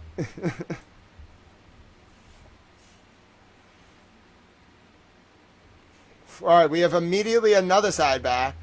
This one is page, let's see here. It is page 3177. So you're not aware of the report issued by the National Association of Forensic Science. Objection. Sidebar. The court. All right, so you said as to any of the national community of science, or is there, Mr. Lally, it was the National Community of Forensic Science, actually. Mr. Lally, the F, yes. Okay, the court. Okay, so you left the F out when you said it the first time, or did I just didn't hear it? What's the objection?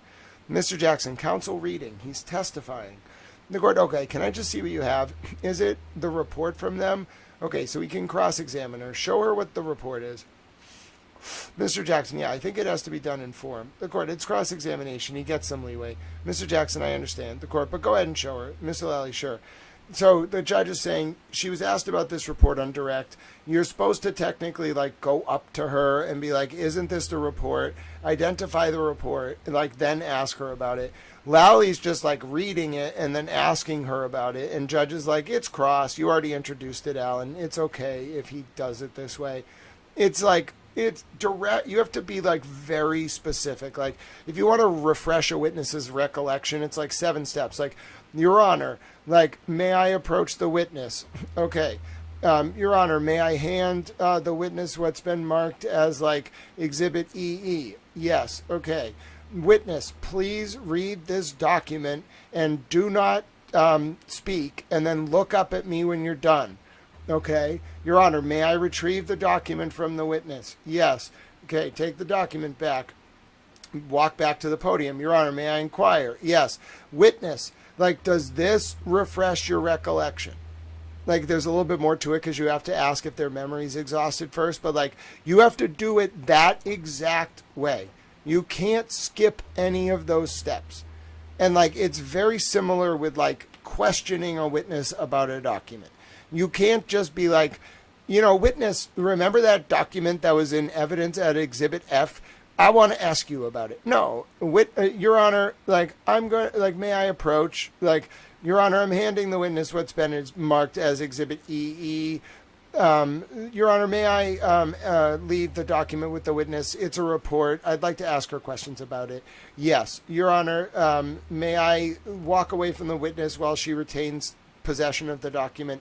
Yes. Okay, Your Honor, may I inquire? Yes, something like that. It like Jackson saying he's not doing this right, and the court's like, just give it to her.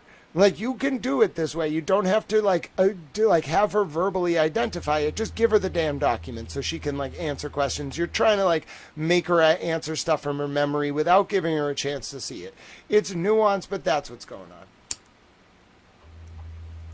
It's kind of fun to watch how they talk about it. Aaron, what if that hypothetical person is a madam? Not like lovers with cops, but what if they're a madam for cops? Would make a lot of sense, wouldn't it?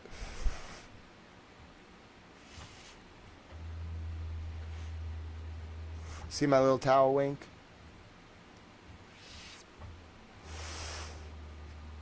Alright, so this is Dr. Russell on cross. Still on cross. No sidebahs. We got 2 sidebahs. Alright, now on redirect. Redirect. Sidebar. Ladies and gentlemen, sidebar, page 3193, page 5481 of 5481. No, I mean, just hypothetically, like, what if like her own roommate in the past like directly pimped out? You know what I'm saying? You know what I'm saying? Know what I'm saying? You know, it's kind of scary. Very, very scary. Okay, let's continue with our sidebars. The court, go ahead, Mr. Lally. What's your objection? So Alan Jackson's asking again for Dr. Russell's conclusions. Objection. Sustained. Your Honor, can we approach? Mr. Jackson's asking to approach. Go ahead, Mr. Lally. What's your objection? Mr. Lally asked and answered. Mr. Jackson, it's opening up in, I'm sorry, the court, it doesn't even get to the ultimate conclusion. Oh, typo! Ladies and gentlemen, typo. Typo. Page 3193. Line 21 should have Mr. Jackson speaking on a new line. You don't understand. I found like 25 typos. Maybe like more like 15, but I found a lot of typos. Mr. Jackson, it was open on cross. He literally said on cross-examination. That's why if he hadn't asked, is your opinion really that this is to the exclusion of everything else? That calls into question her opinion. She's allowed, I think. I'm going to press the court on it, but I think I think she's allowed to reiterate her opinion based on the totality of my review. I have an opinion, what it is. The court, what do you say to that, Mr. Lally? Mr. Lally, again, I would say it's beyond the scope. What I asked her was to the exclusion of everything else. I was asking what her opinion is. That's been asked and answered. The court, do you have a recross? Mr. Lally, with the court's permission, I would like to put a photo up from what a Chloe dog bit actually looks like. That's a typo. And how dare you bring up Chloe? How dare you? How dare you talk about Chloe, Mr. Lally? You leave Chloe out of this, Mr. Lally. How dare you? How dare you? How dare you bring up Chloe? I like Chloe. Chloe has made an appearance in the Sidebahs. You don't understand. Chloe was mentioned by name in the Sidebahs, and there was a typo.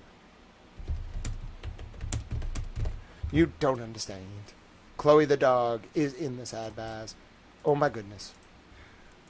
Oh my goodness. Oh no. Chloe the dog, who I may have questions about, has made her appearance in the Karen Reed and John O'Keefe trial, Sidebahs, in a direct reference by name. I don't know if we should free Chloe or ask Chloe questions or ask her questions. I'm a Tao, and I have questions. You don't understand. People can be like, what is going on that stream? What have you done to Tao? What have you all done to Tao?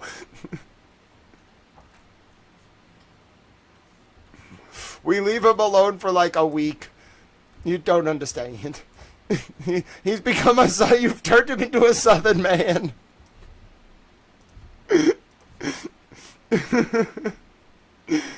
Oh, poor Chloe.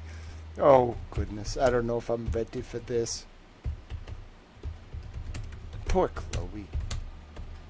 5481. She's just a dog. And you don't understand. I had a lot of love for Chloe. We even have Chloe emojis. You don't understand. Look at, there's Chloe the dog in the wig. I put her in the doggy protection program. Look at, that's Chloe the dog in the wig. You don't understand. I was trying to protect Chloe. I put her in the doggy informant program. I put her in the doggy CIA. Laura's her handler. Laura thinks that we don't know, but we know Laura is in the kitty CIA. I mean the doggy CIA. She's the handler for the doggies. And they go into this doggy witness protection program, and then Laura just watches all these doggies. You don't understand. She speaks dog. You can ask her. She'll be like, no, I don't. What are you talking about? But you'll be like, listen, I know that you are in charge of Chloe and all the other doggies in the doggy WITSEC program. It's a very well-funded operation. You don't understand. The court. Well, rather than coming back here, what do you say about that, Mr. Jackson? Mr. Lally, that's awfully dangerous for the Commonwealth. But I also think it's just in the interest of time, it's irrelevant. That is wrong. How dare you? That's a typo. Mr. Lally did not say that. Mr. Lally did not say that. The court, is there anything else you were going to get into on recross? No. The court, all right, I'm going to end this now. No more questions? No more questions. Okay, that's fine. Wait, what? What? Wow, Lally was not allowed to do it. And that's a typo. Jackson is speaking on line 15, not Mr. Lally. That's a bad typo. You don't understand. 3194, line 15. You don't understand. That's a very bad typo.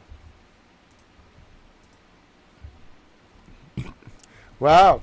Adam Lally was not allowed to ask about, to show a picture of what a bite from Chloe the dog actually looks like. Here's the sidebar where there's a typo that has Mr. Lally speaking when Alan Jackson is actually talking, where that decision came down. The typo is on page 15. You don't understand. You can't just be making those kind of... Do you know how many typos I found? I found so many typos. I found so many typos. I should be the typo bounty man. They should just give me, like, $50. I guess you all have been, like, donating. But the court should really just be like, here, Tao, we should give you bounties for the typos because you did such a good job. And I'd be like, thank you, court. Clerk Margaret should just be like, listen, Grant found all the typos. He's really smart. We should give him bounties. We should just give him money.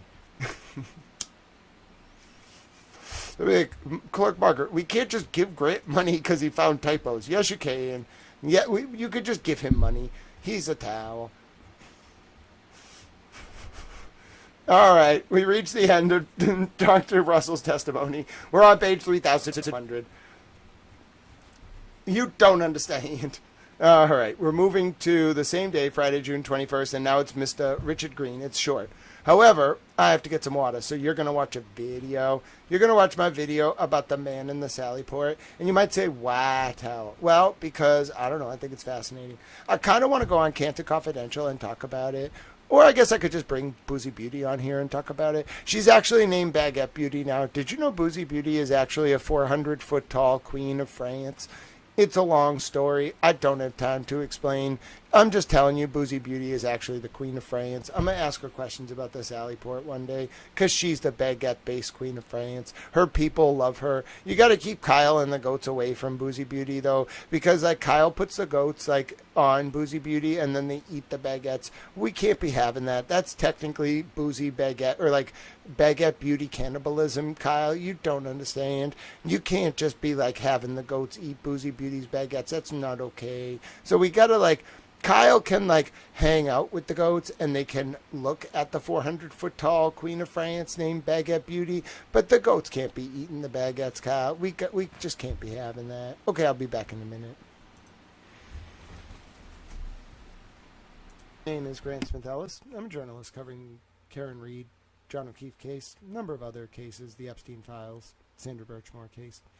It is about 4:53 p.m. on Wednesday, is it? Wednesday? It is Tuesday, actually, February 17th, 2026. And I have been looking at a piece of footage, specifically from the Canton Police Sally Port at 5:38 p.m. Eastern on January 29th, 2022.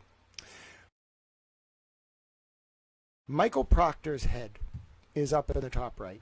On the top left is a man who has just walked away from the door. We're about to see an unknown man that the world is aflame, the Karen Reed trial world is aflame, attempting to figure out who it is. This man, however, his presence, his apparition into this video file is not the biggest scandal. The biggest scandal is what's about to happen digitally when he appears. Why? Because you're going to notice, as I mentioned, this man walking out of frame. And that leg that you see is a trail leg, his right leg, after walking out of frame. There is nothing that happens to trigger a motion event between when this trail leg walks out of frame and the next frame you're about to see. So there is no new recording that starts. There's no new trigger event. The camera's already recording. There is a jump cut, ready? And that is the very next thing you see. Now, you might be saying to yourself, well, okay, that looks a little anomalous. It almost looks like someone used like a blur tool specifically right here, like put a bunch of like square boxes, like square blur boxes right here that were yellow, and then by hand traced a blend right around the figure so you can't see what this figure's doing. And also, there's a trail leg. Notice the trail leg. I'm going to go a frame at a time at 0.25 speed. Watch what happens. Look at the trail leg. It's just frozen. Look at this person. He's still moving. Watch. Watch his next steps. Oh, the trail leg's still there, but he's still moving. And the blur box is now just around his figure. Now, wait. Now, he's in the light in this point. This is a zoomed in, like, transition from the lit part of the Canton Police Sally Port to the outside where there's no light. It's a snowstorm and a blizzard. It's like 5:38 p.m. in January in New England. The blur box at this point is still hand-drawn. There are now obvious fence posts blurs, okay? They're yellow to try to make it seem like it's accident because of the yellow post here. That's not what's happening. That blur box down there is just not blended, okay? It's got a perfectly round, perfectly square edge, okay? Blur box goes up here. It actually covers the little bit of the bumper here. It was a mistake. Goes over it. You can tell it's post-production editing. Okay. Now watch what happens. As this man takes one more step out of the light, that's what it's about. Now you see how damning that angle is? Why? Because the interior light is on the guy's sweatshirt and lighting up what appears to be white lettering right here. It's a clear image of the color of his pants, which look like jeans. It looks like they didn't do a great job, okay? Looks like it's actually blue jeans, but they go dark once he steps out of the light, okay? That's the only, thing they missed. His sweatshirt here is already moving into the dark, so they didn't really blur it. They kind of blurred the lettering. And then all of this is post-production blurring. It's like timed, it's like perfectly drawn along his leg, and then his right buttocks, and then up towards his back of his sweatshirt, and then here, okay? Now, notice, this is still here, the blur box. Same place. They kind of blended this, but they forgot this. So the blur box is now extending with him. Now watch this. It just goes away in a single frame. That was one frame. Everything is gone because look at that line. I think he's leaning forward. Someone was, that was a question from Standing Stones. I think he's leaning forward because he's holding something. And if you watch Proctor, he claims that he's walking away with a notebook. But this guy, whoever the unknown mystery man is, no. He's walking away with something in his, he's tucked over like this. He's hiding it from the camera. And to capture that, by the way, you're looking at a highly rendered, zoomed in, what you would on the TV programs, they used to call it zoom and enhance. Bro, that's not really a thing. And someone asked, why wouldn't they blur it out the whole way? I'll show you. A couple reasons. One, they didn't need to. This is not legible at all. What you're looking at is a box zoom.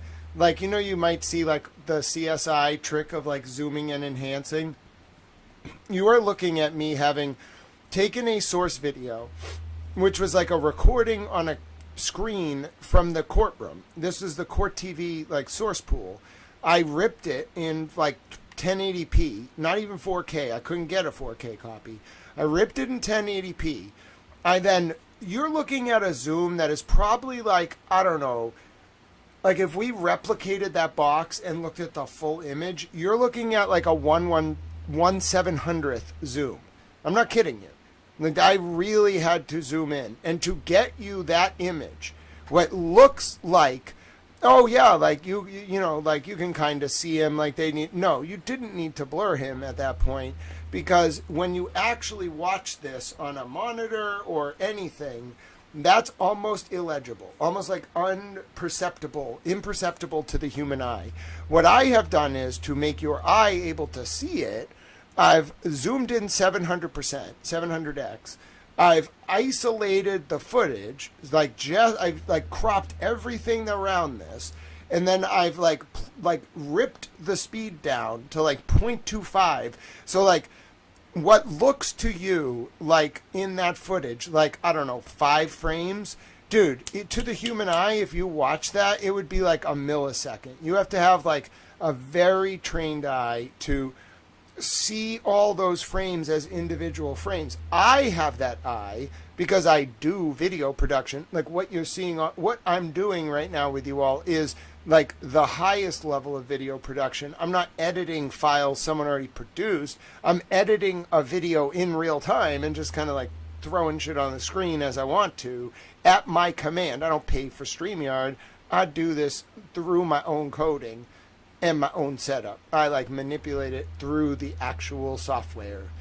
So I know what real-time video editing looks like. I know what post-production video editing looks like. I know how Photoshop works. I know how Vegas Pro works. I know how like Elements work. I know how all these different softwares work.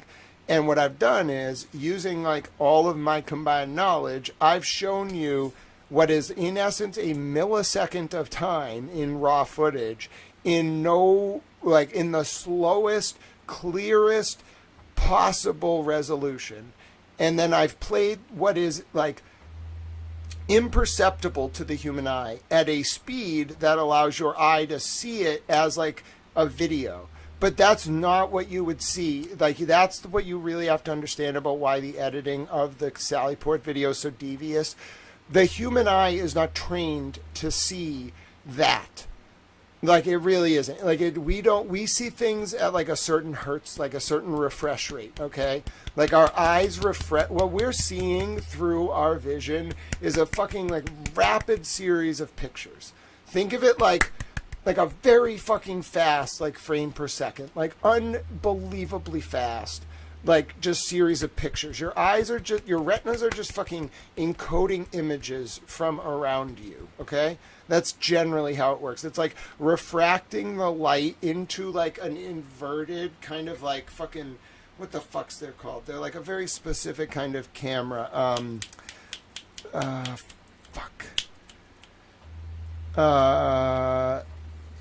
It existed like way back in the day. You would like look into it and it would like flip. They'd had them at like the old Nickelodeons. It would like flip the image. I don't remember what it's called. But like your eye is like an inverted mirror and it's taking images in really fast. But that means you have like a refresh rate. Like your eye has a literal like screen rate, like a frame per second rate. So your eye like is watching a video that is playing a certain number of frames, but those, you have to understand a few things. One, those frames like are imperceptible to your eye at raw speed. Like you can see them because the person is moving, but the eyes, like the frames are like basically in sync with the refresh rate of your eye. So like you're not meant to see, if you saw every fucking frame of a video, it would look like a bunch of still images after each other, like a flip book. It would look unnatural. So like it's a little bit of like magic in video production that the hertz rate, the refresh rate, the screen rate, like the frames per second, the DPI, it's all designed to make your eye see that footage smoothly.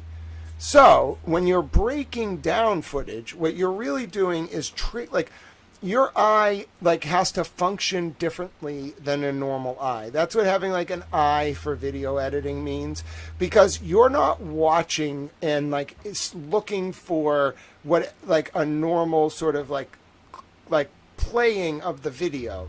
You're looking for like artifacts, you're looking for like anything that looks like post-production editing, and then when you see it, you're not going to get your answer from the zoomed out like quality copy. You have to go into that specific area of the video. Not like, you don't have to analyze the file for this yet. You need to just look at the actual source video, and then you have to slow it down as like so that every frame displaying on the screen is rendered for the eye. Okay, that's what I'm really doing here. Like I've like done some magic basically. It's not really magic, it's like video editing technology, but I've like slowed it down for the purposes of allowing your eye to process visual material that would like exist beyond the spectrum of light that your eye would normally absorb. That's the best way to explain it. When you encode an audio file, that's exactly what you're doing. You're limiting, like when you make it from a CD rip to an MP3, you're just limiting the spectrum of sound. It's like capturing, because the human ear doesn't need the full range of a FLAC file. Same thing with videos. I'm kind of reversing that and showing you like what's actually there. Not what like the video file would look like in a presented format, what is underlying it. And that's the only reason we were able to see it.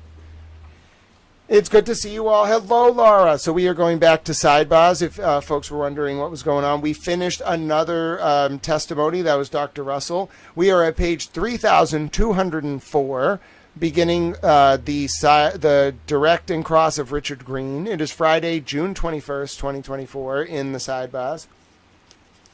And I'm enjoying this very much. So, we are, I'd say like 2,200 pages from the end of the Mount Everest. It's been quite a climb. And I'm ready to continue. Here we go. All right, so this is Richard Green. So it's the defense's case in chief. We are 2 witnesses away from the end. This is Mr. Yannetti on direct of Richard Green. This should not be very long. And if you're following along, you can click the link at the top of the chat. It is pinned. That will take you to the sidebar file. It is 5,481 pages. Of course, Aaron, it's my pleasure. I've been enjoying the analysis of that Sallyport video. I think it is quite important. I don't have the source files yet, so I can't do the full analysis, but I'm working to go that direction. All right, here we go. Back to Sidebahs. Are we about to reach trial 2? I think we are, because Richard Green's testimony is only 38 pages, so there shouldn't be a lot of objection. There shouldn't be a lot of Sidebahs. Oh, do we have a sidebar? Sidebar, ladies and gentlemen, sidebar alert.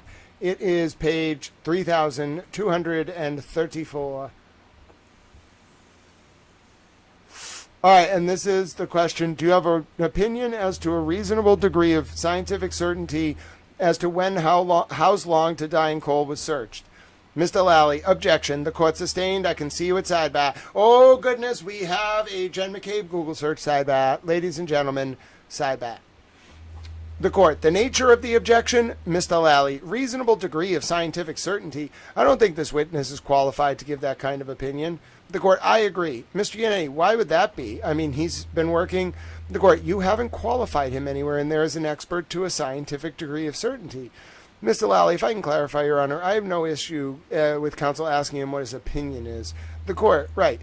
Mr. Lally, qualifying him in those terms I don't think is appropriate. Mr. Yannetti, okay, well, I'll take it if I can get it. The court, you cannot get the scientific certainty from this witness from the testimony I've heard. Okay, end of sidebar. Wow.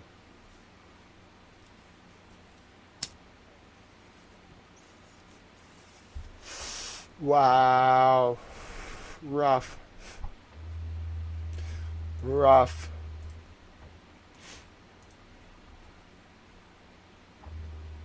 Brutal. Like, Judge Canoni did not want Richard Green getting that label. Hello, blessed Texas Lolly. It's so good to see you. Oh, hold on. No, listen, blessed Texas Lolly, I love when people remind me in the comments because I have to look down at my phone. It doesn't alert me all the time. And I absolutely am going to check. I believe I did, blessed Texas Lolly. I'm going to click, so I don't want to reveal anyone's name, you know, but I'm going to click the heart button on the Venmo I got, and if that's you, stream, then if I left you a heart right now, I got it.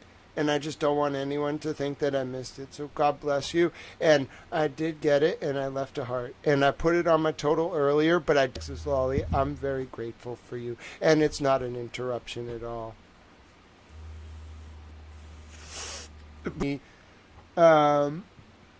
Let's see. Call records. Oh, it's a deleted call record from Jen McCabe to Brian Albert. Oh. As to the previous time when this particular item was offered as an exhibit, and that being that this is one random piece pulled out of a phone extraction with no context, no content. The court, so we needed to find, like, what exhibit number it is. Mr. Yannetti, I've got it. That's where I'm going next. The court, okay, I would have liked to have known that first. We wouldn't have had to come to sidebar. Mr. Yannetti, no, I understand. I was going to get it in a, maybe I should have done it in a reverse way. I should have introduced the full log and then, the court, the full log's in evidence, right? Mr. Lally, I believe so.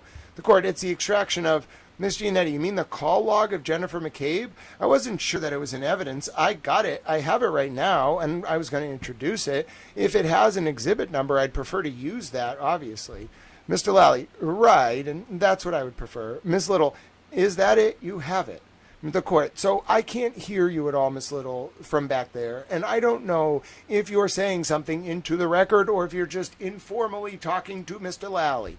Miss Little, sorry, I didn't mean to interrupt. I just wanted to see if we could see the actual exhibit because I don't think it's been presented in court. Mr. Lally, again, I didn't look for it yesterday, and I apologize for that. The court, so it's Jen McCabe's court call log. Mr. Yannetti, yes, typo. The court, Troy, the court and the court officer confer. The clerk, 9-8 and 9-9. Mr. Yannetti, okay, I just want to make sure it's what I have. If I can take a look. It's Mr. Yannetti, all right, thank you. Like, oh my God. Like, well, you did not need to object there. The whole call log was already in. Why is he so defensive of Jen McCabe?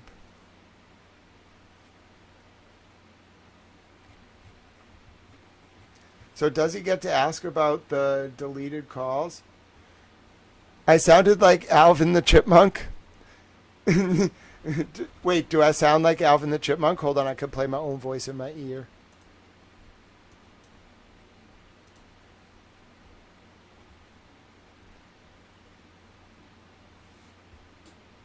Give it a second.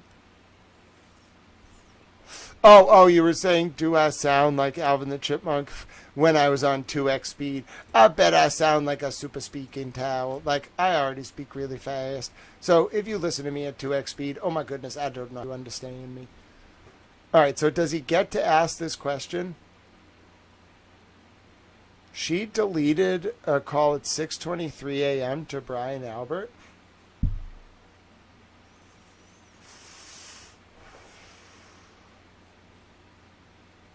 Huh.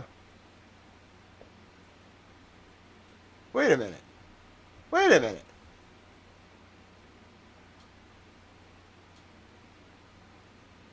Wait a minute. Was that on January 29th, 2022?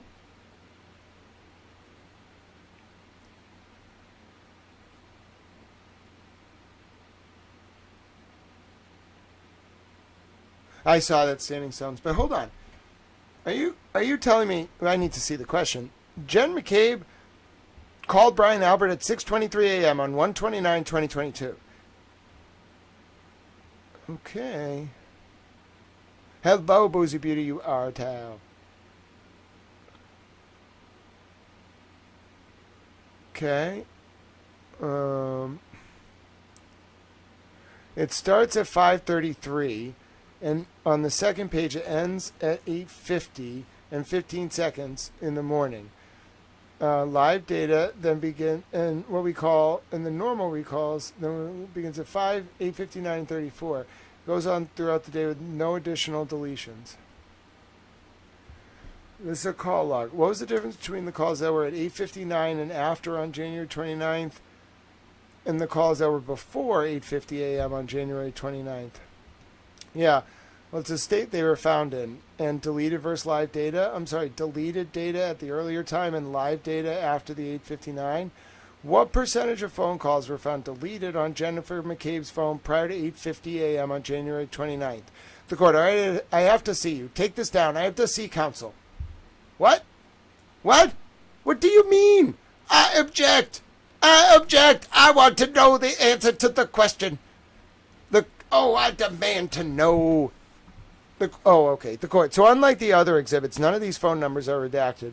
Mr. Yannetti, okay, the court, and they've just been displayed on television. Mr. Yannetti, I wasn't aware of that. We'll have to redact them. The court, but you put it in. Mr. Yannetti, no, I understand. I wasn't concentrating on that. I apologize. I didn't mean to do that.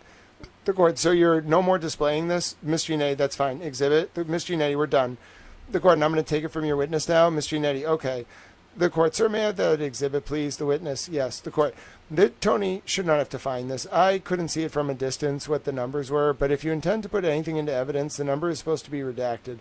Mr. Yannetti, of course, why did the court officer do that? the court before it goes into evidence. This shouldn't happen, especially this late in the game. All right, so that needs to be redacted. It'll be right here on my desk. You're not going to refer to it or display it anymore. Miss Unate, can I ask questions about the content of it without displaying it, without talking about the particular phone numbers? I just want to conclude my exam. Yes. 100% of the calls before 8:50 a.m. were deleted? Wow. Wow. And the only reason this was caught was because the court officer intervened. Oh, wow. Wow.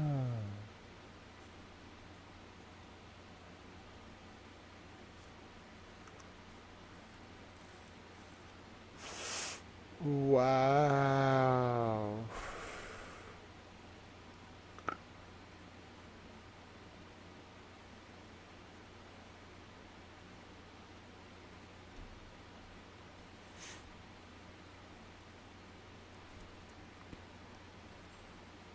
That's wild.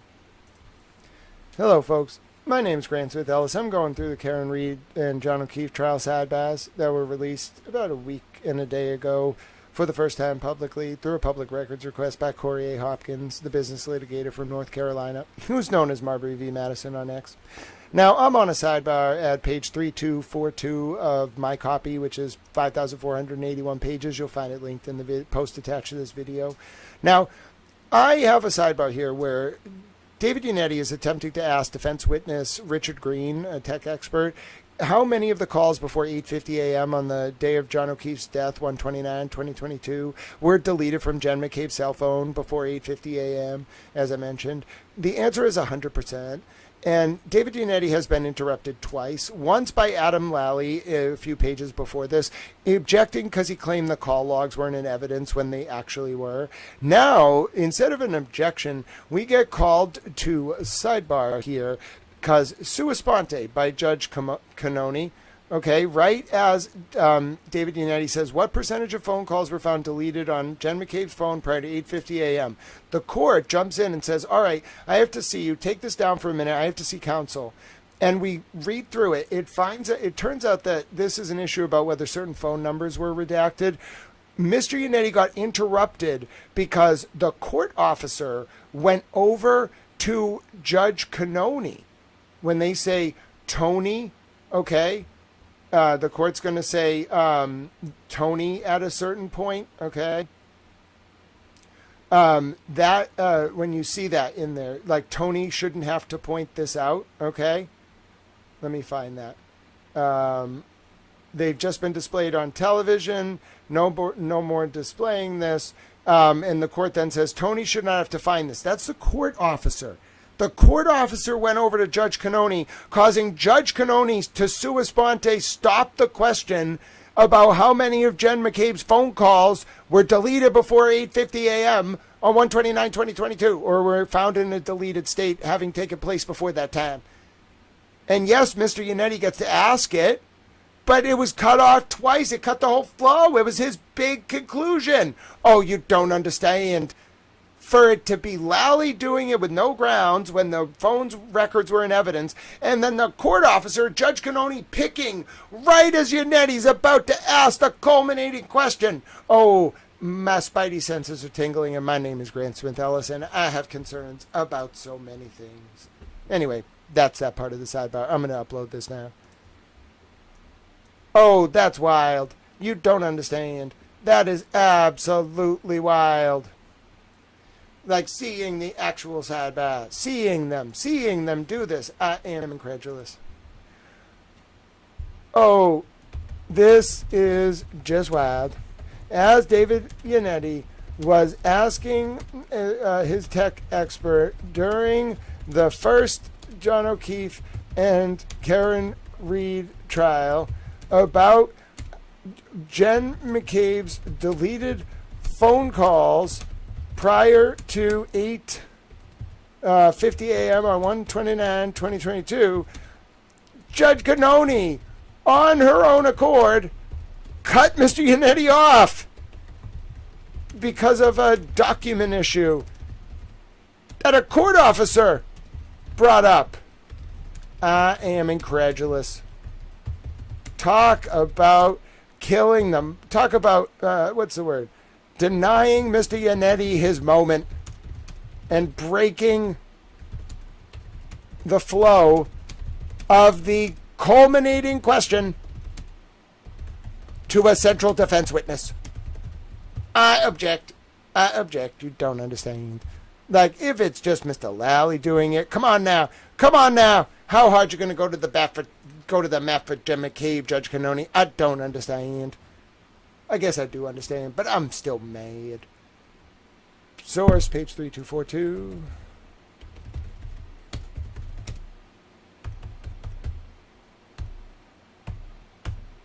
I think it's through 3244, or is it not? Yeah, it is. I'm offended.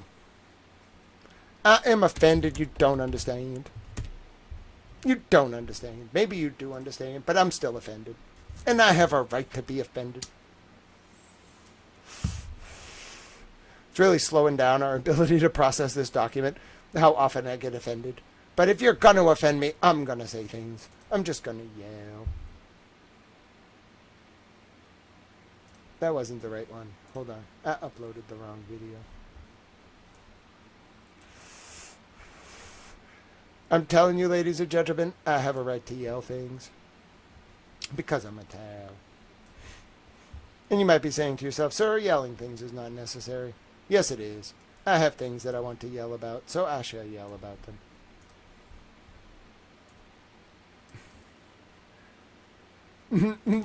Hi, Kyle. How you doing? We talked about the goats earlier. It's always good to see Kyle. He's a towel. All right, now we're on the cross of Richard Green from Adam Lally.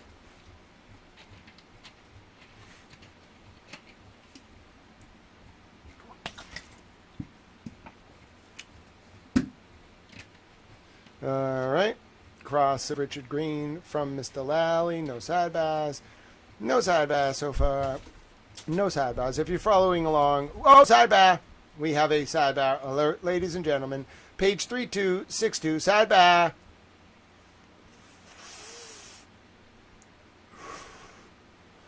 Let's see. With the GPS health data.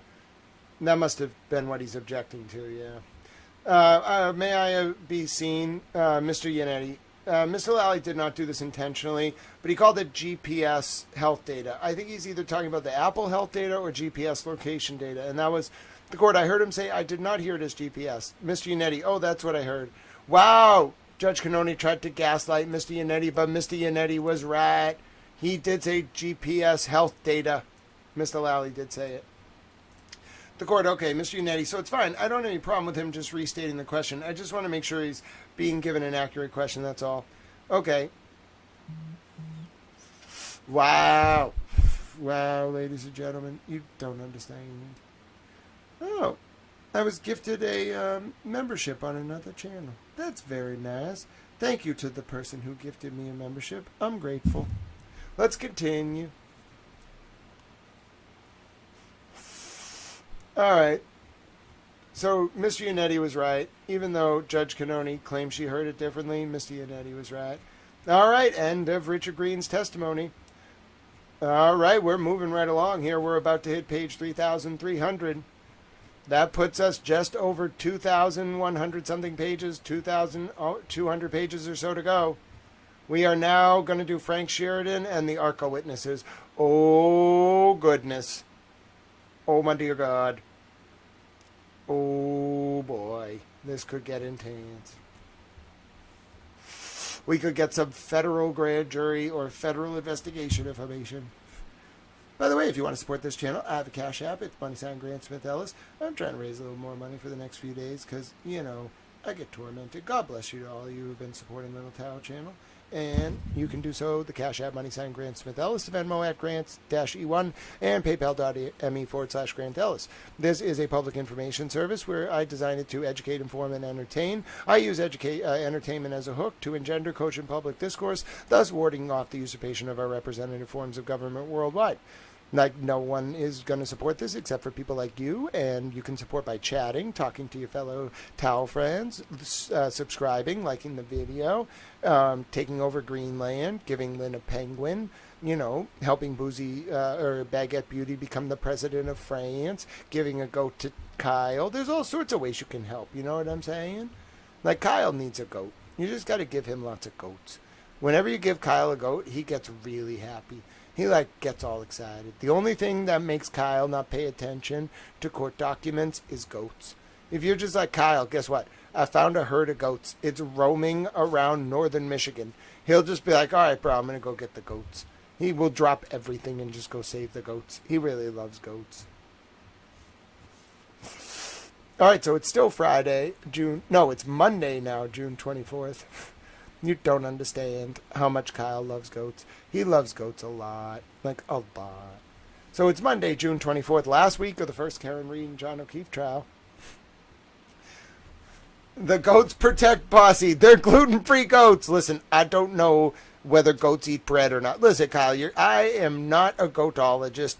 I am a Tao. Now, Baguette Beauty may be a goatologist. I don't know. She could study goats. I don't know. Maybe she's, what do they call him, a zoologist or a biologist? Fuck if I know. I'm not a scientist. The point is, maybe goats are gluten-free. We have to ask a scientist. Maybe Boozy Beauty, who is the president of France, is also a scientist who knows about goats and whether or not they eat baguettes. I think the answer is yes. I don't think goats are gluten-free, Kyle. I don't think that's how goats work. They just eat anything, bro. They're just goats. You know, they just eat things. That's like a problem. You have to like keep the goats fenced in so they don't go eat things. Like, for example, the president of France, who's made of baguettes and is 400 feet tall. You don't understand. All right, let's go. Some of you are probably like, Grant, I have no idea what's going on with this whole thing with, like, the France thing. Okay, listen. If you're wondering, like, Grant, did you inadvertently make Boozy Beauty the 400-foot tall, like, Queen of France, made of baguettes? Yes, I did. And then, see, we had this problem. Like, I told you, like, Kyle really likes the goats, right? So I'm kind of, like, influential on social media. And sometimes, like, Kyle tries to egg me on to troll people. And I don't really mean to troll the world and all the politicians, you know. But, like, sometimes I take advantage of my platform and I just post things like this. And, see, originally I posted the very nice image of Baguette Beauty. And, you know, people liked it. And, you know, Baguette Beauty was pleased, I think. She was like, okay, I'm ready to be the Queen of France. You know what I'm saying? Like, she was like, we're all ready for this. I'm pleased. But then Kyle, you know, Kyle likes goats, as I was talking about. So Kyle was like, no, you don't understand. Like, I have to put the goats on Baguette Beauty. Like, for some reason, like, he's very into goats. So he, like, puts the goats on Baguette Beauty. That started this whole thing where I was concerned that the goats were going to, like, eat the baguettes. You can't be, like, cannibalizing the Queen of France. So, you know, now Kyle thinks that goats are gluten-free. I don't know if goats are gluten-free or not. So I was saying, we have to ask, you know, Baguette Beauty, who's the Queen of France, if she's like a goatologist, which is apparently like a form of zoologist, because I don't know the answer to these questions. All I know is somehow my wonderful, like, tribute to the 400-foot tall Baguette Queen of France got taken over by goats, and Kyle is responsible. Damn it, Kyle. You don't understand. Like, Kyle just does these things sometimes. It does look like Boozy Beauty. You don't understand.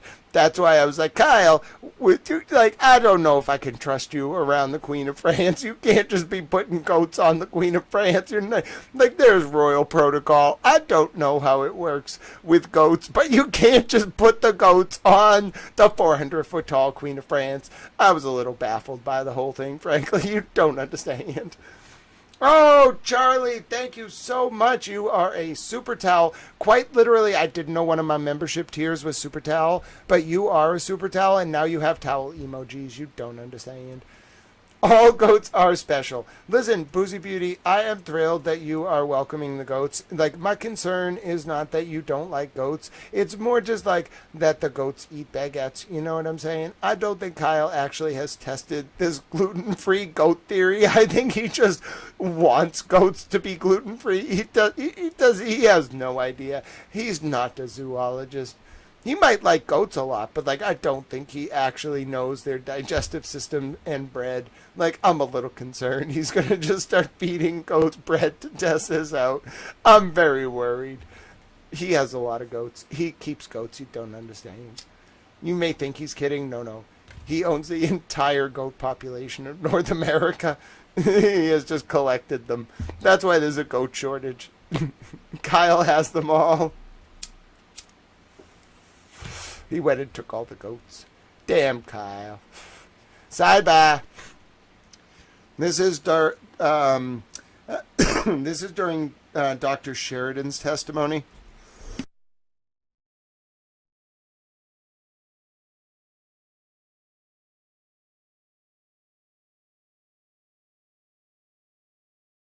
Boozy Beauty says she would risk her life for goats. I mean, okay, but, like, what if you don't exist anymore? Because, well, I guess that's the point. Okay. I mean, alright then. Well, you should be alright, Kyle. Because I guess, like, Boozy Beauty is willing to, like, be consumed by goats. I would rather go in, like, you know, a different way. But, like, I guess, like, that's not the worst way to go. It could be worse. But, like, being eaten by goats, I don't know about that, Boozy Beauty. I mean, I understand you really love the goats, but, like, bro, you should think about this. You may not want to just, like, be eaten by the goats. They, like, don't eat that fast. It would probably hurt.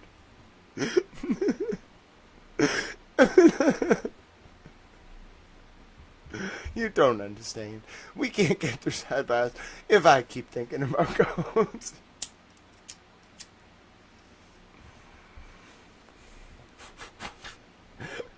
Rolling Stones had a goat-headed LP, The Goathead Soup. I bet it was a really good album. I should listen to it. Did you know I know Mick Jagger's daughter? She was downstairs at my house one time. I was like, how you doing, Mick Jagger's daughter? I know her first name, but I'm going to withhold it for her protection. But I met her one time, and I was like, how you doing? She was like, hello. She seemed nice. She had this, like, all these women with her. I don't know. My mom hangs out with all these, like, powerful, famous women. And I'm like, hello, I'm Grant. And they're, like, artists and, like, shit. I don't know. They go to, like, Rio for concerts. They showed me this picture backstage at the Stones concert. And, like, her dad was just, like, it was her and them. And then, like, well, they were in the picture. They were, like, stage left. And then I think they were on Copacabana. I don't know. I try not to ask too many questions. But anyway, like, Mick Jagger was just, like, at the microphone, and there was a spotlight on him, and there's all these, like, millions of people out there, and they're just, like, on the stage, like, to the left and behind him, and they took a picture and showed it to me, and I was like, oh, that's Mick Jagger, and she's like, that's my dad, and I was like, oh, that's nice, and then I went upstairs. I didn't really care that much, but it was kind of cool. I don't know. I'm just, like, it's another famous person in my kitchen. I wonder what they're doing here. I don't understand. And then I kind of just go about my business. I really try not to ask too many questions. You don't understand. I see a lot of famous people in my kitchen. Like David Wade one time. I was like, how you doing, David Wade? I'm Italian. See Jim Browdy a lot. I don't know. People just show up in my kitchen. I'm just like, what are you doing here? And they're like, oh, you know, I'm just doing X, Y, or Z. I'm like, oh, that's nice. I'm Italian. And they're like, oh, hi, Grant. I'm like, hi, how you doing? I don't know. Like, I think Mick Jagger's daughter was one of the weirder ones. I was like, why are you in my kitchen? That was my biggest question. Like, how did you get into my kitchen? I didn't really, like, care that much about her being Mick Jagger's daughter. I was just like, why are you in my kitchen? She was a little baffled. I was a little baffled. I don't know. I just kind of looked at her. I was like, it's my kitchen. I don't really understand why you're here. You should see some of these interactions. They're very funny. I feel like famous people are a little baffled by me. And I just kind of look at them like, why are you in my kitchen? And like, I'd prefer an explanation for your existence if you wouldn't mind. They don't really say anything. I mean, they're very friendly, I suppose. I'm just like, I'm just gonna, like, go smoke weed about it. Like, I don't really want to think about, like, your complex, famous existence. I hope you have a fun time in Rio. I mostly just say, like, have fun, girls, and then I wave at them. They kind of laugh, and they're like, he's kind of funny. They seem like very powerful women. I don't know. It's very, like, strange. I try not to ask too many questions. They have, like, sleepovers and shit. I don't know. I don't ask too many questions. They just, like, go on planes all the time. They're like, oh, we're going on, like, we're going to go meet, like, I don't know, some famous person. I'm like, that's nice, girls. I hope you have fun. They're like, we're going to do a press conference. I'm like, that's nice, girls. I hope you have fun. Then they go do their, like, famous people thing. Then they come back and they like to drink wine. And I don't really like wine, but they drink wine. And then I just am kind of like, why are you in my kitchen? You know, I'm just baffled by it all.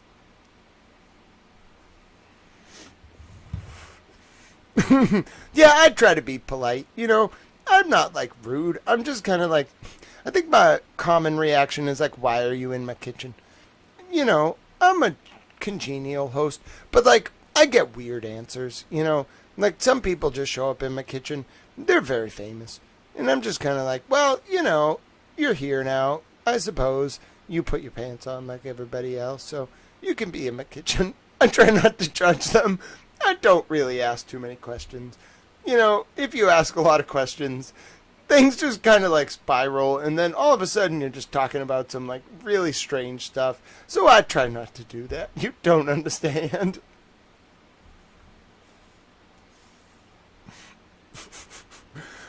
And Boozy Beauty's like, I used to trick-or-treat at Steven Tyler and Joey Kramer's house in Marshfield. There you go. See what I mean, Boozy Beauty? You just gotta be like, it's okay that you're in Aerosmith. Just give me some candy. And then they give you some candy. You got it. You got the system. Yeah, I don't know what's going on with Tao, Mom. You know, I think my brother's not doing well. He seems pretty sick. I'm a little worried about him. You know, I don't really know what's going on. I'm not really looped into those things. I think they think that, like, my autism makes it hard for me to understand, like, people. So they're just like, he should just be left to his own thing. He's a Tao. So they don't really tell me things. But then, like, this can be a problem because, like, people die and then they don't tell me. And then, like, 3 years later, I'll be like, oh, how's, like, Uncle Richard doing? This, I don't have an Uncle Richard. I'm just using this. And they'll be like, oh, Uncle Richard died, Grant. And I'll be like, well, I didn't get to go to the funeral. Why didn't you tell me he died? And they're like, well, we just didn't want to tell you. What? But, like, he died. You should have told me. I'm upset. And they're like, yeah, we just didn't tell you. So that kind of stuff gets to me. I don't understand. So I don't really know. They keep a lot from me. I feel like they just don't tell me things. Like, my whole life, they just didn't tell me things. I think they were worried I would just go tell people. Which, I mean, frankly, that's what I do. But it makes me think they were doing bad things, my parents. I don't know. I don't really understand. I really don't get it. I've been questioning a lot lately. That's why I've become a Southern man.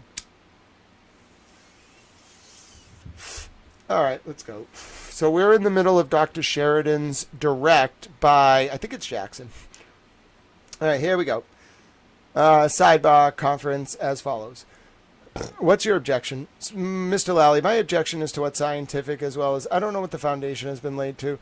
I sustain it on both. Build a foundation. All right. Sustain objection. Oh, so it's actually Miss Little.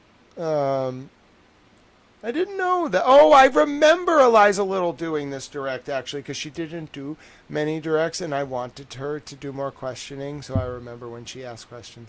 Because I was like, about time you gave Eliza Little the stage. Damn men. I'm a little bit of like a, you know, some men are very nice, but I get a little mean when people don't give women the stage. I think that was my mom propagandizing me, but it's also good for women, you know? Like, I'm just like, the women should get to do things all the time. Men don't really like that. They think it's a little sexist. I'm not really sexist towards men. But, like, you could say, I'm a little suspect of men. My mom wouldn't allow us to have male babysitters growing up. Like, if they tried to send a male babysitter, like when we were at Chatham Bars Inn, she would scream at them over the phone. Like, she was kind of sexist in her hiring decisions, and we were never allowed to be watched by men.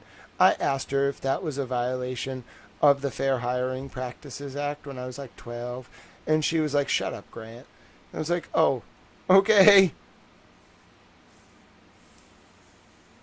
I was like, I didn't know you were allowed to discriminate based on like people's sex. And she was like, shut up, Grant.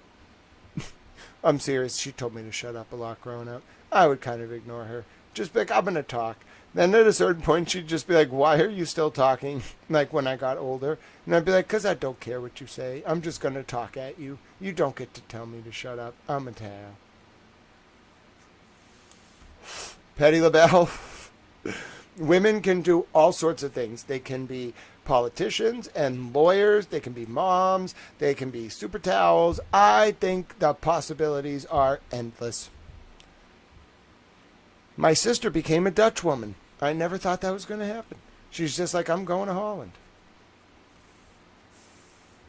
That was a quick sidebar. It was just same objection. Yes, build a foundation. Okay, Miss Little will build a foundation.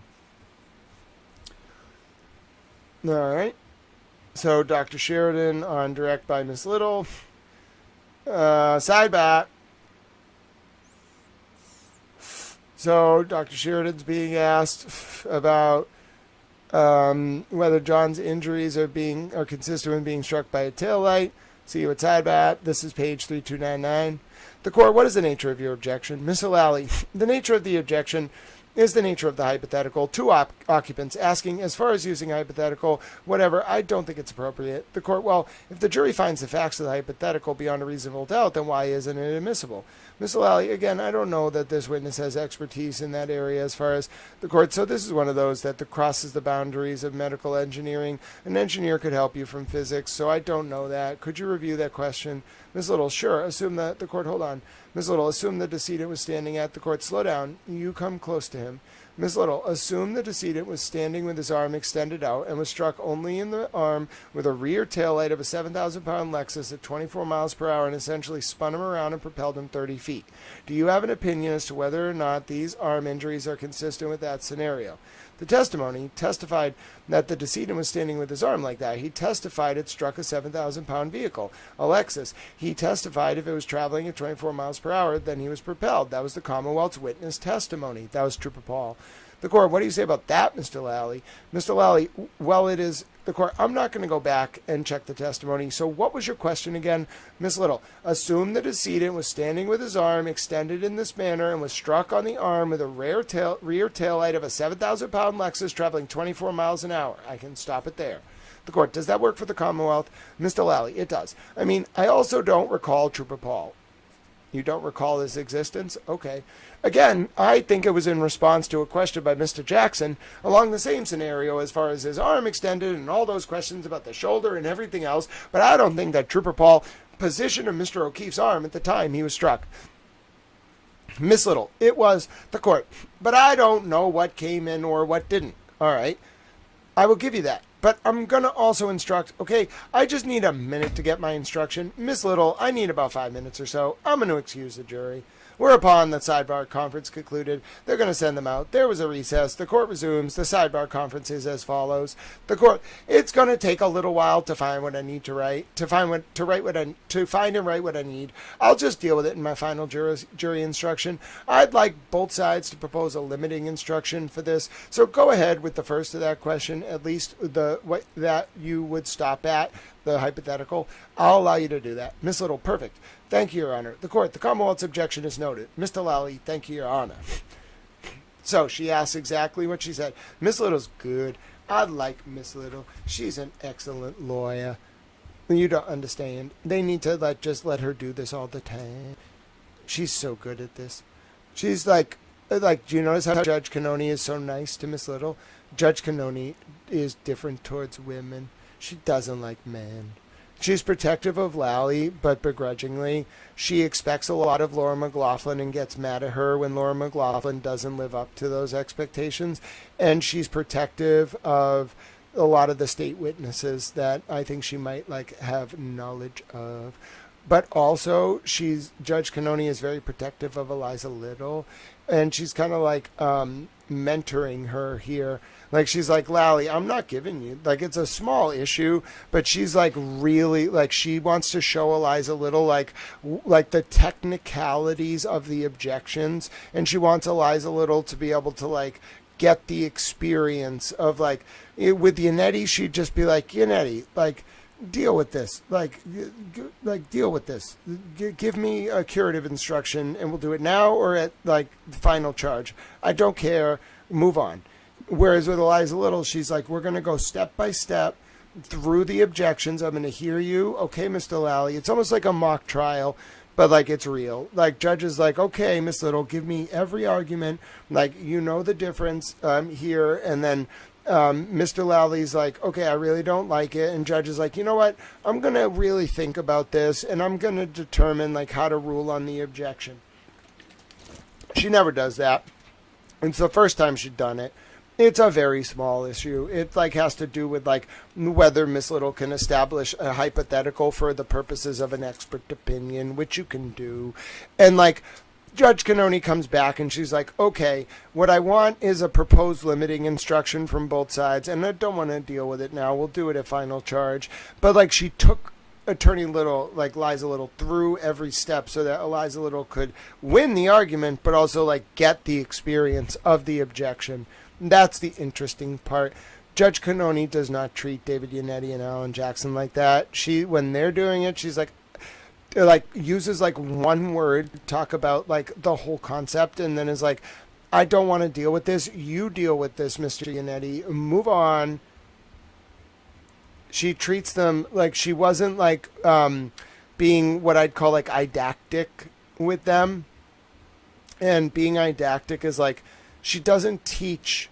We're at the Arca Witnesses. Oh boy, I'm ready for this. You don't understand. We're Judge Canoni doesn't like teach the older lawyers, whereas Attorney Little gets like the benefit of this like didactic. It almost feels like that's like Judge Canoni knows that's the role of a judge with younger lawyers. Like comparatively, you're supposed to kind of like actually do it out, like show them. Like, instead of like solving the math problem, don't skip. Like, show your work and show the younger lawyer like the actual formula.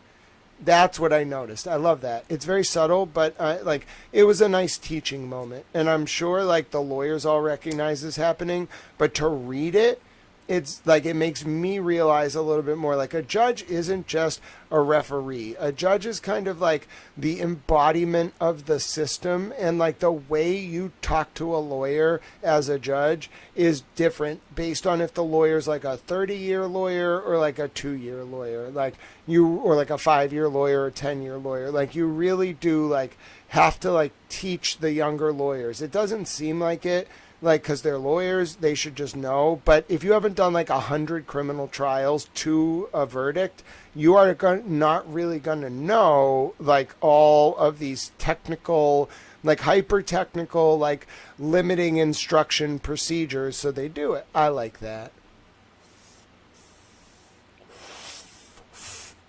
All right, let's continue. So this is where it could get good. This is going to be the ARCA direct of Dr. Michael Wolff, or Daniel Michael Wolff. All right, here we go. This could get into federal material in the Sidebahs. So if we get federal material in the Sidebar, I'm going to be excited. This is starting at 3340. We're at like 3345. Sidebar? Sidebar? We have a Sidebar. So these are looking at like triggering of sudden breaking events. Objection, Mr. Lally, come to Sidebar. The court, what's the objection? This is the Sidebar on 3345. The court, what is the objection? Mr. Lally, whatever this expert's experience with or writing journal articles in relation to history, but I was told, and what the court was told, was that he would be testifying consistent with his report in which he did not review any VCH data in this case. So I object as to his testifying as to anything about this. Mr. Jackson, I'm not going to ask him anything about VCH data. This just happens to be what the peer-reviewed article is about. The court, just stop this line of inquiry. Mr. Jackson, I can move on. Wow. Wow, she did not want him to touch that at all. All right. Definitely. Sorry. I should blow my nose. Definitely noticing, like, a pattern in how some of these objections are playing out. I've seen some charts that show the rulings for the state versus the defense. Let's just say the state won a lot more of their objections than the defense. I wonder if we can get to page 4,000 today. That would be impressive. We might be into the second trial if we do that. But my point is, that would be really impressive. Sidebar. Ladies and gentlemen, we have a sidebar. Page 3364. We're heading towards, if you're wondering where we're heading, we are heading to Base Camp Echo. All right, so we've been climbing the legal Mount Everest. We're on page 3,364. I think Base Camp Echo for tonight should be somewhere around page 4,000. It depends how tired I am. I didn't get a second coffee, so, you know, and we can stream again tomorrow. We're doing pretty good. I'm grateful for you all. There's a big blizzard coming. So tomorrow's stream, how about this? If we get to page 4,000 tonight, which is big, I will do all 1,481 pages tomorrow. I will ascend to the base, to the summit of Mount Everest during the blizzard. Ladies and gentlemen, you don't understand. I'm ready for this.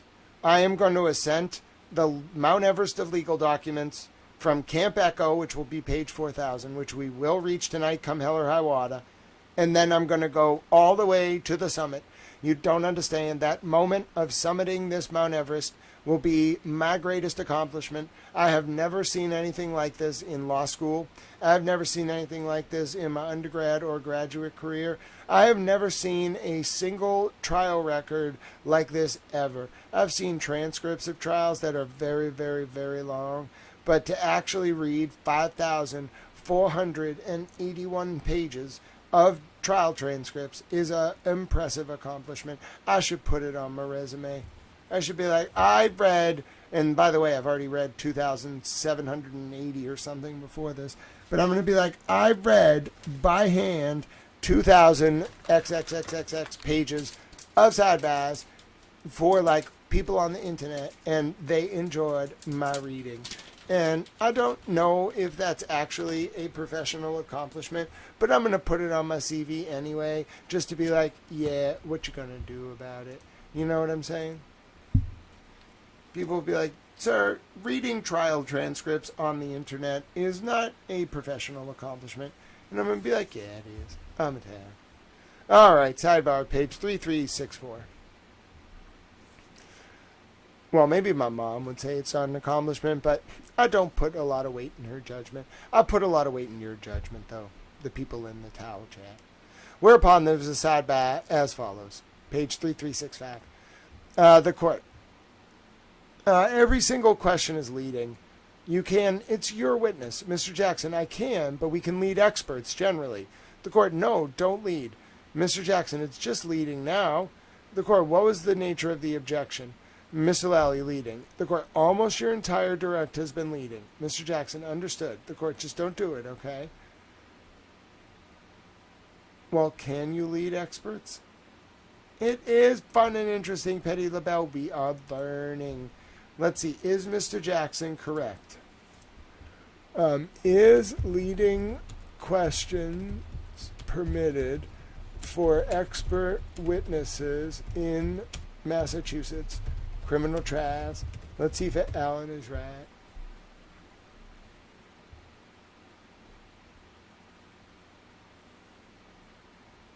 Oh, let's see. Oh, I see. So there is discretion to allow leading questions to assist the expert in explaining complex, technical, or non-contested information.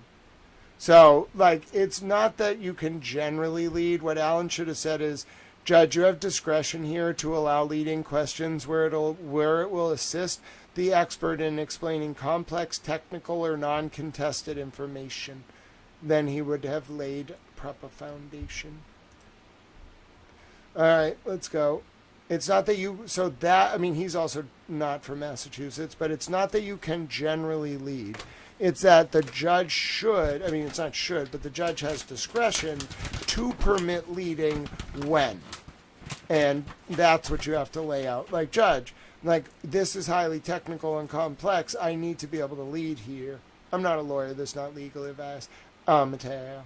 But it is kind of, like, useful to hear my opinion on what would have made it harder for Judge Canoni to shut down Alan Jackson. Because they were playing chess and Judge was not playing fair.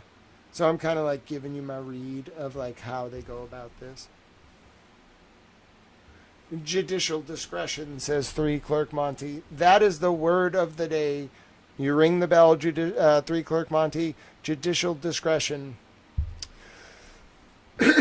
Let me refresh my towel voice. Trying to drink a lot of water. I think I drink like 4 of these a day. You don't understand. I mean, maybe that's why I'm so like skinny and cut. And like a cute towel. I walk around now. I feel like such a cute towel. I'm like 6'2" and probably like 170. I'm pretty cut. It's kind of weird. Like, people look at me differently now. Also, I'm on the TV. So like when you're on the TV, like people just kind of look at you differently. Like their eyes are just kind of like, it's almost like they don't know how to react to you when you're on the TV. Like they're just kind of like, I'm like, but I'm just a towel. So anyway, I don't know. I think it's the water. I drink so much water now. You don't understand.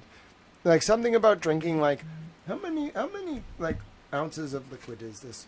So this is 50.7 fluid ounces. So it's 1.5 liters. I probably drink 3 to 4.5 liters of water a day. It's really good. I love water. I think I drink mostly water and Gatorade, but if I could drink only water, which I do basically, I remember when I quit soda, switching to water was the hardest thing actually. I switched probably in like, I don't know, 2013 or so. And at first, like I hated it. Like I just hated the taste of it because I got so used to soda. And then once I started drinking water all the time, I started craving water. And I was like, oh my God, I'm a fish. I just want to drink water all the time. And now I love water. Nothing, like I wake up craving water. I'm like, oh, nothing would be better right now than a wonderful sip of water. So like, I don't know. There is something to like the way soda functions and like whatnot. Because I never craved water when I first started drinking it. But now I just wake up and I'm like, oh, water is the greatest thing. I would love nothing more than water. And then I drink water and I'm so happy. I'm like, it's a very simple thing, but I just love it so much. I could drink water all day. Yes, Poland Springs water up in Maine is good. See, I don't buy water based on the brand. I mean, I like the local companies.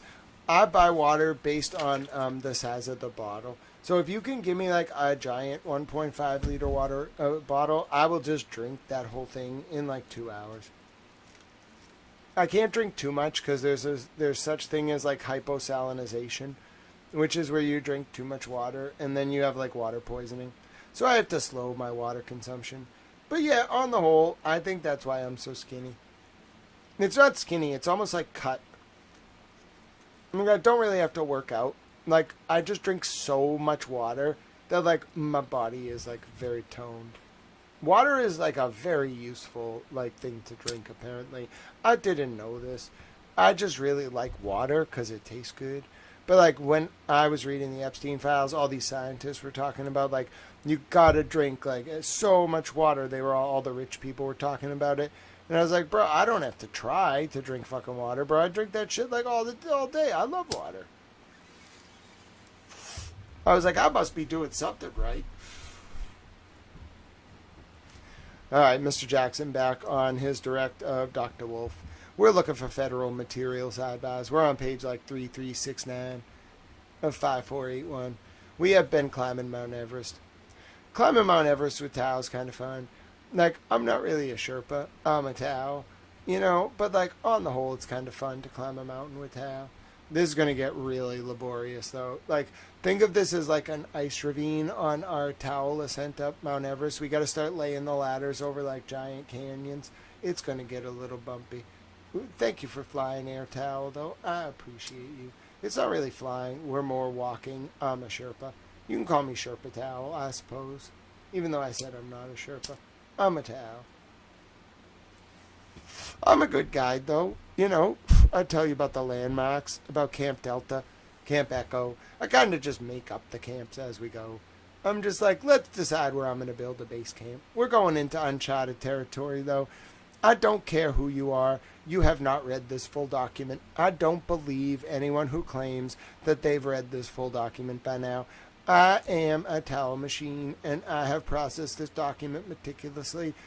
People might have read segments. I know a lot of cool people who have been like posting documents from this, and they're going through and sidebar hunting. But I do not believe anyone has read all 5,481 pages of this. I believe it's impossible. In the 7 days or 8 days since it's been released. Petty the Bell's like, it's the tour guide towel. Yeah, Sherpa tour guide towel. All right, 3374. We have a sidebar. This is about based on the entirety of your investigation, your entire team's investigation, all the testing that you did, all the biochemical testing and all the engineering and the physics testing, in your expert opinion, was the taillight damaged by striking John O'Keefe on the head. Mr. Lally, objection. The court sustained. Mr. Jackson, in your opinion, was the taillight damaged by either striking Mr. O'Keefe on the head or the arm? Objection. The court sustained. May we approach, says Mr. Jackson, whereupon there was a sidebar. 3375. The court, go ahead and state your objection for the record. Mr. Lally, I believe it is beyond the scope of what the court specifically said these witnesses could testify about. The court, yes, he can't get into specifically Mr. O'Keefe. He can do general, but not Mr. O'Keefe. He's not a doctor. He cannot talk about him. Mr. Jackson, I haven't asked him a single thing about the injuries to the body because that's striking a human head or striking an arm. I can change it. You said John O'Keefe 3 or 4 times. Mr. Jackson, okay. The court, it's specific versus general. You know the case law on this. The clerk, we need a bathroom break. The court, is that your last question? Mr. Jackson, my last question. The court, yes. Okay, may I ask the question? Last question, doctor. In your expert opinion, based on all your testing, is the damage to the taillight that you saw consistent with striking a human head? No. Is it consistent with striking a human arm? No. That's all I have. Morning recess, cross-exam of Dr. Wolf by Mr. Lally. Not the rule of completeness. Yeah. The rule of climbing Mount Everest. We're putting a new rule into the Massachusetts rules somewhere.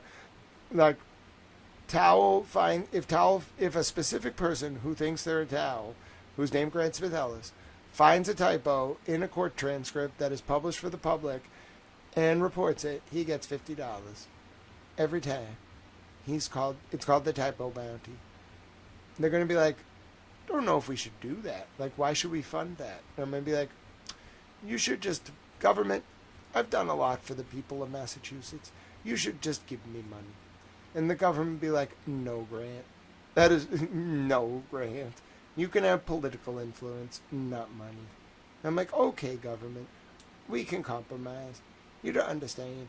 I'm pretty reasonable as a towel. So if you're like, political influence, no money, I'll be okay with that. I don't really need money. I just want people to be happy. Alright, what's next? Oh, I was going to check the PayPal because someone sent me a text. No, the person who sent a DM, I did not get your PayPal. I'm very sorry. Don't worry about it. You don't have to worry now. We can do that later during the stream, or I'll text you after. It's okay. I appreciate you trying, though. Okay, let's go. It really means a lot to me. Sorry, I lost my place because I looked down at my phone. I have a bad habit of not paying attention to the towel phone. Like, I just ignore it because I like to do the sidebahs. But then people are like, but Grant, didn't you see I was trying to send this? I'm like, oh, no, I didn't see. I'm sorry.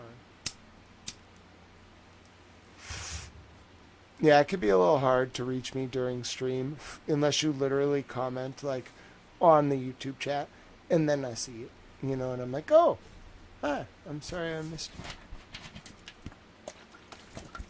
I think I'm becoming a hybrid of like various like YouTube personas. I think I've like developed my own persona. He's a Southern man. He's very gentle. He's kind of fun to listen to. He's very relaxing. He doesn't really like get angry. He kind of just takes you like on a nighttime drive. You know, it's like that old woman Delilah from the radio station. You'd kind of listen to her comment on the music, and then she'd kind of tell you things about the world. You can just kind of drive around. Kind of feels like the 90s, you know, very peaceful. Look up at the nighttime sky. You see some glimmering lights as the light pollution fades from the city in the background. You think of a more peaceful time. That's the kind of vibe I'm going for. Simpler, nostalgic, less controlled by very dangerous people. A more freer time in the history of the world. So, in short, my name's Grant Smith Ellis, and I have a Southern man persona now. I'm sure a lot of you are baffled because you're like, you're a Northern man. Well, you know what? Yeah, it's bedtime magic, Petty LaBelle. I think what we're going to do is I'm going to keep an eye on the clock. And based on the time, in at least America, I'm sorry for those of you in like Europe and New Zealand and Germany and like Singapore and like Asia and the subcontinent and Africa and other time zones. I can't like adjust myself to the entire world. That would be impossible. I'd have to like have a daytime voice and a nighttime voice simultaneously. I'm not the British Empire. The sun does indeed set on Towel. You don't understand. So anyway, I figure as we get later at night during Sidebar, I'll adapt kind of like a bedtime magic tone. It's a nice subtle way for you to end your day, and it kind of reminds you, like I said, of Homer Simpson sitting out kind of on the prairie looking up at the nighttime stars and just thinking of a simpler time. Petty LaBelle's like, yes, and we have to go to Greenland. Okay, we can go to Greenland for Lynn. Lynn wants to see the penguins up in Greenland. So maybe one day maybe at the end of this Arca testimony, as a break, we can take a virtual tour of Greenland. Lynn would really like that. She likes penguins. You don't understand. Like the whole nature of sort of having a voice like this is you can kind of throw it. You can kind of make it do different things. It can sound very relaxing and sound kind of soothing. I'm very good at using my voice. I have a very wide range, as you can see. I think I should probably take this talent and use it to help America. I suppose I'm already doing that. But I find that people think I'm very funny, and also they like to listen to me for moral advice. And then also if I say things, they just listen. So maybe I should just go stand on a stage and say things. I don't really have a plan as to what I'm going to say. I just feel like people would like it. You know, I could just stand there and say things, and then they would kind of stare at. They might laugh. They might stare at me. They might get moral inspiration. And, you know, I can develop these characters. I don't know. I just think it would be a good idea. Yeah, you know, I think what is south of the equator is a relative question. So, Antarctica is both north and south of the equator. You know what I'm saying? So you kind of got to think about the magnetic poles. So, are there penguins around the magnetic poles? Yeah. I think that's where you mostly find penguins. I don't think they just, exist, on most continents with people. I think we'd know about them if they're I see some turkeys from time to time, but I do not see any penguins. I'll let you know if that changes. Now, you know, I've been more attentive because Lynn wants a penguin. So if I see one and it's not against the law, I'll kind of work on obtaining the penguin, but I don't think I'm going to come across any penguins anytime soon. They just don't seem to exist around here. It makes me sad. I'd like to see a penguin, too. I could go to the aquarium, but that's just not the same.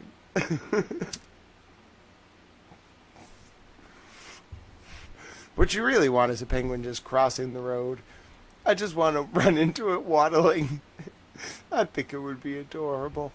And Lynn would be so pleased. She'd be a little confused because I live in, like, Massachusetts. There are no penguins here. But I would really like it.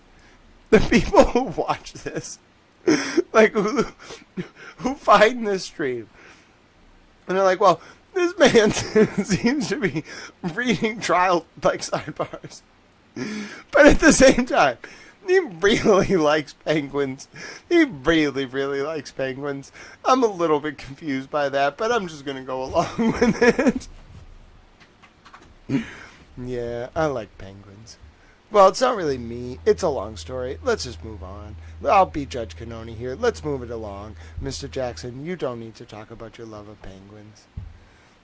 Oh, well, hold on. We need to pause. Robin Hood saw penguins at the Boston Aquarium. Now, you know Robin Hood. I'm not saying that those aren't penguins. Those are definitely real penguins. I just feel like, you know, to fulfill my life dream, I have to see a penguin just in, I was going to say its natural habitat, but you know, I don't think I'm ever going to go there. So I just want to see a penguin in the wild. Let's go with that. You know, just kind of like walking around on the street like you see a turkey, you know, in Brookline, and you yell at the turkey. You're like, damn it, turkey, you cannot be on the sea line tracks. I kind of want penguins to just kind of waddle around Boston. You don't understand. It would be great. Like, we can't touch them. They just have to be allowed to walk around. But it would be... Turkeys, I get kind of pissed off at. You know, they're fucking annoying. They're useless. We only eat them once a year. I don't eat them at all. I think they're kind of fucking gross. My point is, like, I get pissed off when I see a fucking turkey on the road. I'm just like, get off the fucking road, you fucking turkey. But listen, there's a point to this. If they were penguins, okay, I think, now listen, you know how we have the ugly ducklings or whatever, the little ducklings on the Boston Common or in the public gardens? Okay. Not like that. I'm not talking like just like 7 penguins. If we had just like flocks, is that what they're called? What is it called when you have a group of penguins? Hold on. What is a group of penguins called? Like, is it a flock? It seems like it would be a flock. But I feel like it's going to have a special name. It's called a waddle!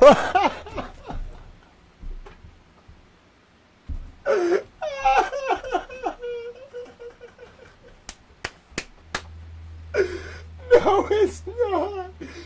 No, it's not. It is not called a waddle. Why is it called a waddle?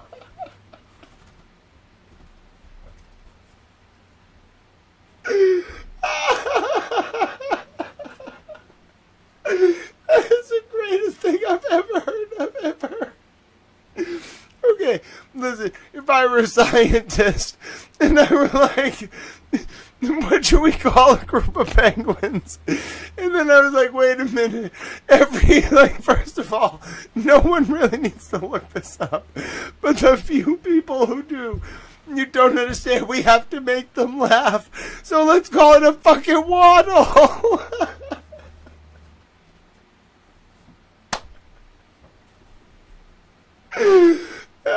You don't understand. No, 3 Gluck Monty, a waddle, WADDLE.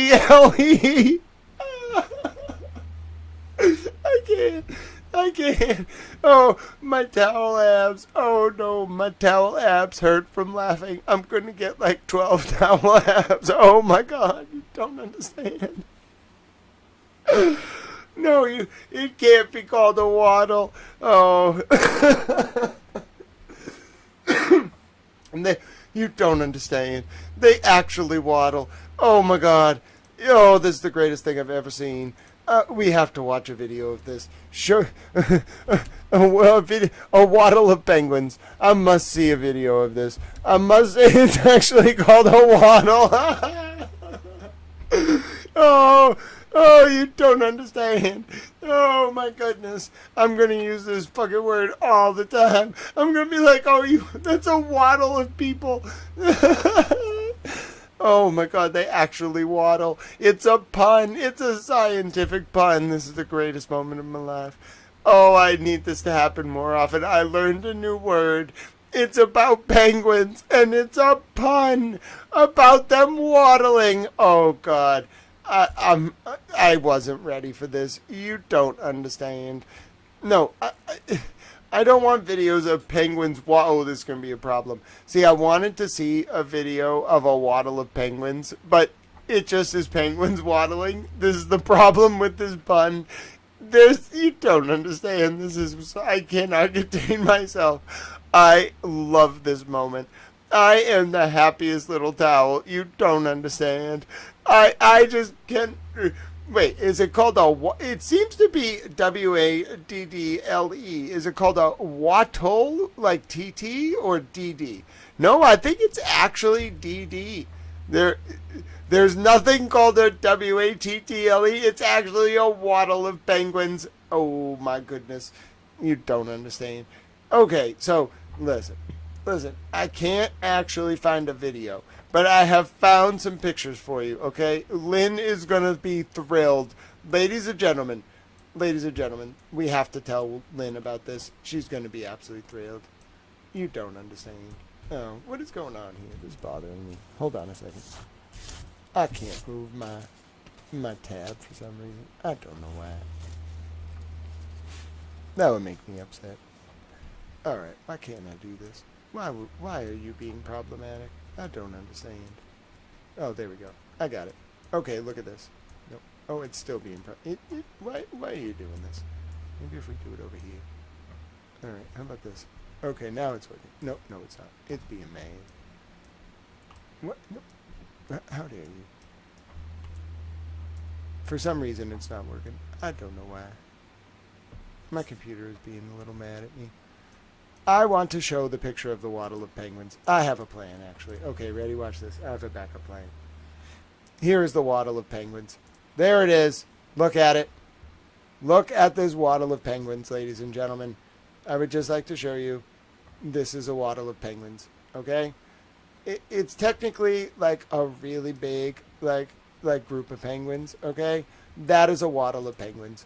I just want you to understand, I don't know why it's on it. Oh, okay. There's a book called The Waddle of Penguins too. But that's a waddle of penguins, okay? It's like a group of them. They kind of like go on their bellies, and that's how they travel. I told you about this. I studied penguins for a little bit at one point. So that is a group of penguins waddling.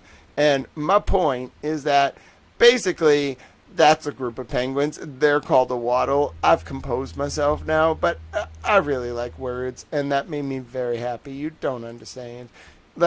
I wish all groups of animals, Lynn is here. Lynn, you don't understand. We just learned that a group of penguins is called a waddle. I'm so excited for you, for me, for America. I just think this should happen all the time. If I could just find out that groups of penguins were called waddles all the time, I would be so happy. I would just be such a happy town. I think this is wonderful. You don't understand. I think Lynn understands, but I kind of was crying, laughing, I just think that should happen to me more often. I really needed that. Laughter is medicine for the soul, and learning that the name for penguins is a pun on the word waddle, you don't understand. I'm a happy town. I'm such a happy town. That was one of the greatest things ever. That was almost as, I didn't know I wanted that to happen because I didn't know a group of penguins was called a waddle. But, that's almost making me as happy, I think, as I'm going to be when I get to tell Clerk Margaret she's the Secretary of Commerce. Even if she says no, I just want to be in the room when that happens because I will be so happy. I will laugh. I'm going to start laughing and she's going to be like, Grant, this really isn't funny. I'll be like, it's fucking hilarious. You don't understand. Even that moment, I don't think I'm going to laugh as hard as I did when I learned that a group of penguins is called a waddle. I know it's not related to the sidebars, but you've got to give me this one. It's so wonderful. Like, for the rest of my life, I'm going to know this, and I'm going to remember this moment. I'm going to remember Lynn and the penguins and all of you who were here. I'm just going to be like, listen, when I was a younger Tao, I didn't know what a group of penguins was called, but I really liked penguins. So I was reading through this, like, 5,000 page document with a bunch of my Tao friends. And they're going to be like, what? I'm like, no, you just listen to the story. So I was reading through this document, and at a certain point, you know, there became this motif where, like, we were going to conquer Greenland and give my friend Lynn some property to, like, have penguins. And they're going to be like, what the fuck are you talking about? I'll be like, no, listen. And then, you know, like, a few days in, maybe like 9 days into this, like, document, I kind of got, like, you know, I needed breaks from time to time. So we were talking about penguins. And I really wanted to learn what a group of penguins was called. So I looked it up. And during stream, I found out it was called a waddle. At which point, I broke out in tears laughing. You don't understand. You kind of had to be there. It was still amazing. I can already tell it's going to be a little weird to tell this story. I'm going to do it anyway. I don't fucking care.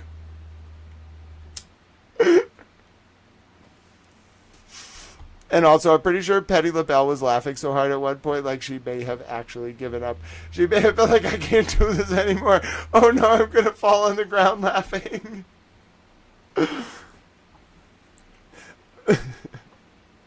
Lynn's like, I've been listening. I'm in the softball field. Lynn, you have fun at the softball field. You're very kind to be paying attention. I just wanted to let you know I learned a group of penguins is called a waddle. Okay, back to the Sidebahs.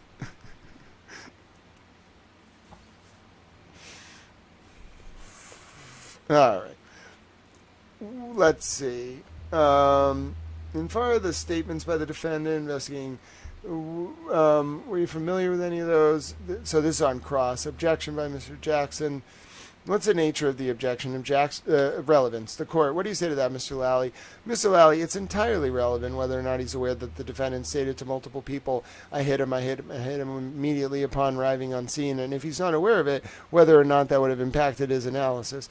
Mr. Jackson, his analysis was relegated to physical evidence. He said it 5 different times. He was asked to do one thing. The scope of his request was given the damage to the vehicle and given the injuries to the person. Was there an interaction between the two that would account for this? It has nothing to do with lighting conditions. It has nothing to do with whether or not John O'Keefe's body was 3 feet or 5 feet from the roadway. It has nothing to do with whether or not she said I hit him. It has nothing to do with the hair on the bumper or whether they were drinking at the bar beforehand. Mr. Lally is asking questions to try to get his theory of the case in, but this is not relevant whether he said something or she said something. It has nothing to do with the physical evidence that he was asked to evaluate. Okay, you are overruled. I will let it in. Wow. Wow. I would not have let that in. Bad. That should not have come in. Mr. Jackson made a very good argument. I mean, obviously the witness did the right thing by just saying, I don't know, because then Lally looks a little dumb. But, like, I'm telling you, that was a weird ruling. I just see so many strange rulings. Like, Alan was right there. Mr. Jackson was right in the sidebar argument. Like, this dude doesn't know anything. He was not asked to review a report about Karen saying things, like, allegedly. It doesn't even make sense. And, of course, the witness is a fucking professional witness. So it was like, the witness was like, I think it's Dr. Wolf, I don't know, Mr. Lally, which is always the right answer. As a lawyer, I can see why Mr. Jackson loves Dr. Wolf.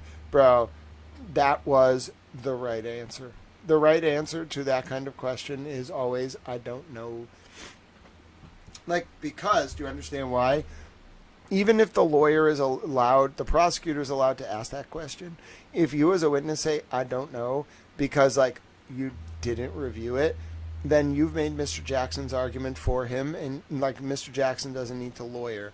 You are such a good witness that if Mr. Lally had just asked that, you would have said, I don't know. He can't ask more questions if you don't have knowledge of the statements. It's beautiful. It's like lawyering on the stand. That makes a witness really dangerous. If they know Like how to tactically say the words "I don't know." I don't know is your best friend on the stand if you're a smart witness. Not when you're being asked questions on direct, but like a surprise question on cross, the best answer is "I don't know." Because what do you say? Like, he doesn't have knowledge. He doesn't know. Move on, Mr. Lally. But you don't know your witness is going to say, I don't know. You need a very good witness to know when to say, I don't know. Because it's an artful dodge, but it can also make you look dumb. You can't just be saying, I don't know, to like, what's 2 + 2? It has to be like, I don't know because I wasn't given that material, because it's outside the scope of what I was asked to produce, but review, but you don't say that. You just say, I don't know. You don't say why you don't know. That's what makes it a good answer. You like, I don't know, no explanation. Perfect answer. Very good witness. Like, dangerous witness for the state.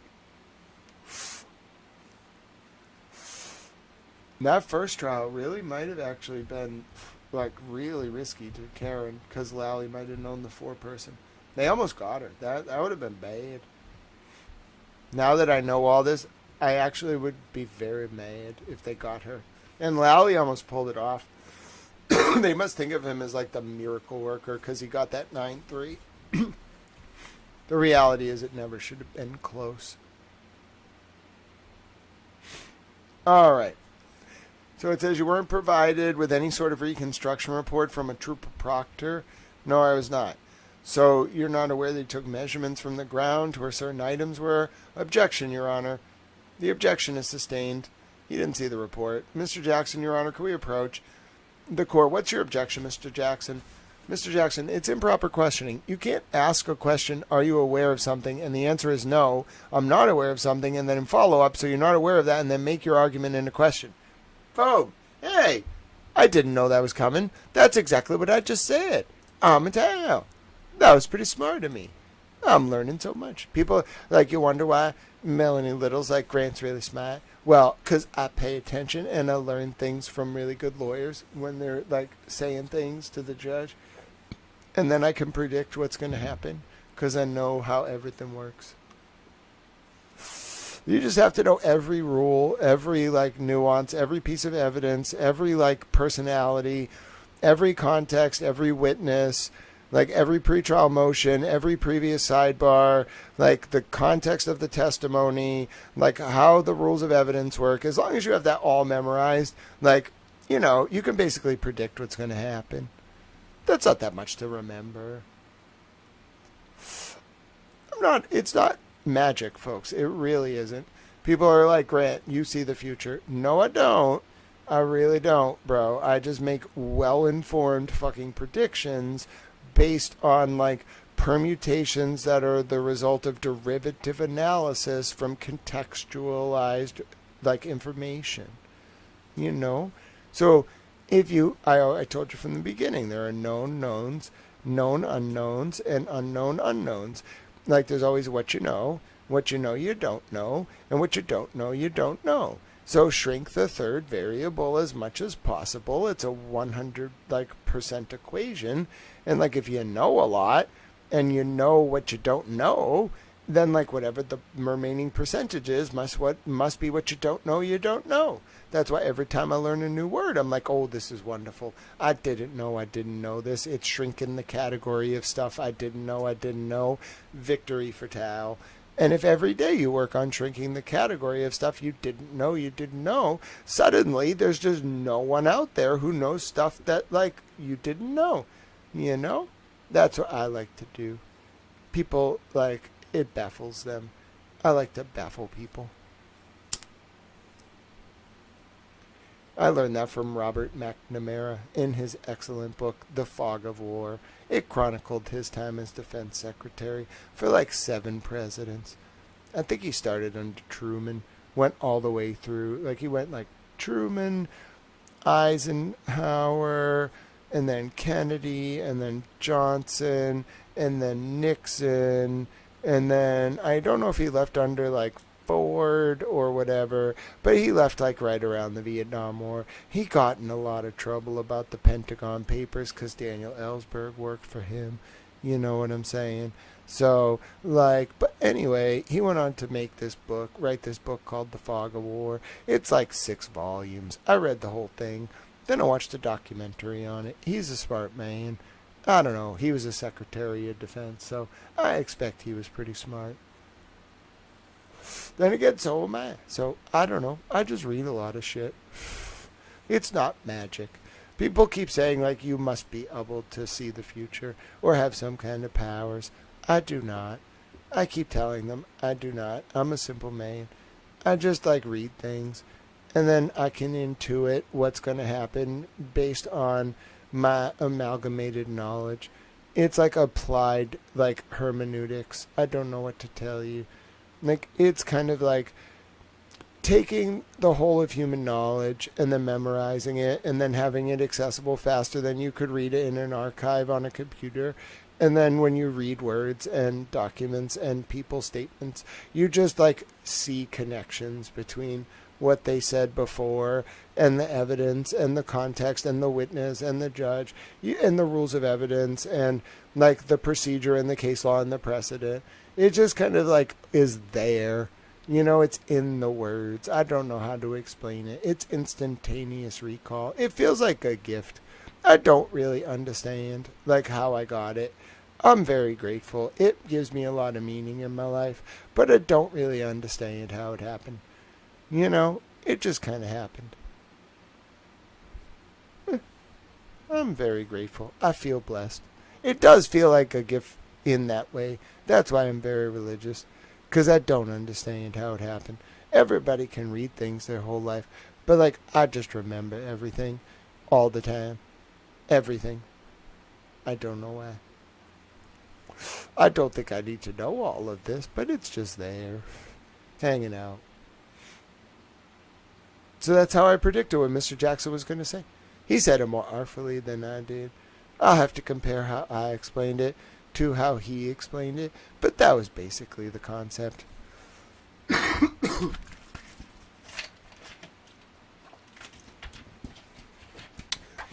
Now let's see who else is visiting chat. Hold on one second. Let's see.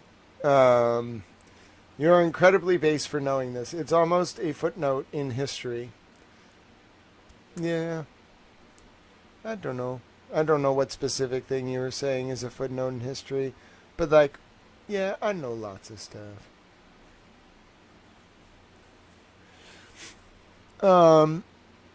Okay, let's see. Recorded. It's been done quite a bit. Mr. Jackson, not by me. I don't do that. The court during this trial. Mr. Jackson, Judge, the court, excuse me, I'm sustaining the objection. Mr. Jackson, okay. Oof.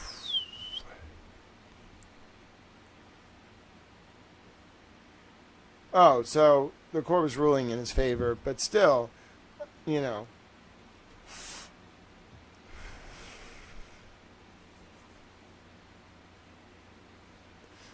Oh, were you talking about Robert McNamara's threat matrix of unknowns? I see, Robin Hood. Very interesting. From the framework, it's an issue. Yes, I don't know who you were saying is high IQ, but yes. There's like a lot of intelligence among these lawyers. That's the frustrating part. Like when dumb people are like being shady, it's so easy to see.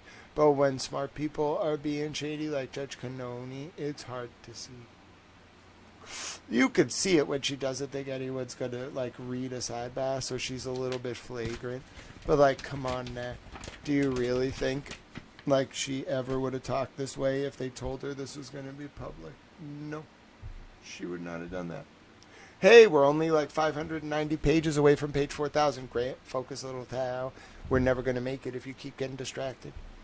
I just don't want to miss any donations, you know, because I feel guilty. All right, so that was the end of Dr. Wolf. Sidebar. Okay, so this is, well, Dr. Rentschler's coming in. We're going to do a sidebar about scheduling. The court, how long do you think you'll be with him? Mr. Jackson, less time than with Dr. Wolf. The court, okay, how long do you think you'll be with him? Mr. Lally, probably a little bit less than Dr. Wolf. The court, okay, I'd like to go a little past 1 if we can, because I'd have a short little matter at 2. So even as long as 1:20, okay? Mr. Jackson, that's great. The court, can we finish in an hour if we go to 1:20? Mr. Jackson, I will agree to get her done.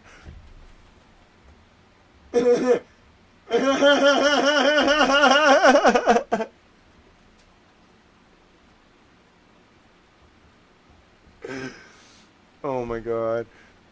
I can't. I love it. I will agree to get her done. And the court reporter puts it in scare quotes.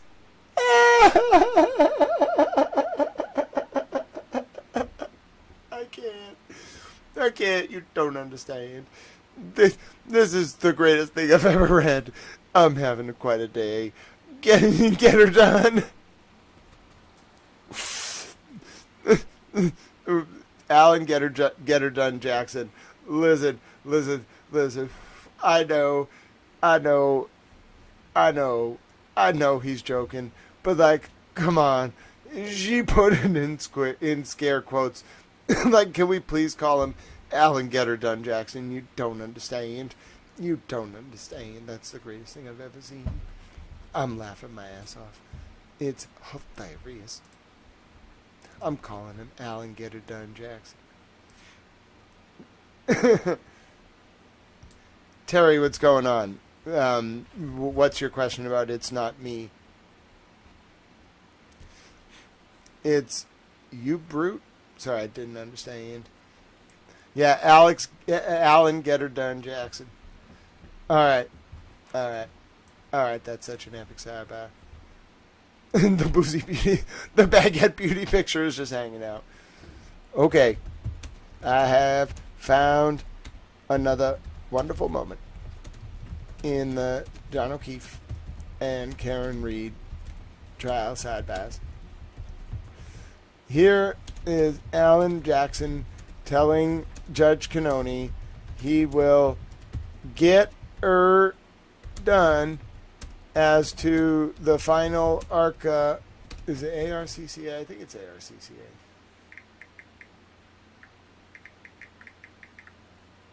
ARCCA, yeah, I got it right. ARCA witness in the first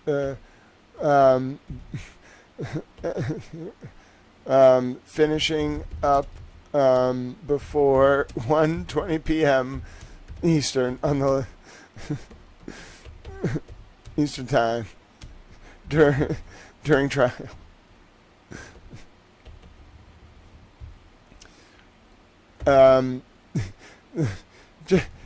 Judge Cannoni was not exactly kind to Mr. Jackson during the trial,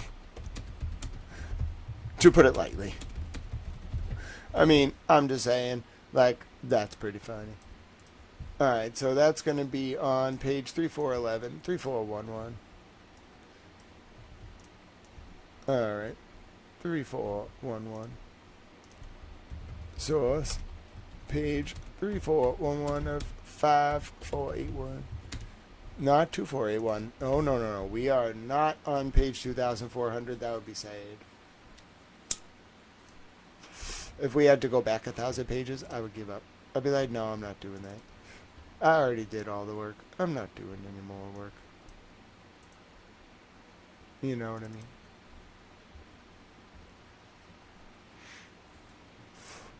Alan, get her done, Jackson. I like it.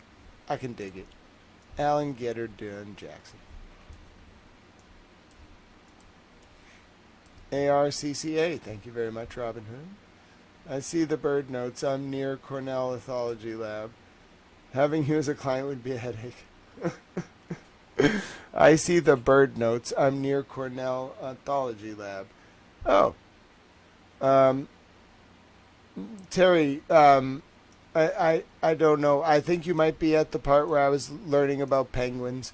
I was learning about penguins and waddles. So I don't know if you're live or behind, but yeah, I was talking about penguins at one point. Mr. Lally, his order of proof is on 10 pages on this witness. It's about 15 pages on the other. The court, okay. Mr. Lally, yes, it's about 2/3. The court, can we do that or you don't know yet? Mr. Lally, I don't know until he testifies, but I presume we can. The court, because it would be great if we didn't have to bring the jurors back. Mr. Jackson, my goal is to get it done, so I may curtail some of my direct and just get to the point. The court, I'm not suggesting you do that at all. Mr. Jackson, no, it's my decision. I don't feel any pressure by the court, so thank you for that. The court, okay, all right, let's see what we can do. Mr. Jackson, okay. All right, Dr. Rentschler, here we go. It's going to be shorter.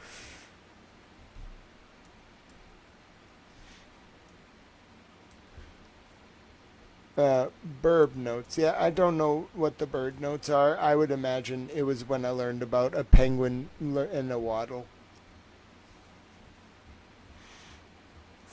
So this is Dr. Rentschler's testimony. We're on page 3420. We are, a little bit, I'd say like 2,000 and I'd say like 50-something pages from the end of the document, and we're like 500 pages from Base Camp Echo.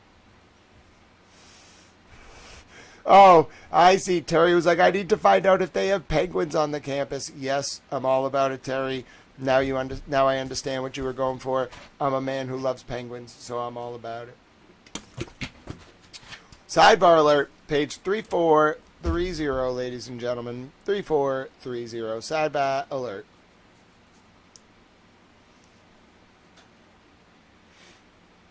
Taking it as a hypothetical.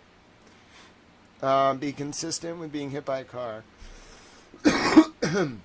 Objection sustained. The court, go ahead and state the nature of your objection. Mr. Lally, the nature of the objection, I believe, is the precise area in which the court indicated that after the voir dire would not be permissible for this witness. The court, so just by throwing a hypothetical in front of it doesn't alleviate you from the specific versus general. Mr. Jackson, Your Honor, he has to be able to say, I looked at John O'Keefe's body. He's not looking at a mannequin's arm. He's looking at John O'Keefe's arm. And his opinion is that the injuries on that arm are inconsistent with the damage to the vehicle and the speeds that were required. The court, and that's what I'm saying, he cannot testify to. His expertise is in biomechanics, which qualify him only to describe the forces generated and speaking general about types of injuries those forces would generate. He cannot testify about whether a traumatic incident caused John O'Keefe's injuries or whether the trauma did or did not cause the injuries of John O'Keefe. So general causation is fine, but not specific regarding this. I'm guided by Massachusetts case law as well. There isn't a lot of case law, but there is a federal district court case here in Massachusetts. So general causation, forces involved, and the effects on a human body, not specifically regarding his injury. All right, so there she's actually playing the role of judge, and she's bound by the federal court's decision. It's not discretionary. She's telling him, listen, there's a case. It says if I rule, or not if I rule, but he is permitted because of his specific expertise to testify about general causation and the effects on the human body because of forces involved, not about the injury because of the case. There she's doing a good ruling. Allen does not fight it. It's not discretionary. She's bound. Bound precedent from the federal district court in Massachusetts. If it were from another federal district, it's persuasive. She's not bound. She's bound by Massachusetts court decisions that are higher than herself, maybe from other judges, might only be persuasive horizontally. And then she's bound by the federal district court in her district, and then the First Circuit, and then the Supreme Court of the United States. Every other circuit, like that's not Massachusetts, every other state decision that's not Massachusetts is only persuasive on her. It's not binding. Unless it's been like somehow brought up to the Supreme Court, and then it can become binding on her. That's why Supreme Court decisions are so important. They're the only cases technically that bind all judges. Like you have a Supreme Court case on point, it overrides everything else, but it has to be like on point. It has to really be like on point. The Supreme Court does not hear a lot of cases. So if you're just like, oh, there was a case that got appealed up to the Supreme Court, but cert was denied, that's not good enough. They have to hear the case, and then the judge is bound. And it can't be dicta. Like, the judge is only bound by a majority opinion of the Supreme Court. So it can't, like, be, like a plurality with a consent. Like, maybe a concurring opinion is persuasive. I don't remember. But it can't be a dissent. It has to be, like, the majority opinion in, a formal vote. It's pretty strange. Hello, it's good to see you all. All right, let's go. All right. So that's why they just move on. But yeah, that's a conflict. It's not like a conflict of laws question. It's more like, what is the nature of, like, binding, like, when a judge is applying law. I'm not a lawyer, this is not legal advice, but when a judge is applying law, what is the nature of the decision you're asking them to apply? Are you saying, Your Honor, please apply a case from Massachusetts? Please apply a federal case from this district? You always want a case from that state, or, which is what she was saying, there was a dearth of Massachusetts cases, or a federal case. All right, let's go. Sidebar. What injuries would you expect to see on a body from a body projected that distance? Objection. The court, I'll see you at sidebar. The court, what's the objection? Mr. Lally, same objection with an addition that this calls for absolute speculation, particularly when there is no... The court, I'm only concerned with there is evidence that there was some projection, right? Mr. Lally, The court, okay, I'll allow the question without any distance because that's in dispute, right? Mr. Jackson, it's not actually, I'll follow the court's instruction. The court, I'm not even sure it's even... Just do this. Just without that. See what I mean? Like, if you didn't follow that context, her saying just do this without that would not make sense. A dearth. Yeah, I like the phrase dearth, right? That's the correct usage. A scarcity or lack of something. Yeah, so I said I summarized what she said by being like, there's a dearth of case law in Massachusetts, which is a good use of the word dearth. I don't use it that often, but I do have it in my lexicon, and I deploy it from time to time. I'm very incising with my use of language, though. So if I'm going to use the word dearth, I'm only going to use it to summarize, like, the absence of case law. I don't need to be using dearth to be like, yeah, there was a dearth of snow on the road. No, Grant, there was no snow on the road. A dearth is not for that, Grant. You don't need to say dearth for that. So I don't do that. Because people would kind of look at me quizzically. And, like, unless it's the word militate, which I now am going to use regularly. Turns out my use of the word, like, precising syntactical disposition was unique. And my use of militate to, like, describe, like, protecting my, like, rhetorical expression from subversion was unique. So, in short, like... On the whole, I'm not going to be using dearth that often, but I will use it in the legal context because I think it's appropriate, apropos, as one might say. Now, using apropos, which is spelled A-P-R-P-R-O-S, apropos, using that instead of appropriate, bro, I'm all about it. If we can, like, start using apropos more, I think apropos is a great word. Can you object on projection?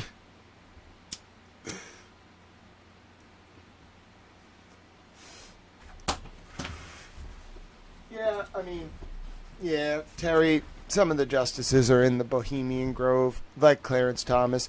He's in something called Doghouse Camp. You can read this really good article by this guy. His name's Justin. I forget his last name. He's Justin Elliott with ProPublica. He wrote a report on Doghouse Camp. So if you Google ProPublica, Clarence Thomas, Doghouse Camp, it's really interesting. Well, are we at a sidebar? No, we're not at a sidebar. So let me just show you this, okay? I'll show you. Let me see if I can bring it up here. It's being a little annoying. All right, let me get it. Hold on now. Oh, no, don't be annoying. You're being annoying. All right, 1 second. All right, so let me show you this. I think it's a doghouse, like D-O-G. So, Terry, I will show you this. I have, like, good towel sources. You know what I'm saying? So, take a look at this, Terry. Bet you've never seen anything like this before, towel fans. Why must you be so annoying? It's being a little annoying. Don't worry, I have a backup plan. Have you ever seen anything like this, Terry? Hold on. Wrong one. How about that? You want to see it in another window? So, Terry, that is Doghouse Camp at Bohemian Grove. Remember how we looked at the other Bohemian Grove earlier? And it was Sahara Camp. So this is, now I had to use some special image protection techniques because these people are very, very famous, okay? So if you post things about these people and you just post their faces, it will never be seen by anybody because, like, they're very powerful. So those are the pictures. That's the people in Doghouse Camp, okay? So if you take a look down at the bottom, or at the top, you're going to see Clarence Thomas in the first row. So that's Mr. Justice Clarence Thomas. And you can see all those men. Now, have you ever heard the name Ben Dean, Alfonso Johnson, Peter Lacombe, Clarence Thomas, Harlan Crow? You've heard Clarence Thomas and Harlan Crow. But how about Fred Wiley, Jack Bethards, Glenn Ash, Dick Hardwick, Rick Supple, Bill Dean, Jim Baker, Sean Russell, Bob Peterson, Del Sunick, Steve Tulsa, Jay Johnson, Fred Travelsa, John Hancock, Richard Eva, Westy Westahofer, John LaSherva, Jim Roberts, Charles Colhan, Waylon Pickard, Russ Green, Bob Reiner, Bill Tiley, Jim Nance. I think Jim Nance is the, like, announcer. Hey, shouldn't we run all these names through the Epstein files, actually? Wouldn't that be a good idea? You know, I'm just saying. I think we should. And then there's some pictures of them all hanging out. Now, you might be saying, Tao, how did you obtain pictures inside Bohemian Grove of Clarence Thomas? Well, you know, I'm just a little towel.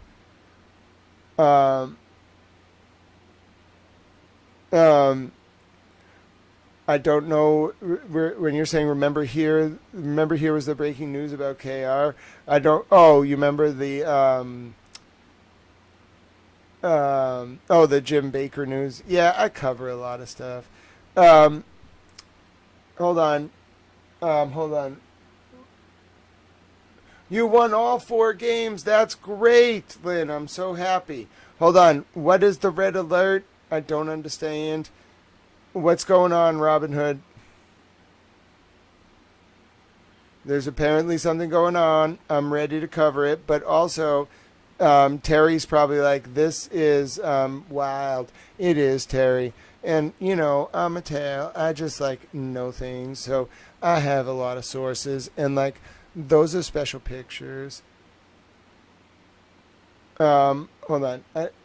I don't understand, Robin Hood. What's the red alert about? And also, like, remember, here is the breaking news about KR. I don't understand. But anyway, so, yeah, I want to look some of these guys up in the Epstein files. Maybe we'll do that tomorrow. But, like, that could be, yeah, I mean, Patty, we can do a little bit. Like, I guess if you want to do it now, it's okay. I kind of should dedicate the stream to the Epstein files. But yeah, I realize I'm the only person in the world with this. Well, somebody else might have it. But, like, I'm probably the only person that actually, like, knows what this is. You would be surprised. Like, try to Google this. I'm the only person who ever posted this. I talked to ProPublica about it. They didn't have it. So anyway, my point is, I think we could run those names through the Epstein files. You know, if so, we have to give Terry a lot of credit because the only reason I brought this up was because of Terry. So God bless you, Terry. You know, sometimes serendipity happens. Okay, so we have to make a decision. We could go, like, late tonight, but I'd want to, like, start an Epstein file stream. I think, like, let's get through Dr. Rentschler. I don't want to abandon that. And then, like, if I want to start another stream after a coffee, I will, or we'll pick up with this tomorrow. But my point, and we can do Epstein file and Sidebahs. But my point is, this is very important. The red alert is over, but you broke the bones about CIA officer Kathy Rumler. I did, Robin Hood. I did. No, you didn't break the stream at all, Terry. This was a wonderful serendipitous moment where I got to realize that I'm the only person in the world that has this picture. So I should use those names to do my research because I break all sorts of news about people because I'm a towel. But like those names, bruh, like we could probably get Clarence Thomas to resign. Do you want Clarence Thomas to resign? I don't know. I don't know him. But like, I mean, you know, yeah, so George Carlin said it's a big club and we're not in it. Yeah, so it was a big club and they wanted me to be in it and then I destroyed it. Sorry. I'm in town. Then they invaded my home. That was a little scary. Yeah, you know, I don't really like have to petition the papers. I just kind of like write stories that get like millions of views. And then I'm like, haha, New York Times, I got more views than you. And they're like, oh, we should cover what he's covering. I'm like, yeah. I do that all the time to the media. Dude, you don't understand. Like, I can pick and choose like which journalists I want to promote because I built my own platform because I'm a towel. With your support because you're all wonderful little towels. I'm a little towel too.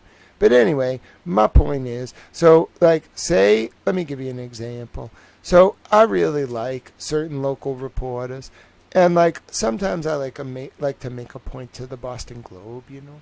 So like say like I like a reporter who doesn't work for the Globe but works within the orbit of the Globe and like I share the content. Like they might get like, I don't know, let me speak generally. Like they might get like 50 to 75,000 views on the story. Okay, bro.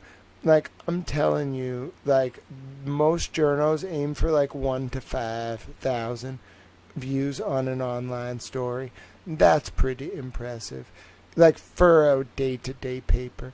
But like, you know, like I can just be like, I can pump views, like authentic views to specific journos, and then like they go to their people and they're like, bro, like we're outperforming like all of these other outlets. Why are like, what are you doing?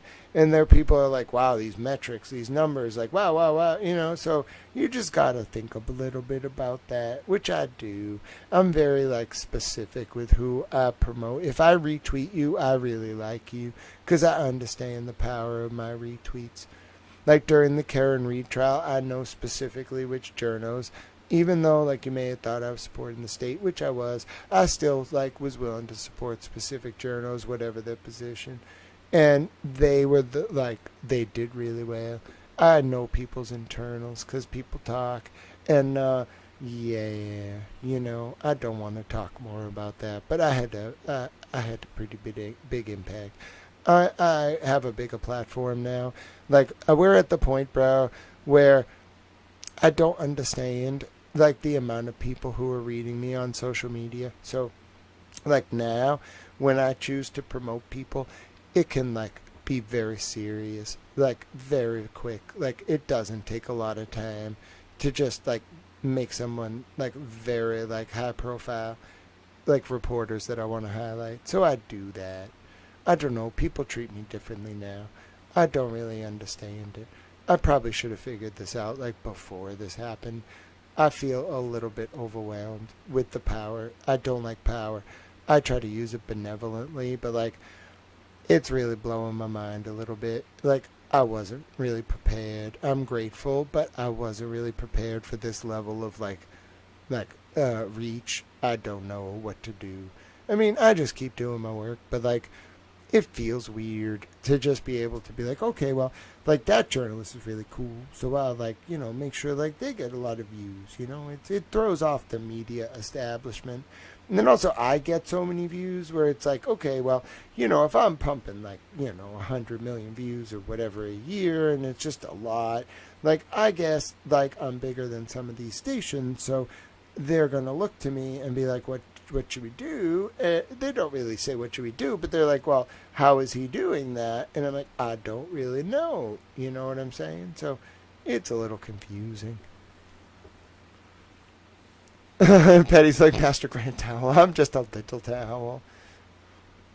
Standing Soden says, Grant, I know you covered this before. What is the connection of Epstein in the missing paintings from Boston? Ooh, I'll tell you, Standing Stones. I love good questions you don't understand. So, Standing Stones, there was a man named Adnan Khashoggi, okay? Adnan Khashoggi was a gun runner for, like, the Sultan of Brunei and a number of other Middle Eastern powers in, like, the 80s and 90s. Now, what's important to understand as cultural and historical backdrop for this quick explanation of how Epstein's connected to the Isabella Stewart Gardner heist is the following. In 1979, and the people who watch this channel a lot are going to be like, Grant, you tell this story like all the time. That's okay. It reinforces your understanding of the political constellation of the Middle East in 1979. And everybody's got to know that. You know what I'm saying? You need to just have that at your fingertips so that you won't be want of conversation at a New York high society fashion party, and you can baffle the hell out of billionaires and then undercut their institutions and then overthrow them. You see what I'm saying? You don't understand. So anyway, in 1979, in Iran, the mullahs, which are like a radical sect of Wahhabist Islam, took over Iran. They had like a revolution. They were kind of mad that we overthrew like the Persian dynasty and installed the Shah in 1953. And then we had this like big CIA base in Tehran, and we had a mint there. It was not a good thing in terms of like we pissed off the Iranian people. So then like the Iranians got really mad, and there was this Ayatollah, not the current Ayatollah Khomeini, but like this other Ayatollah Khomeini. They all have similar names, the Ayatollahs. I don't really know why. I'm not really Iranian, nor do I care about the Ayatollahs. But anyway, the point is, so the Ayatollah Khomeini back then was in exile in like France or Lebanon. I don't remember. But he like was like, I want to go back to Iran. So he went back to Iran after this like guy was killed by the Shah. I forget exactly what happened. He was some kind of like sympathizer for what's his name, Khomeini, the exiled Khomeini. And when this guy died in Iran, it caused the people to be really mad. And the Shah had kind of fucked up agricultural distribution. It had to do with shopping malls in like the 70s. He like really fucked up, like really bad. And it pissed off the Iranian people. They had kind of like famines. It was kind of like the 5-year plans under Stalin. But like, think more like an Iranian version. It has to do with like the distribution of goods at the macro level at shopping malls in Iran. I don't want to go into details. The point is the Shah fucked up a little bit. So anyway, the Shah fucked up in like 75, and then in like 79 or 78, he kills this dude. And this dude is like in domestically, like kind of like well known. And Ayatollah Khomeini's like, you killed my friend.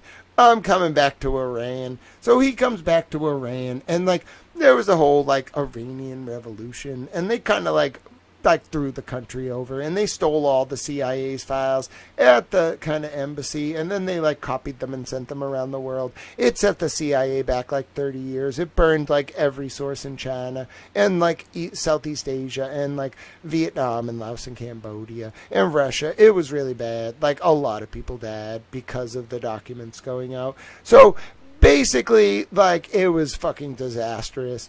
And these people, the mullahs that got installed in Iran after Ayatollah Khomeini came back because it killed his friend and took over the country from the Shah, they were actually supported by this thing called the Wahhabist faction of Islam. Now, the Wahhabist faction of Islam was up in Kandahar, Pakistan.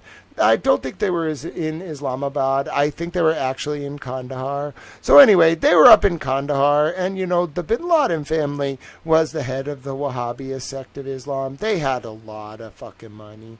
So anyway, these Wahhabists, you have to understand this context, or what I'm about to say won't make sense. These Wahhabists like also wanted influence over Saudi Arabia in 1979. So they sent these like mercenary men to the Black Cube thing in Mecca, and like they took over the Black Cube, and you can't be doing that. That's a very sacred site. It would be like storming the Vatican with like guns and being like, this is mine now. That's basically like what the Wahhabists did. And they were like, Saudi Arabia, we overthrew Iran. We're going to overthrow you too, unless like you give us concessions. And like we're holding the Black Cube hostage. And Saudi Arabia, which was led at the time by King Fayyad from the House of Saud, he was like, I would really prefer you did not overthrow my country. And so he kind of gave them some concessions. And the Wahhabis got concessions in the form of all the crown princes, which is the prince designate. It's kind of like the first in line to take over the throne of Saudi Arabia. They had to go up to like Kandahar, which is north of Saudi Arabia, if you know anything about that area of the world. They had to kind of like go north like of Jeddah and like go across the ocean, kind of. It's a sea or something. I don't know. And maybe I don't know what that fucking ocean is. The Gulf of Oman or whatever the fuck it's called. They had to like go over that thing and go to like Kandahar, Pakistan.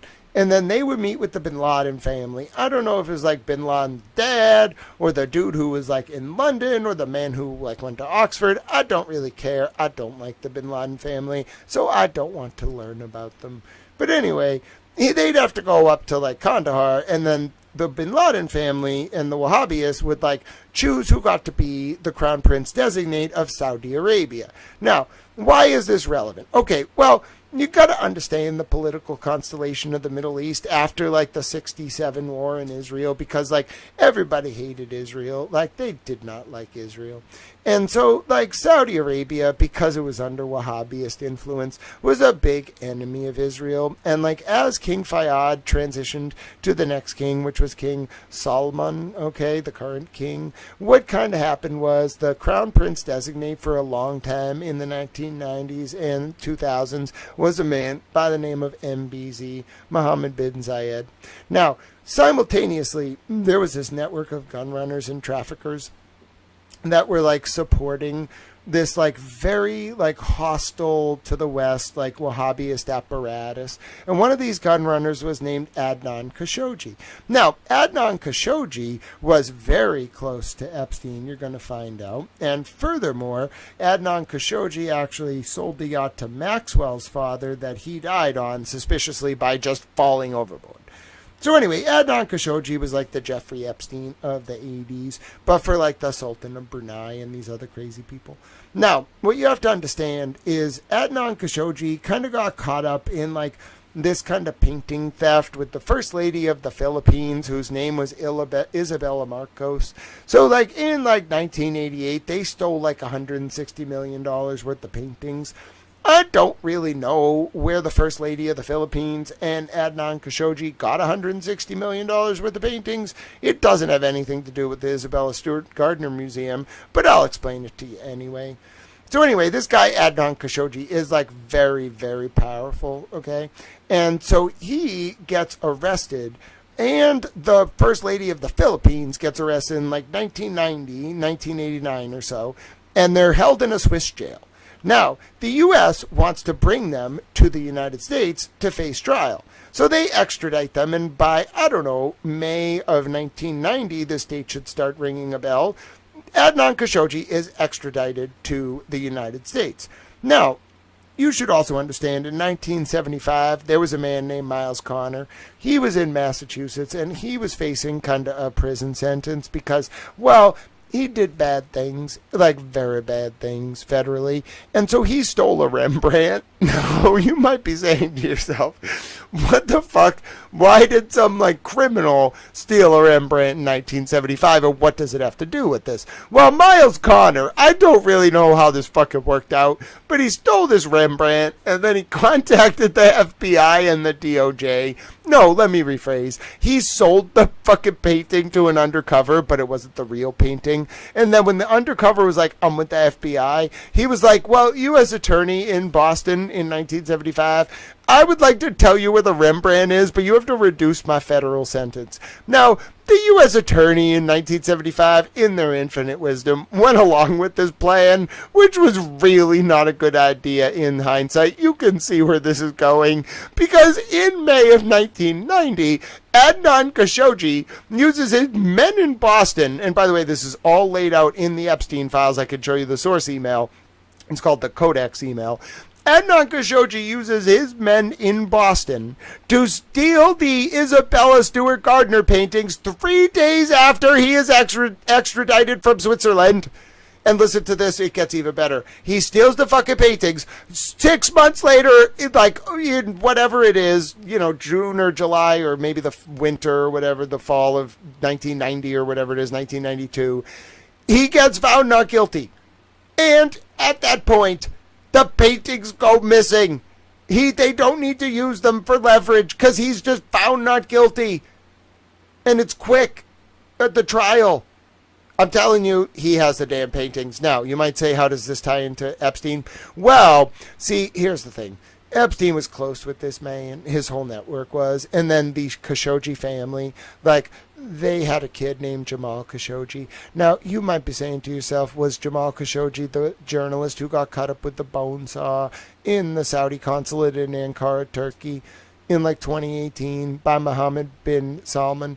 Yeah. Now, here's the thing. You must understand that there was a civil war in Saudi Arabia between 2017 and 2019 to tie this all together. And Steve Bannon and Jeffrey Epstein, you know how sometimes you make a bad bet on the steel market in New York because you're in the Knickerbocker Trust in 1907, and then you cause the panic of 1907, which causes a bank run, and then J.P. Morgan and J.D. Rockefeller have to bail out the country with their private money, thus setting up the Federal Reserve Act of 1912, but it didn't actually go into effect until 1913. Yeah, so that's kind of what happened there. Epstein and Steve Bannon made a very bad bet that Mohammed bin Zayed would be able to retain the Crown Prince designate title in Saudi Arabia, but then Mohammed bin Salman, who wanted to reverse the Saudi policy towards Israel in the West, kind of won the civil war, and now Mohammed bin Salman is the Crown Prince designate. But the important part for you to know is that right after Mohammed bin Salman won the civil war and imprisoned MBZ and then tortured him and all the other crown princes, or princes in the Four Seasons in Riyadh, that's when Epstein was arrested. Right after. As soon as MBS took control of Saudi Arabia, that's when the whole Epstein operation collapsed.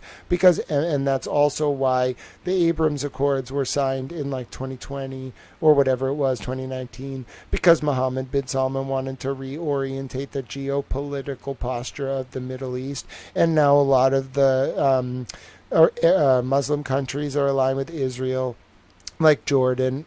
Israel got that a while ago. And then also, Lebanon's not really a state because Hezbollah, controls, most of the southern part.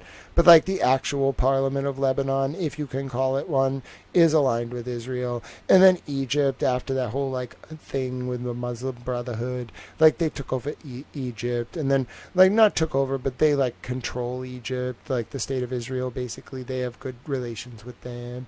And then also, with the fall of Bashar al-Assad in Syria, that made Syria less of a geopolitical threat to Israel. And then also you got to think a little bit about kind of how Saudi Arabia's turn with the Abrams Accords in favor of Israel kind of isolated Iran. It kind of left only Iran hostile to Israel, along with some radical elements in Hezbollah in South Lebanon, which is probably the biggest geopolitical threat to Israel right now because they're so close. And then also Yemen, the Houthis in Yemen, and a few other rogue states are hostile to Israel, but it decimated the Middle Eastern axis of hostility towards Israel, and MBS was central to it. And then all the people who had been propping that up got arrested. And that's why I don't think Jeffrey Epstein was Mossad. From what I understand, the Mossad did not like Jeffrey Epstein. Jeffrey Epstein set up some there's communist, not communist, but there's state-funded settlements in Israel, and Epstein did recruitment there. They have weird names. I don't know what they're called. They're little city towns in Israel. Epstein went there in the 90s and ran his op, and they did not like it. Maybe some politicians enabled it, but the security state of Israel did not like it.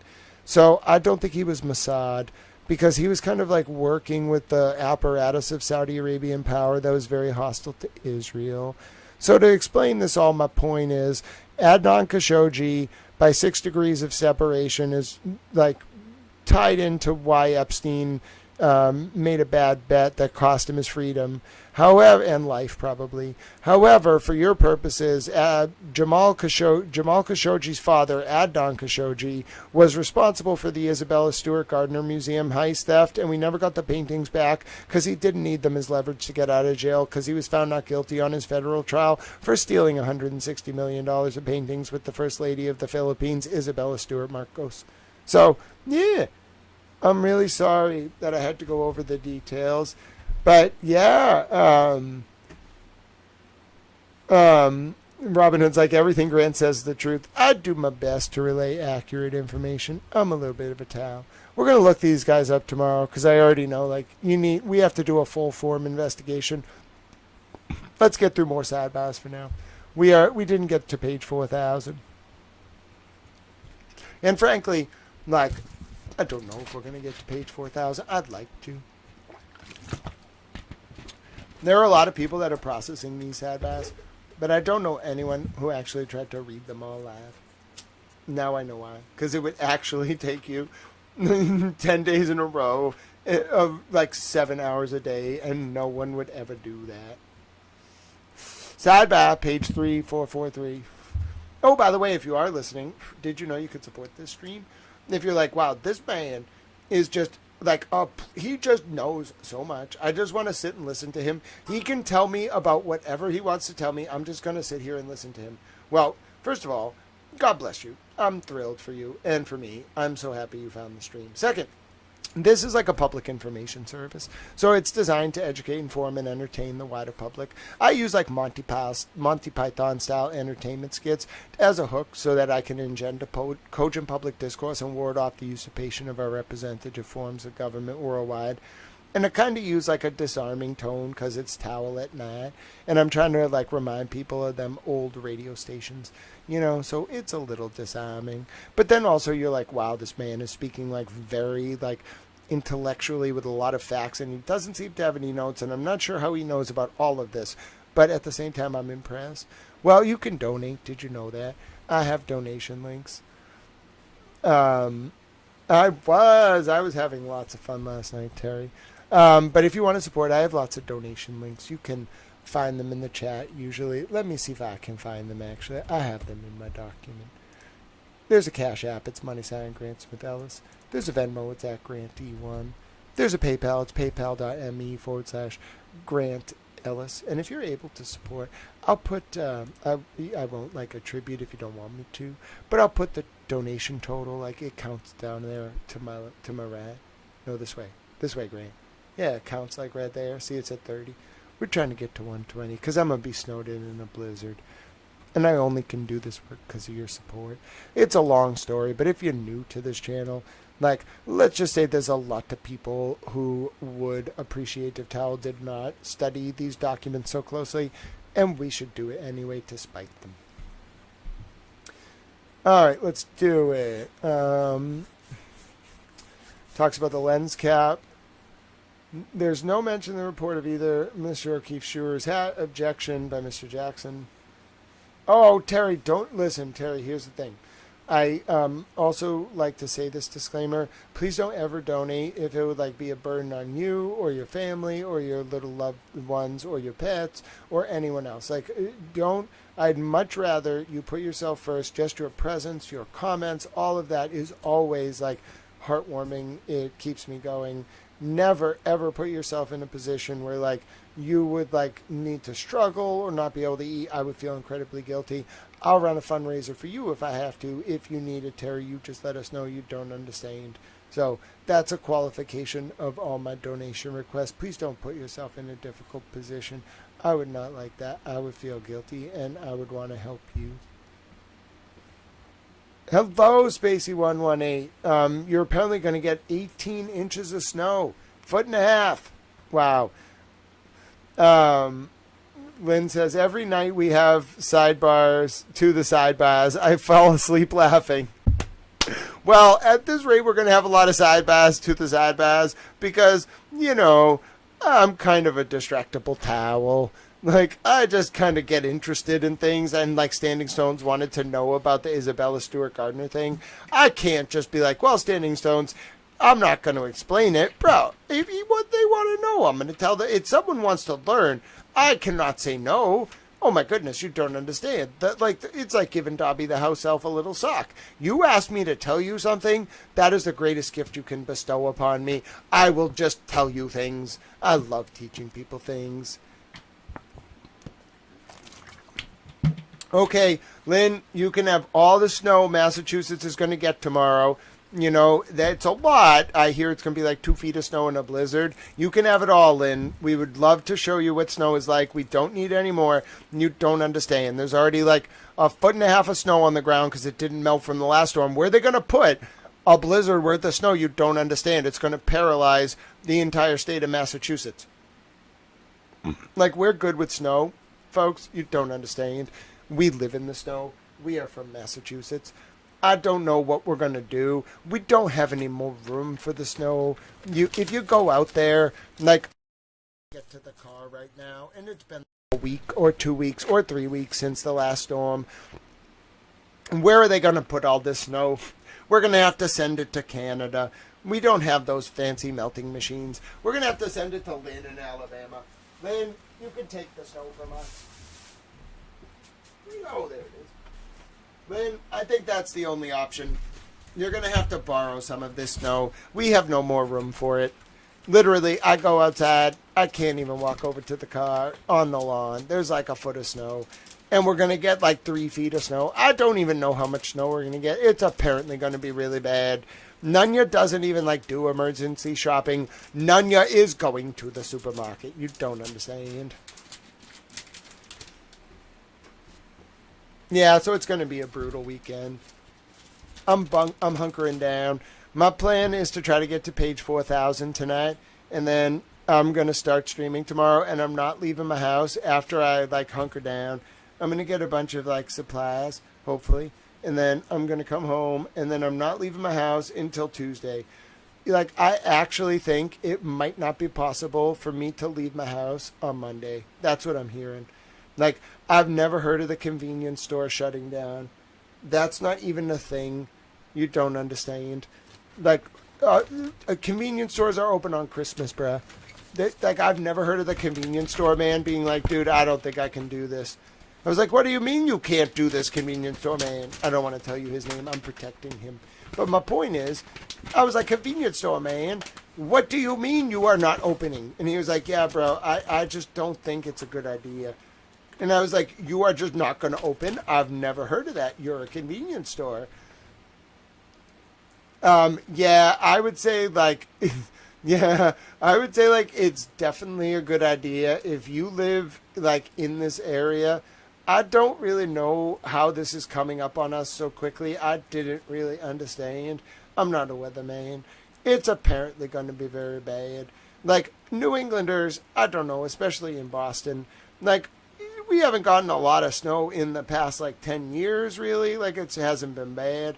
But anyone who's lived here for, like, 20 or 30 years, dude, I've had to, like, snowshoe to work when I was, like, 15. My dad was like, they're going to make you go to Star Market. It's going to be open. I was like, no, they're not, Dad. It was open. I had to snowshoe half the way there. We could not drive there.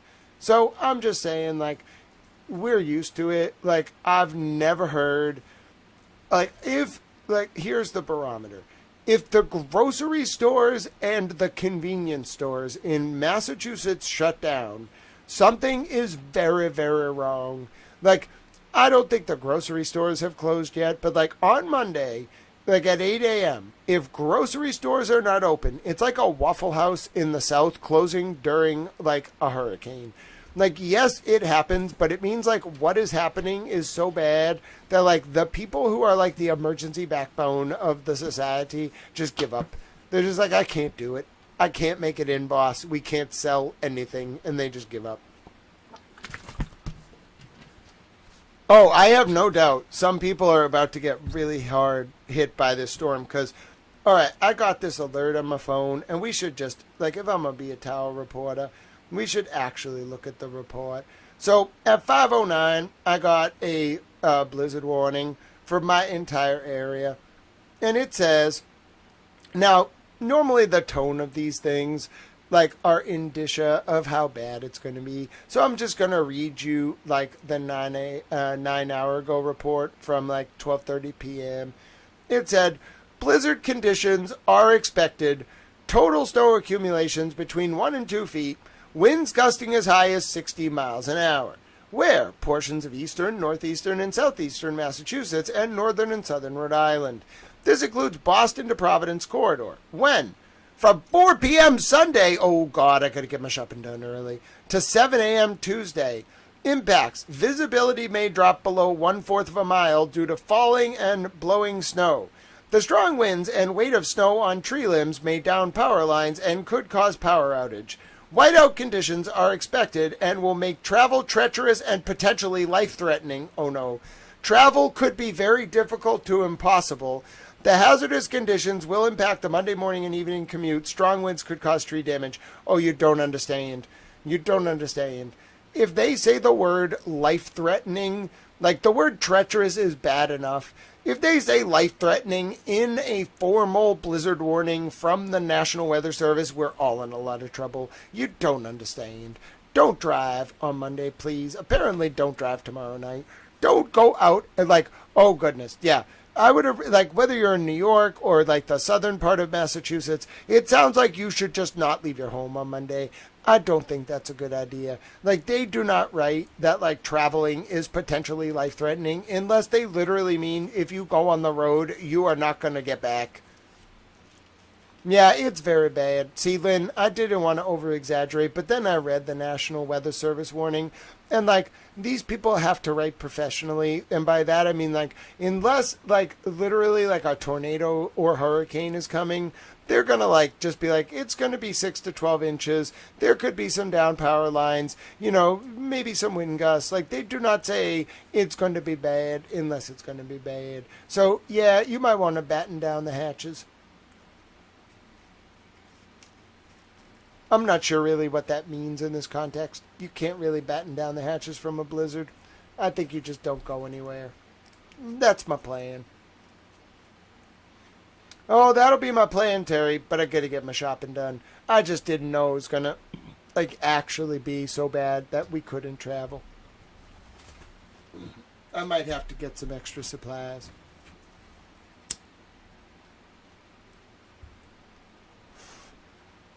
That is very impressive, Robin Hood. That is a very important job. Lynn, you will be sending us warm weather in spirit. I understand.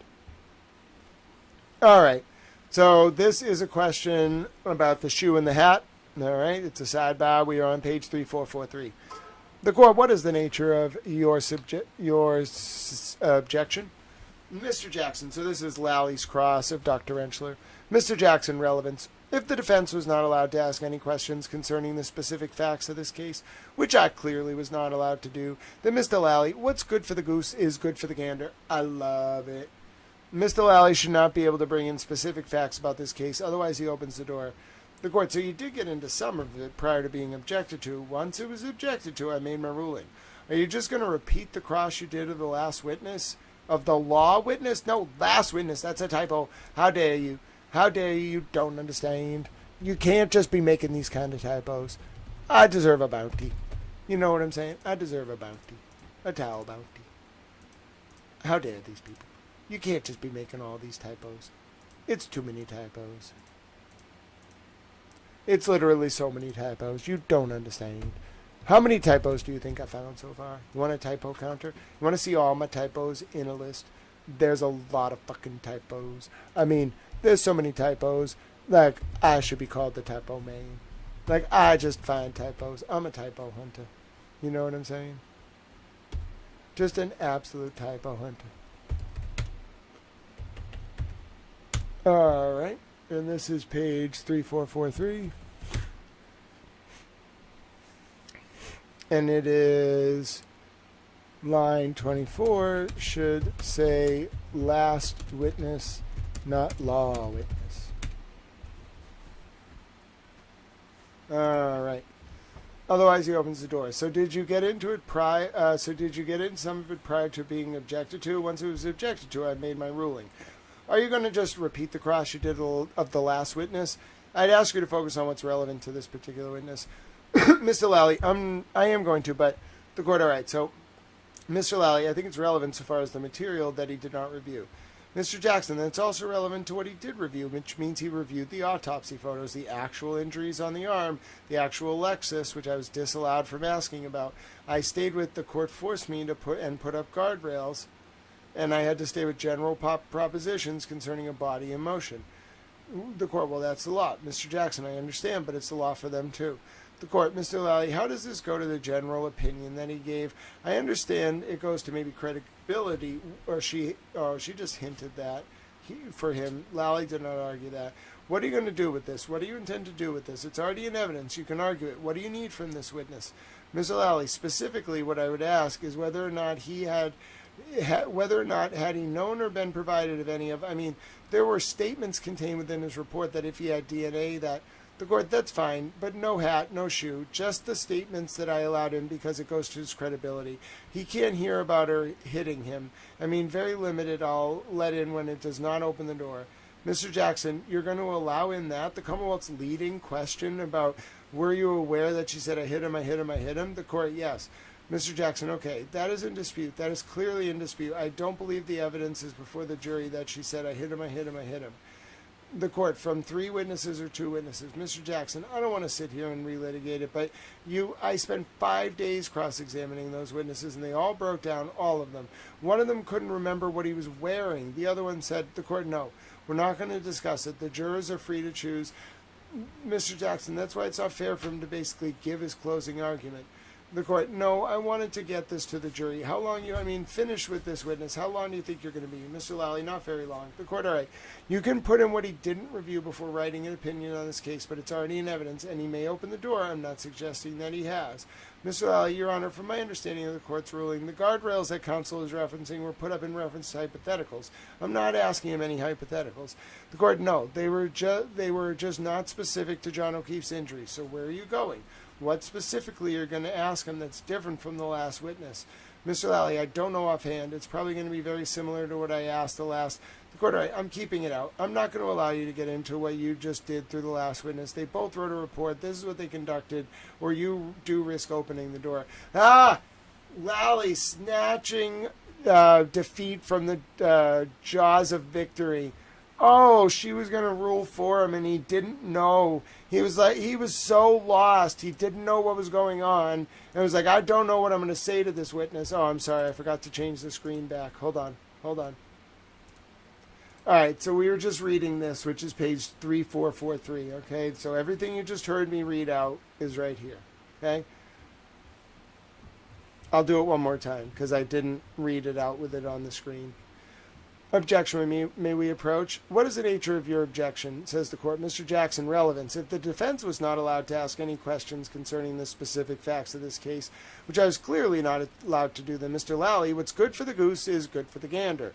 Mr. Lally should not be able to bring in specific facts about this case, otherwise he opens the door.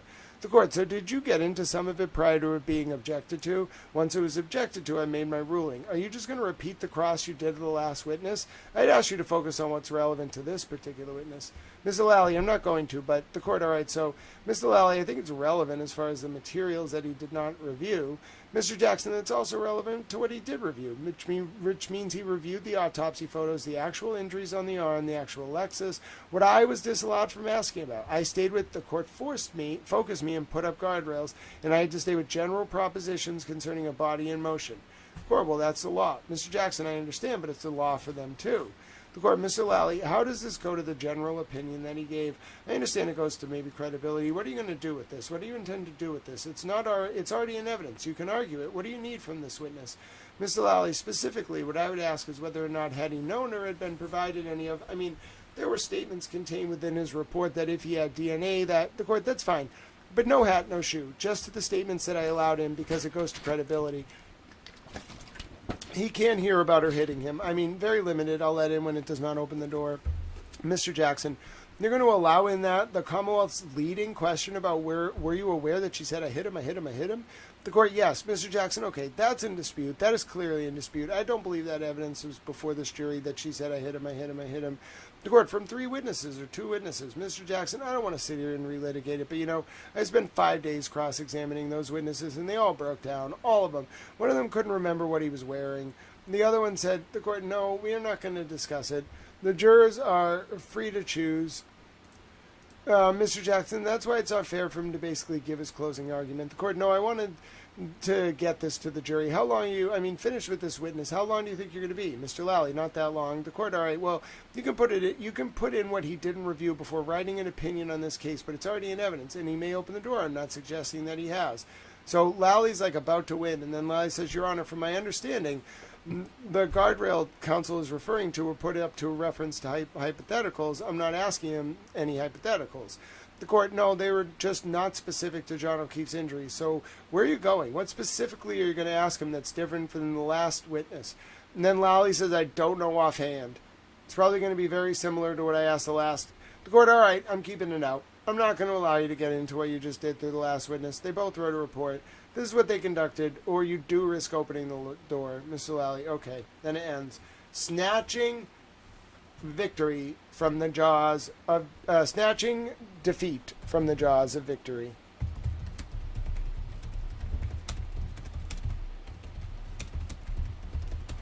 You don't understand. That was really bad for Lally. Like, really bad. He had it won, and then he said stupid things. Like, he literally had that one.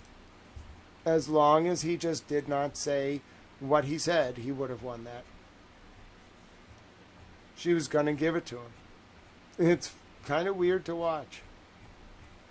All right, so now we're at page 3451. We're not getting to page 4000. I'm getting tired. We'll see how far I can get before base camp echo.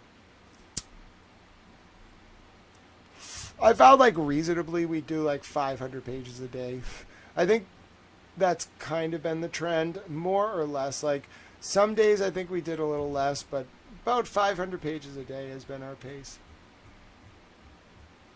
Today we left Base Camp Charlie, or Base Camp Delta, the halfway point, page 3000. Oh, I don't know how many hours ago. Oh, about 7 hours ago. Felt like 5 minutes hanging out with you all. I really thought we started 5 minutes ago. It turns out we've been going for like 8 hours. That's why I'm tired.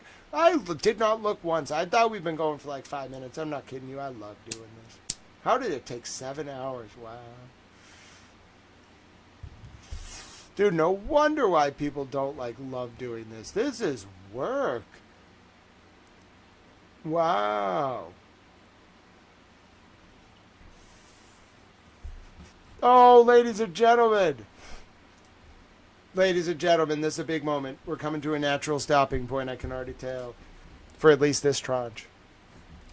Counsel, I'm going to see you at the last time at Sidebar.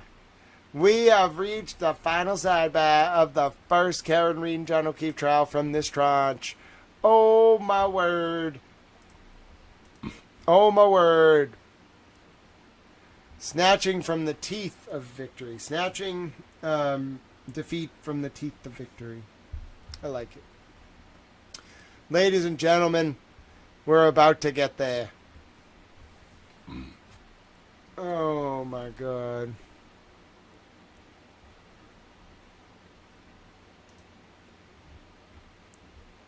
This is going to be great. Oh, did you hear that? That was my towel neck. That kind of hurt. Just a little bit. This is a moment. This has been a climb. You know the Miley Cyrus song, The Climb. I'm going to get some sleep tonight. I have heartburn. What a accomplishment. We're not even done, but seriously, that was really hard. Oh, wow. I know we're not done, but I'm pretty sure we've done most of the first trial now. Oh.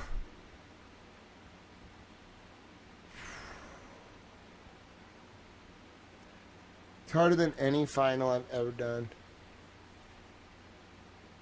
No one should ever have to take a test on this. That's horrible. It would actually be torture. People would just quit the class. No, I am not Even if you give me a full semester, I'm not reading 5,481 pages of trial transcripts and taking a quiz on taking a final on the sidebars about the evidentiary issues and points of law. No, I'm not doing that. Be a great way to teach a criminal defense advocacy class, I guess. But still, even the 3Ls would be like, no, I am not doing that. Like, no. By the way, to do a proper mock trial, you would actually have to read all the trial transcripts and look at all the evidence.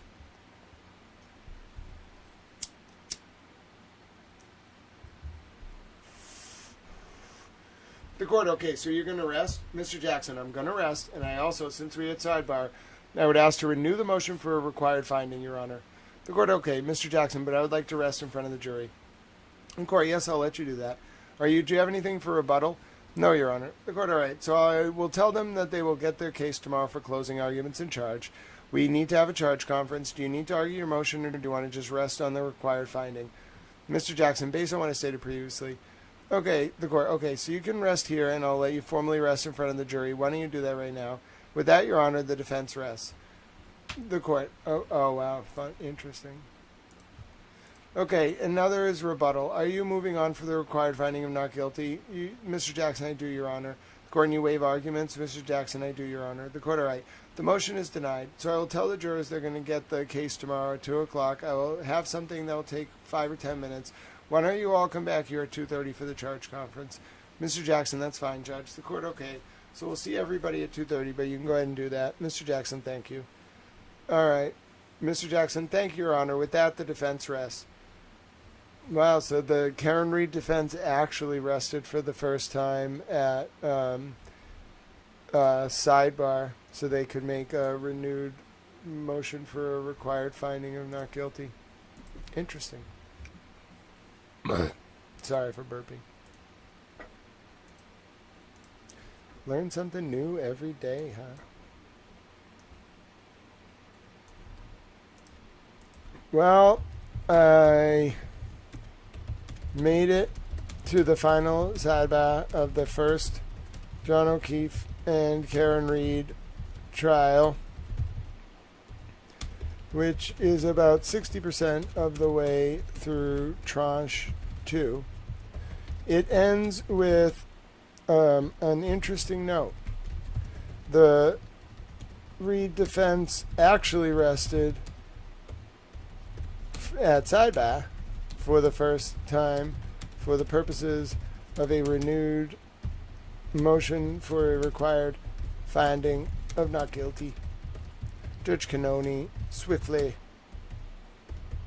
denied the motion. They were just trying to make more grounds for appeal, but she still swiftly denied it. Alright, so that was page where was that? Alright, page 3458 to 349. So those pages 3458 to 3459. This has been a hell of a climb. I don't think anyone else could do this. I mean, other people are processing it. I want to see some of them talk about it. I think Emily C. is going to talk about it tomorrow. So maybe we'll schedule our live to start after Emily C. and Melanie Little and Jimmy do their live. I'll let them go live first. They're cool. So anyway, Emily C. likes penguins. She won me over, you know. Anybody who likes penguins generally going to win me over. You know what I'm saying. Unless I get a weird vibe. But I did not get a weird vibe from Emily C. She's cool. Alright.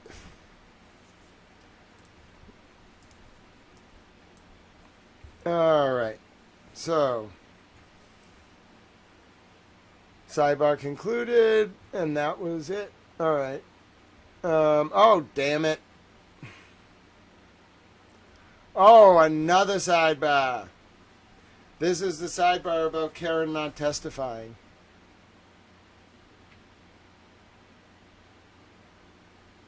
Alright, so Karen comes up to court. Karen comes up to sidebar. The court. So I would like to have a colloquy with Miss Reed about her not testifying. Miss Giannetti, that's fine. The court. So we'll do it here at Sidebar. You say tranche like a lawyer. Is that how it's said? Like tranche? I don't know.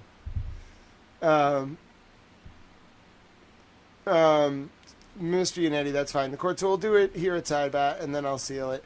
Mr. Yannetti, perfect. The court. And also, you ever requested a defendant did not testify instruction? Mr. Yannetti, yes. The court. I just want her to say she agrees with that as well. Can you bring her up? Mr. Yannetti, yes. Mr. Jackson, I'll get her. Whereupon the defendant comes to the sidebar and duly sworn. The court. All right. So, Ms. Reed, I need to have a colloquy with you about your decision not to testify. So, would you tell me your full name? The defendant, Karen Reed. The court. How old are you? The defendant, 44. The court. How far have you gone in school? The defendant. I have a master's. The court. In the last 24 hours, have you had any drugs or alcohol that might affect your judgment in here today? The defendant. No. The court. Are you aware of any mental illness that you might have or that you have suffered from in the past? The defendant. No. The court. So you understand that you have a right, an absolute right, to testify on your own behalf in this case. Then I would open the case again to give you the opportunity to do so. Do you understand that? The defendant. I understand. The court. And it is important that you talk to your lawyers about whether or not you testify. But the decision as to whether you testify is not up to your lawyers. Do you understand that? The defendant. I do. The court. And the decision about whether you testify or not is yours and yours alone. Do you understand that? The defendant. I understand that. The court. What is your decision? Are you going to testify on your own behalf? The defendant. My decision is not to testify on my own behalf. That is my decision. The court. And not your lawyer's decision. The defendant. It is not my lawyer's decision. The court. Do you understand that you can't come back at a later time and say, I really wish I testified and my lawyers never told me it was my decision? Do you realize you can't do that? The defendant. I understand I cannot come back at a later time and change my mind. The court. All right. Like I say, are you doing this willingly, freely, and voluntarily? The defendant. Yes, I'm doing this willingly, freely, and voluntarily. The court. Has anybody forced you or threatened you or promised you anything in exchange for your decision? The defendant. No. The court. Are you doing this because it's your decision and your decision alone? The defendant. Yes. The court. You understand that your lawyers have requested I give an instruction to the jury about you not testifying. The defendant. Yes. The court. Have they shown you that instruction that they requested? The defendant. Yes. The court. What is your decision? Do you want me to give that instruction to the jury, or do you want me to, Miss Little? Well, Your Honor, you did ask every juror that at jury selection. The court. Hold on. Just so that the record is clear, both Miss Little and Mr. Yannetti nodded when Miss Reed just looked at them, which is perfectly understandable. Mr. Jackson did not. Mr. Jackson, I looked passively. The court. But the decision is yours. So what is your decision about that instruction? The defendant. Yes, it is my decision. It is not theirs. I will not come back at a later time. This is voluntarily mine. The court. Okay, Mr. Lally, hold on. Or Miss McLaughlin, is there anything further? Mr. Lally. No, Your Honor. The court. All right, you're all set. Wow. A Karen Reed sidebar.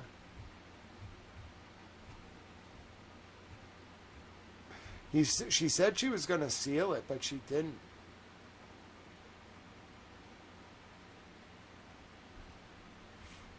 Wow. Hello, folks. My name is Grant Smith Ellis. I've been reviewing the John O'Keefe and Karen Reed trial Sidebahs. We're at the very end of the first trial. This is page 3461 of 5481 in the document you can find attached to this post. At the very end of the trial, before the charge conference, Judge Canoni says to Alan Jackson and David Yannetti that she'd like to bring up Karen Reed for a colloquy about Karen not testifying. And the court says to David Yannetti that the court will seal it and it will not be in the record. But I'm telling you, that was not true. This might be a problem. I don't know why this happened. But it was not sealed, despite Judge Canoni saying it would be. And there is the full colloquy with Karen Reed about her, and she actually says it was her decision not to testify on her behalf. You can see that said right here on page 3463, line 6. And then there's a further colloquy where Judge Canoni asks if Karen Reed would like the instruction about the defendant not testifying read to the jurors. Mr. Yannetti and Miss Little kind of nod. Alan Jackson did not nod yes. He says he looked passively. Judge Canoni says the decision lies with Miss Reed. Miss Reed says, yes, it is my decision. It is not theirs, the lawyers. I will not come back at a later time. This is voluntarily mine. That's the end of the sidebar. Fascinating exchange for a number of reasons. My name is Grant Smith Ellis. Let me write it up. I'm getting tired. We have a Karen Reed sidebar appearance from the very end of the first John O'Keefe trial. Karen, interestingly, Judge Canoni told David Yannetti that this sidebar would be sealed before Karen came to talk, but for some reason the record is fully public. That the sidebar about Karen not testifying is public. I mean, that's weird. It really is. It's a little odd. A little odd, little towel frame. A little odd indeed. So that was source pages. All right. Let's see. 3461 through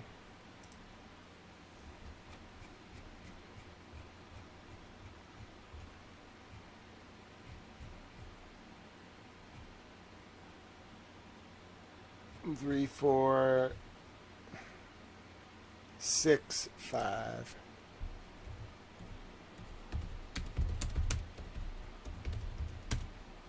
There we go.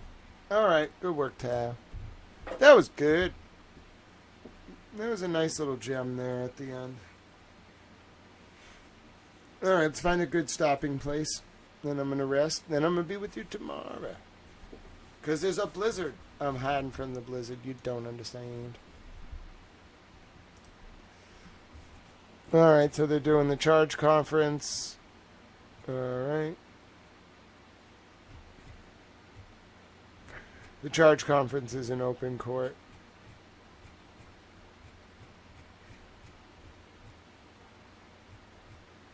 We'll see if there's any Sidebahs.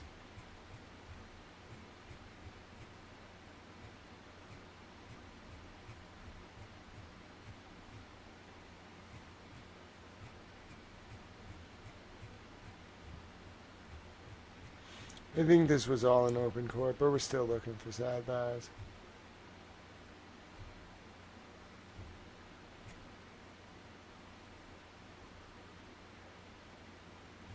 Wait, what?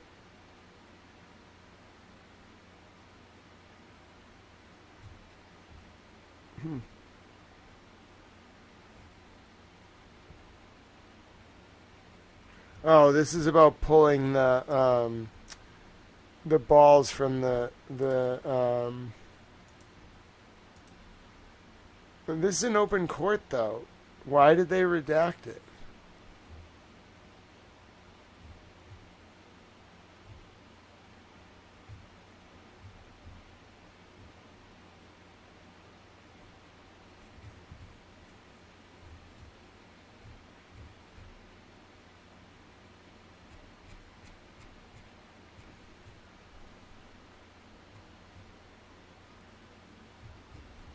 Is this at Sidebar?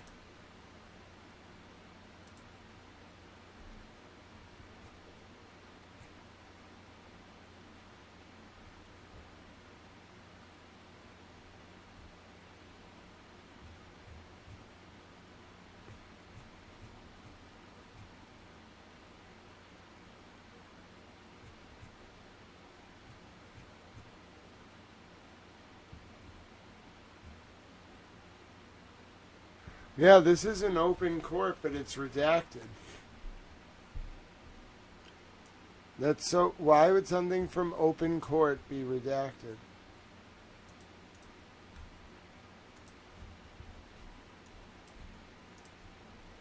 Huh.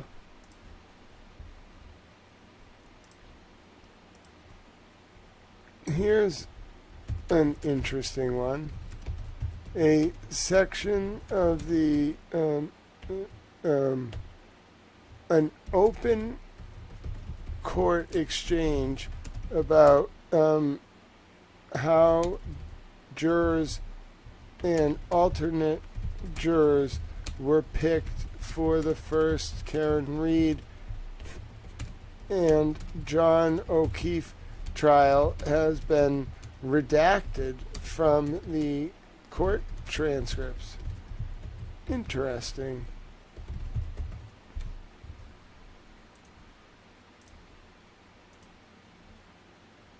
And that's why you review everything, folks. Never know what you might find. Even the charge conference. And that's going to be source page 390, 3490 to 3491. Source page 3490 to 3491 of 5481. Let's do it. Posted. Alright, next. And they're done. What is this? What is this day? Closing arguments and then judge's charge. Alright, we're getting through this. Oh my goodness. Sidebar before closings. Wow. So this was right before closings. And it looks like it's a very long sidebar.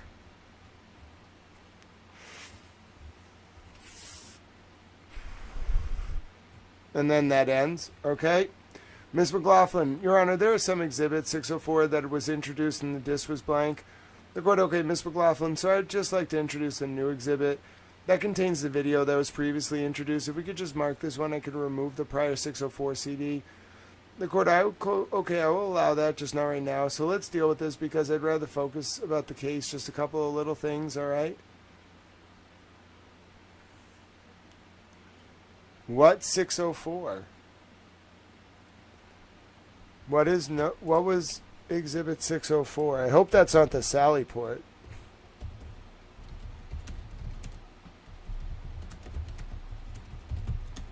What is exhibit 604? Oh, God bless you, Standing Stones. I'm so grateful.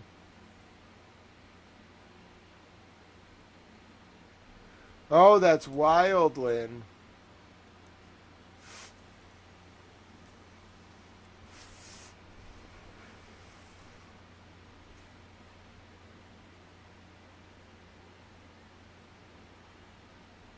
Alright, so this part might be important if it's the Sallyport video. If it's not, it's probably not that important.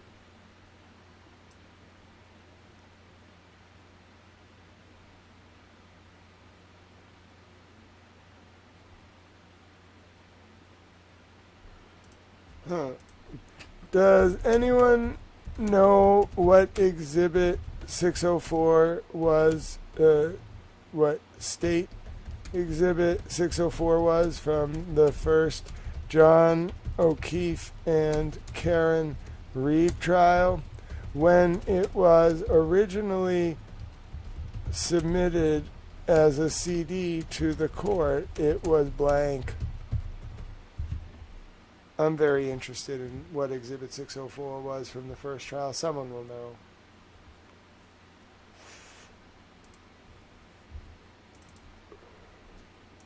And that's going to be source page 3498.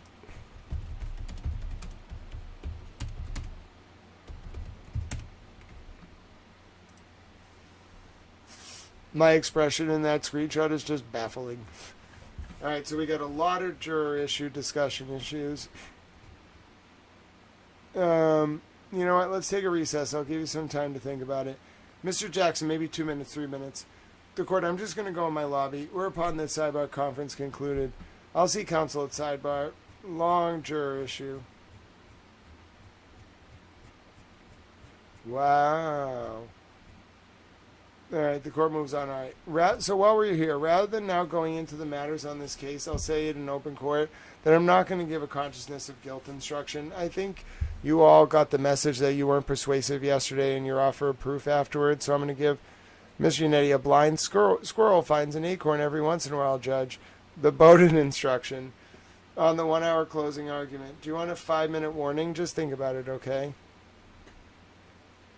Wow.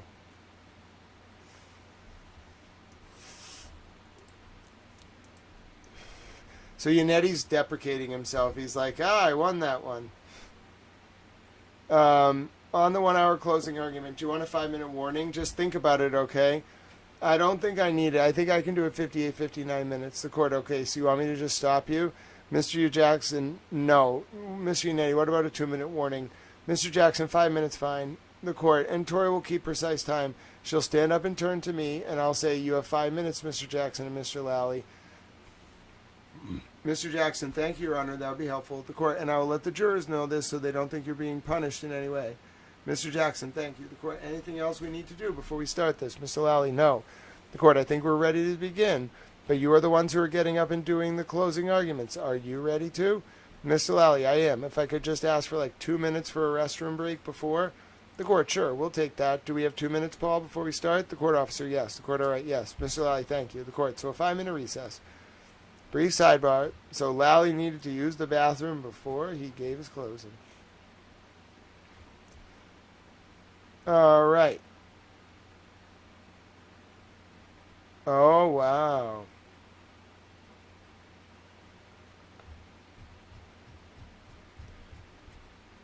So this is the moment, this sidebar is where the juror was discharged.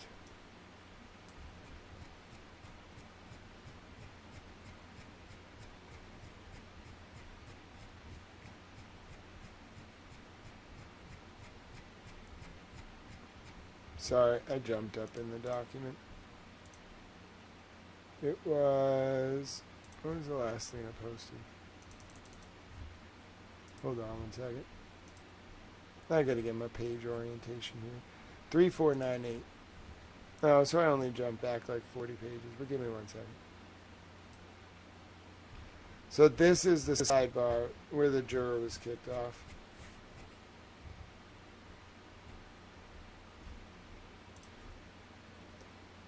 Alright.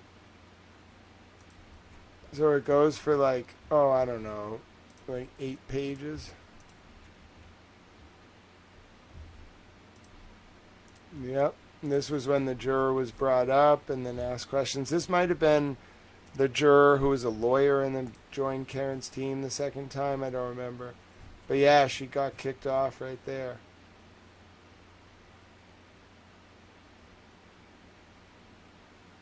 Wow. Karen's team got 3 minutes to think about it.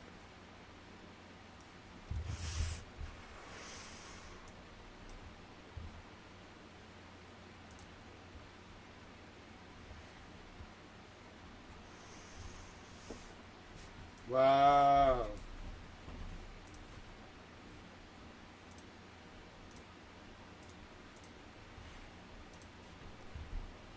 Wow. It seems right before closing arguments, there was an extended discussion about juror issues at Sidebahs during the first John O'Keefe and Karen Reed trial. Karen's lawyers got 2 to 3 minutes to make some kind of decision. The record is heavily redacted. And then a juror was gone from the pool. I think this might have been about Victoria George. I'm not positive. Alright, so it's source pages. This is a lot. So it's source pages 3498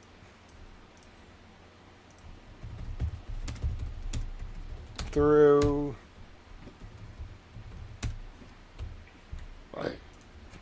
3498, 3499, 3500, 3501, 3502, 3503, 505, 506, 507, 50. Oh, yeah, this was allowed.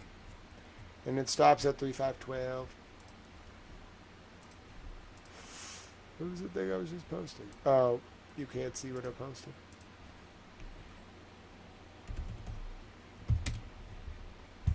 That's wild.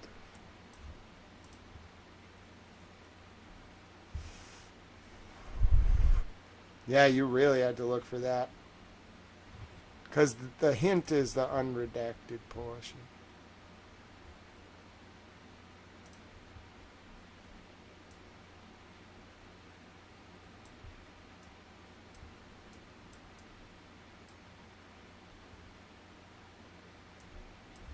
Just wild.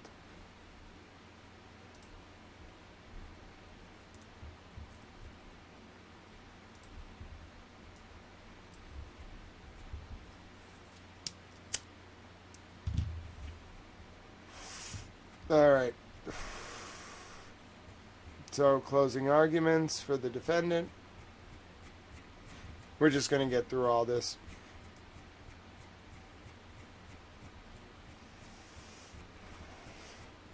This is Alan delivering his epic closing. Alan Jackson. Adam Lally probably did go to Smokeland. I agree. So there won't be any sidebahs during the closing. We might get some stuff like after about objections to the closing, and that's what I want to read.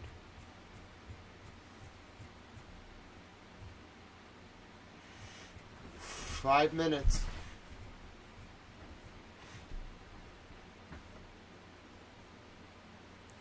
Mr. Lally. So now Mr. Lally's beginning. I think he gets cut off.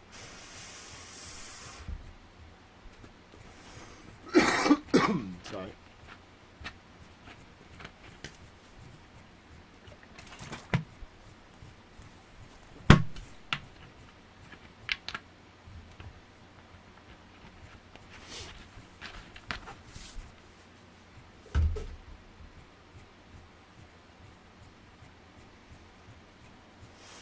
Grant, was it true that the eating place near court was streaming everything when jurors might go to lunch? I believe the jurors, they weren't allowed to leave court. So like the places around court were streaming, but jurors just had lunch brought to them. They never left the court. They weren't allowed to. They had like a serious escort. 5 minutes for Mr. Lally.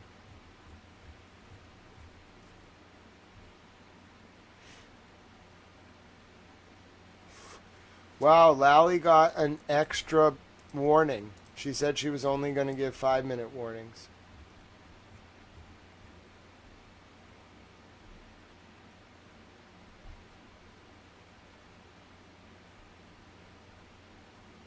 Wow, Lally got a lot of extra leeway.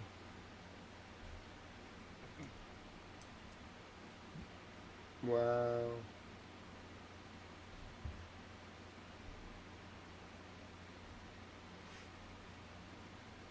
All right, here's the charge.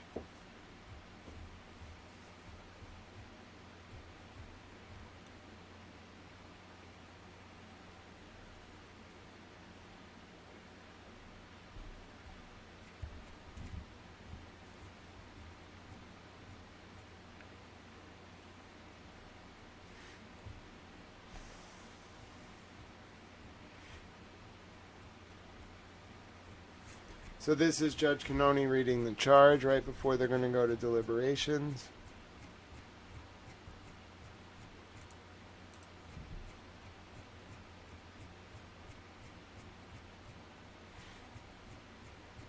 Okay.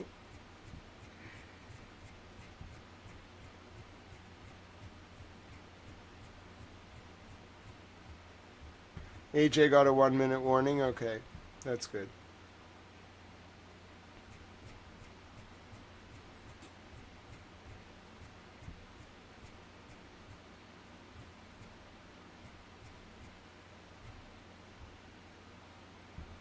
All right, 4-person.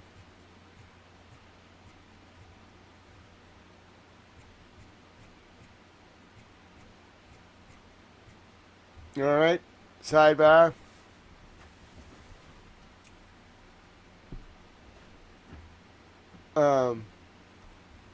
Wow, there was a question after the... I never get questions when I charge. The court, all right, I'll hear you. Mr. Jackson, I don't have an objection per se. I just have a question. Karen was a professor of economics. The court, I never get questions when I charge. Mr. Jackson, and don't read anything into this. I'm just confused. The court, okay. Mr. Jackson, you gave the lesser included charge, one of which was involuntary manslaughter. And my only question is, Your Honor, I perhaps didn't hear it correctly.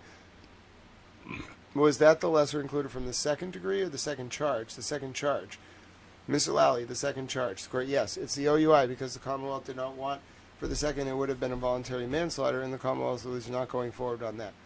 Mr. Jackson, that's how I heard it. I just wanted to make sure it was right. So there are 2 lesser included charges for the second charge. The court, have you all looked at the verdict slips? Because I want to make sure they have everything. Mr. Jackson, I haven't. I've only seen the Commonwealth's proposal. Mr. Unetti, though, that was mine. Mr. Jackson, oh, it was yours? Mr. Unetti, yes. Mr. Jackson, all right, so do you want to see what I'm saying? The court, all right, the involuntary manslaughter does not go to the second degree, okay? You know what, can we do the verdict slips after? Mr. Jackson, definitely. And beyond that, I have no objections to the instruction. The court, okay, and objections from the Commonwealth on the charge? Mr. Lai, no, Your Honor. The court, all right, so let's get the jury going. I'd like you all to spend some time with Mr. McDermott on the verdict slips before I look at them. Mr. Jackson will do. The court, okay. Sidebar ended.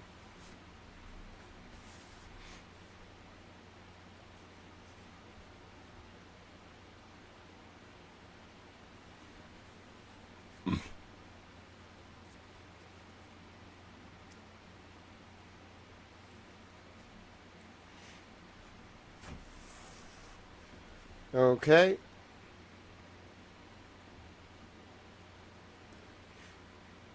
All right, so they work on the jury slips.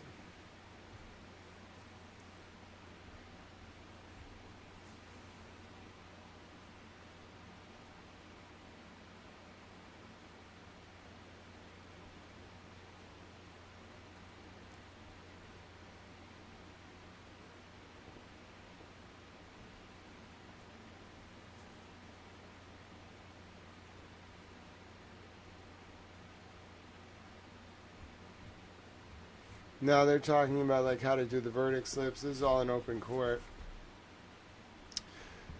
We're going to be around. We're going to go across the street. We'll be here. Mr. McDermott has their cell phone. Sidebar conference concluded.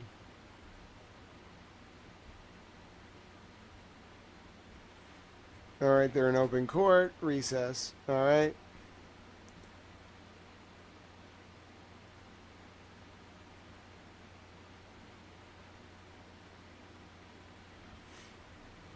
You don't. Your lawyers probably don't want to see you shaking your head at me on that, all right, Miss Reed?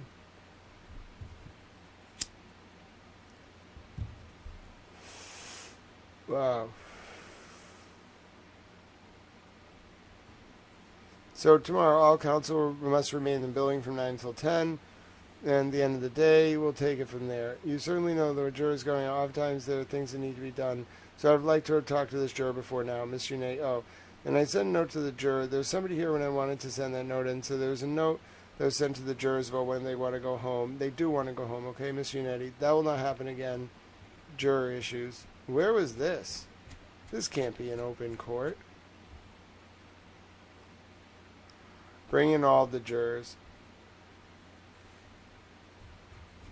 This was in open court?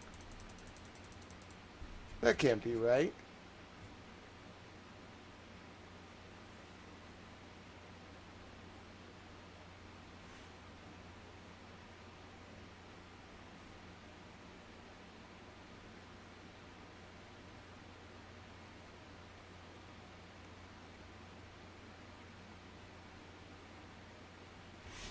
That can't be. This was in open court?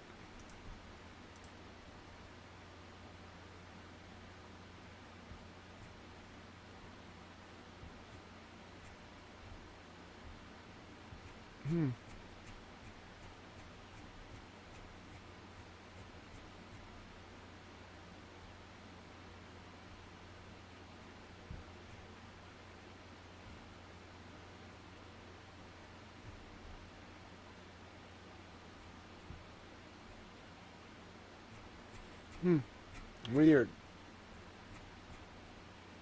Communication from the jury. Communication from the jury. Oh boy.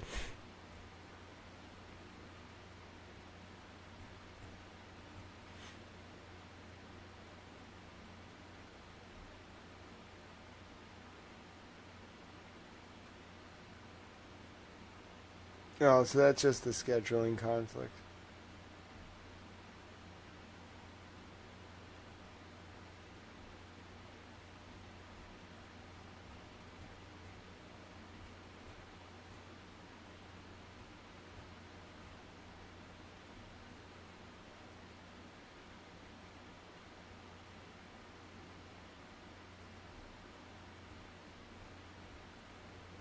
Alright, this is all in open court.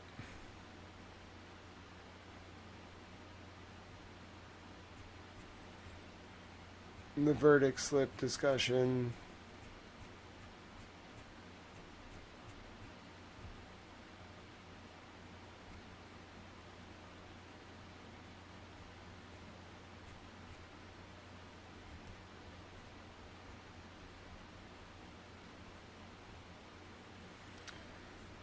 All right. Communication from the jury. They want to go home. This is day 39. Communication from the jury.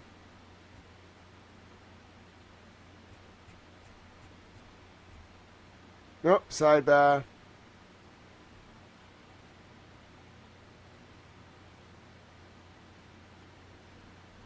Okay, sidebar. Juror issue. So that's my inclination. Is there an objection to that? No, Mr. Lally, no objection. The court, okay, do we need to bring her in here? I'm reluctant to bring somebody into court with all the attention that's going on. Mr. Jackson agreed. Mr. Lally agreed. The court. So I'd like to, Officer Delano, any objection to me just asking Paul to tell her it's okay? Mr. Jackson, no. Mr. Lally, no. The court, could you come over here, please? So we don't need to bring the juror into the courtroom. The court officer, sure. The court juror issues. The court officer, sure. The court juror issues. The court officer, absolutely. Thank you. The court officer, thank you, Judge. The court, all right, with that, let's bring the jurors over and let them go home. So that's a little weird.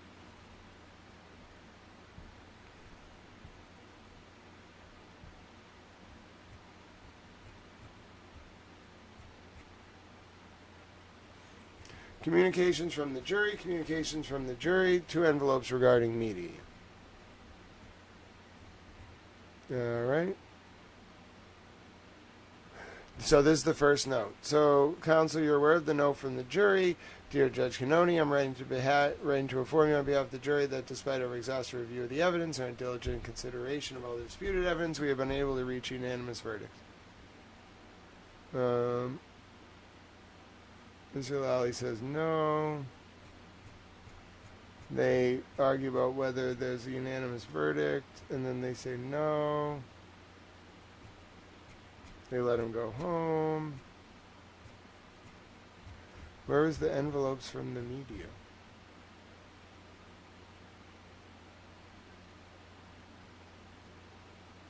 No idea what those were. Alright, so this seems to be the end.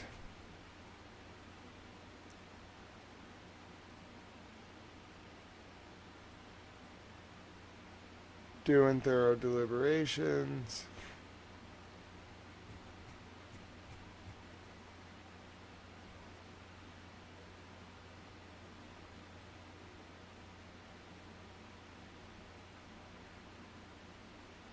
Judge Canoni, despite our commitment to the duty entrusted to us, we find ourselves deeply divided by fundamental differences in our opinions and state of mind. The divergence in our views are not rooted in a lack of understanding or effort, but deeply held convictions that each of us carry, ultimately leading to a point where consensus is unattainable. We recognize the weight of this admission and the implication it holds. This is the, final charge.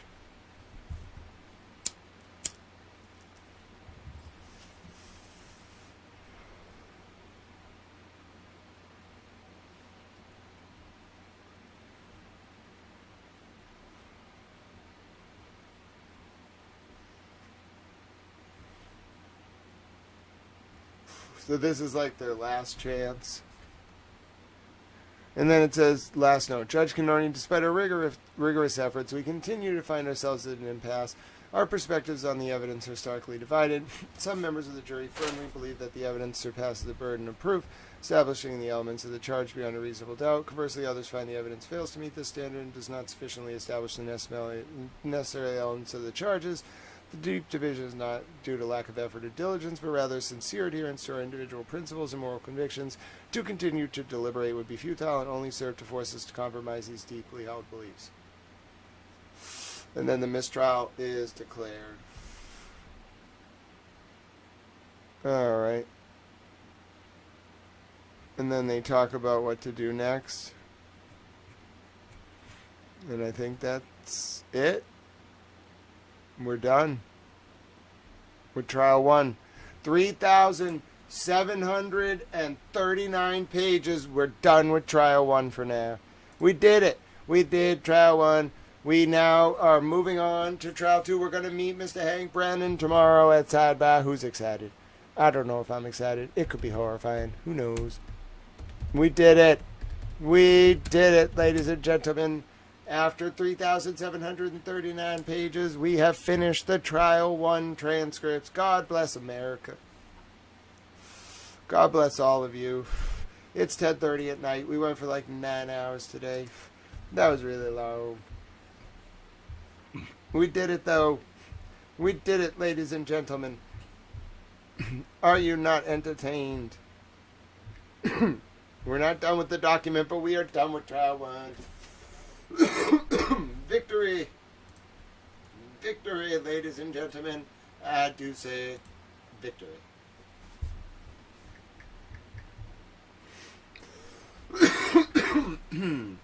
What a fine day. We have Lynn and Petty LaBelle and Boozy Beauty and Mr. Monk's Understudy and Framed 29 2022 and Terry and Standing Stones. Oh, ladies and gentlemen, after 7 hours and 30 minutes today, God knows how many hours this week, 3,739 pages later, and I have done it. Okay. After 3,739 pages and quite a week, I have officially finished. Hold on, that's how you spell officially. Officially finished the Sidebahs from the first John O'Keefe and Karen Reed trial from the second tranche. It is quite a moment. I now have, let's see, how many pages? What's that? Okay, I'm doing this on a calculator. I don't understand math. Math is hard. Okay, let's see. 5481 minus 3739 equals. I have 1,742 pages to go. 1,742 pages of trial 2 to begin tomorrow. I am a towel. It's true. I'm a towel. Oh, I saw a cool comment. Let me read it. Phil Caesar says, I can't believe it, Grant. I went to a wrestling show, came back, and you're still on. Lynn says, you are awesome. Phil, I want to hear about the wrestling show. I'm a little tired, but tell me all about it. Was it here locally? Even if I have to talk about it with you tomorrow, I want to learn about it.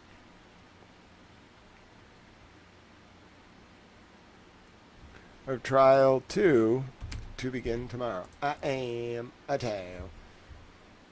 That was a hell of a day. Actually, I want to repost this because I want to say how long it took. I don't think just doing it that way is good. I want to do it this way. How long did it take? After 3,000 pages and after 3,000 pages, let's see, what day is it? It's Saturday, right? Yeah, so eight days and a lot of base camps on the legal Mount Everest. I have officially finished the Sidebahs from the first John O'Keefe and Karen Reed trial. I can change first to first. It is quite a moment.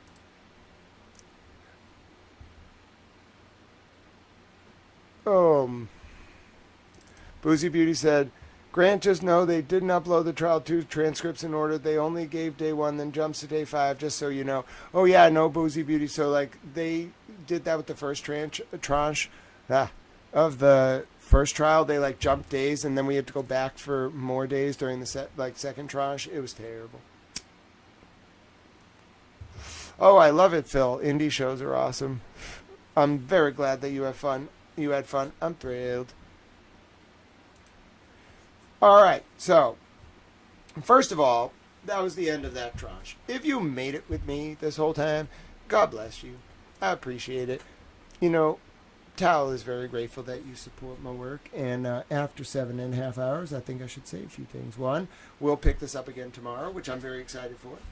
2, if you support my work or donated today, God bless you. I'm going to go through those donations and send little messages and hearts, and I'm very grateful for all your support. 3, if you are sitting there and think, oh my God, I cannot believe this man's level of commitment, I want to support him. Donations are not the only way to do so. You can like the channel, chat in the chat. You can say funny things, be nice to people. You can subscribe. You can tell people about the channel. There's lots of ways to help the channel. If you do want to donate, though, look at these things on the screen. Okay, I'll make it like a little fundraiser. You put your phone or whatever up to the TV or the device. If you're watching on your phone, this might not actually work. But like if you're watching on the TV, you put your phone up to the TV, and it's gonna like tell you to scan one of those 2 QR codes. You can send Tal a donation. Tal needs your help. You know, Tal works hard. You're not gonna get rental cars and stay alive. And there's a blizzard coming. But I'm going to be live with you tomorrow, and we can do more donation raising. But the point is, I'm grateful. There's a money sign, Grant Smith Ellis, Cash App address. There's a memo at Grant /E1. And then there's a PayPal for the foreign friends. It's paypal.me/Grant Ellis. But donations are not the only way to help. Just being a super towel is awesome, and being nice to your friends. I like that. I'm entertained, says 20th Century Foxy. This is delightful. I am thrilled that you are entertained. This is a public information service. It's designed to educate, inform, and entertain the wider public. I use entertainment as a hook, like Monty Python, to engender, coach, and public discourse and ward off the usurpation of our representative forms of government worldwide. And if you want to support that mission, viewers like you make it possible. No large institution's going to donate for people to do this kind of meticulous work. So I'd do it with support from viewers like you. So enjoy your towel wrench, 20th Century Foxy. I love that pun and username. As to the wonderful towels who sent super chats, I want to say thanks to Rumrunner 50cal and DC. Oh, hold on, I can do it this way. Watch this. I have to be a little bit creative. And thank you to, so Rumrunner 50cal, thank you so much. And DCLA, DCALA2, thank you so much for your support of Tao Channel. And Sue Rhode Island, thank you for all you do each and every day. God bless you for that, Sue. And then 2 making account says Dots Pretzel Snacks. I do love pretzel snacks. I hope to get some soon. And Charlie20777, thank you for becoming a towel fan and then a super towel. So God bless all the people who help Little Towel. That means so much to me. Let me move these around. You see the real-time video editing? So I'll move my donation things over there. All right. And then let me highlight these wonderful folks who supported Little Towel. I wish I could do that with the other donations on like the Venmo. But look at this. I can make them take center stage. Oh, yes. They are taking center stage. It's wonderful. I've always wanted to do this for the Towel friends. Hold on. And just move this over here. Look at these wonderful towel friends. Oh, yes, I love being able to do that. That's a really cool way to end the show. I can put the towel friends center stage. Look at them hanging out there. That's really cool. I like that. Look at all those wonderful towel friends who supported today, and look at you taking center stage. I'm so grateful. God bless all of you. But also, I can make the other towel friends take center stage. What's that? Look at all you. Look at all you. Hi, Sea Star. You have a great night. Boozy Beauty, you have a good night as well. I'm sure the transcripts are going to be a disaster. But look, I can put you all up on the screen at the end of the stream. I can do things like this. I can start doing like endings like this. You see, I can make myself a little taller. Look, I'm now hanging out right next to you. That's me. I'm a little towel. That was me. I spent all day with you. I'm so grateful you all spent some time with me today. Thank you very much for being you. It means a lot to me. I'm glad we got to hang out. It kind of gives me energy. We'll be back tomorrow. We'll do more Sidebahs. We'll continue to be little towels. And I'm so grateful for all of you. Now, I like to end this stream the same way every day, if you don't know that. So we're going to do that now. Then I'm going to get some rest. So if you benefited today, if you learned something, met some friends here, we're entertained, we're educated, we're informed, there's a way you can pay it forward. The way that I like the most. And it's, you can look for a reason to do a small act of service or kindness out there today. You can look for a reason to donate to our homeless veterans. There should not be a single veteran homeless in the United States of America against their will. If they want to live in the woods, we're not going to stop them. But they served our country, and we should help them. So donate to our homeless veterans today. Our freedoms are only possible because of them. And then also, you may consider that you like animals and you want to help our furry friends. Well, you could donate to animal shelters run by veterans or programs that help veterans get animals. That's a good way to help our veterans and to help our furry friends. You may also consider just donating to animal shelters in general. That helps our furry friends too. I like that. And then you may, if you're in the UK, want to think about donating to The Big Issue, which is a really good way to help populations experiencing homelessness in the UK. And they do really good work. Now, does it have to be a donation, though?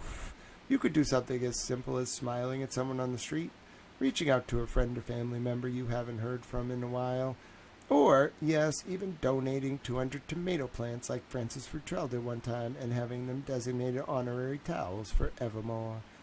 Yes, in that way, ladies and gentlemen, I think we can let those small acts of service and kindness ripple outwards, and we can live up to our tau eudaimonia or summum bonum, our greatest good in the ancient Greek or Latin respectively, and in that way change about the current realpolitik from one centered on preserving, expanding, and demonstrating our power into one centered on preserving, expanding, and demonstrating our capacity to engage in small acts of service rooted in unconditional love. I believe it's possible because of you all, and may those small acts of service and kindness also bring about a new digital epoch defined by Aquarius the water bearer, standing tall and carrying a towel. I really do think it's possible because of you all, and I'm very grateful you spent some time with me today, and I hope you all enjoy the rest of your night. Terry, I hope you have a good rest of your night. Same thing with you, 20th Century Foxy. Can't wait to see you tomorrow. You feel free to come back sometime in the afternoon. I'll try to not overlap with Emily C. and Melanie Little, attorney Melanie Little, and Jimmy doing sidebar readings. But, I get excitable. So, maybe 4 o'clock tomorrow. We'll see how I'm feeling. 3 Clerk Monty, it was great to see you. Boozy Beauty says little towel becomes big towel. Mr. Monk's understudy would like a cameo from Pete Bunny. Come here, Pete. All right. Yes, I did modify my door. It's a security precaution. This is Pete Bunnytail. He had a request from Mr. Monk's understudy. Mr. Monk's understudy wanted to see Pete Bunnytail. Pete, we had quite a day. He was sleeping. Yeah, it was like 8 hours ago, Peep. You did nothing all day.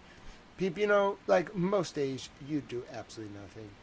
You enjoy that because you're a stuffed peep bunny tail who doesn't like communists. For someone who doesn't like communists, have you considered that you don't do anything? You don't ask for anything, so you're not technically a communist. That's true. You don't really ask. He does ask for lettuce, and you're going to go in the snow tomorrow. He's excited for the snow. He wants me to put him in the snow on a blanket, on a jacket, which I might do. We will have a discussion. He's very high maintenance during snowstorms. He wants to go outside. He's a stuffed peep bunny tail. Yeah, this is indeed, Phil, a giant stuffed peep bunny tail. He's kind of the mascot of Towel Channel, not Trial Channel. Although if Trial Channel wants Peep to be her mascot, he can be her mascot too. But my point is, he's a stuffed peep bunny tail. He doesn't really do anything. He comes around once or twice during each presentation on YouTube, and he says hello to his friends. Bunny was here earlier, but he was napping, so I didn't wake him up. And then Mr. Monk's understudy said hello to Peep, and Peep was like, I'll say hello to Mr. Monk's understudy. He likes Mr. Monk's understudy. That's a good sign. If Peep Bunny Tail likes you, it means you're not a communist, so that's good. He doesn't really like the Chinese Communist Party. That's mostly him in a nutshell. He's kind of fluffy. He's technically a towel because, he has, fur and it absorbs water. But he's not a peep. He's not edible, and he's not an animal. I called him an animal one time. He got really offended. Yeah, Terry, we definitely want to avoid a superstorm. I think Peep Bunny Tail just wants it to snow a lot because he wants me to make him take a picture of him in the snow. He was really happy when we did that last time. I know. I'll show it to you all tomorrow. He's very excited. It's getting a little cold, though, and I want to go to bed. Okay, I'm glad you got to say hi to your friend. I know. All right, hop over to bed. All right, he's back on his nightstand. So that's Peep Bunny Tail. He's a very friendly Peep Bunny Tail. I'm going to bed. God bless all of you. Thank you for watching today.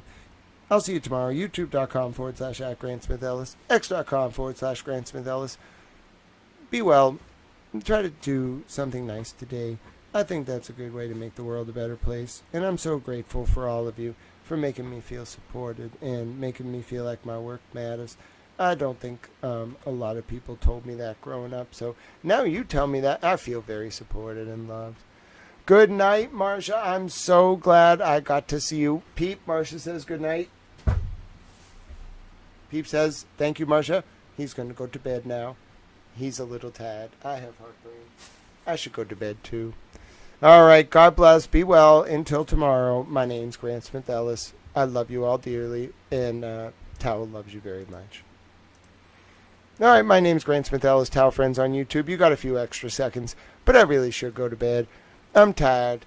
Good night, 3 Clerk Monty, and Marsha, and Terry, and Phil, and 20th Century Foxy, and Terry, and Boozy Beauty, and Lynn, and C-Star, and Mr. Monk's understudy, and Lynn's out there too, I know, and Spacey118, and From Ed, excuse me, and Mr. Monk's understudy.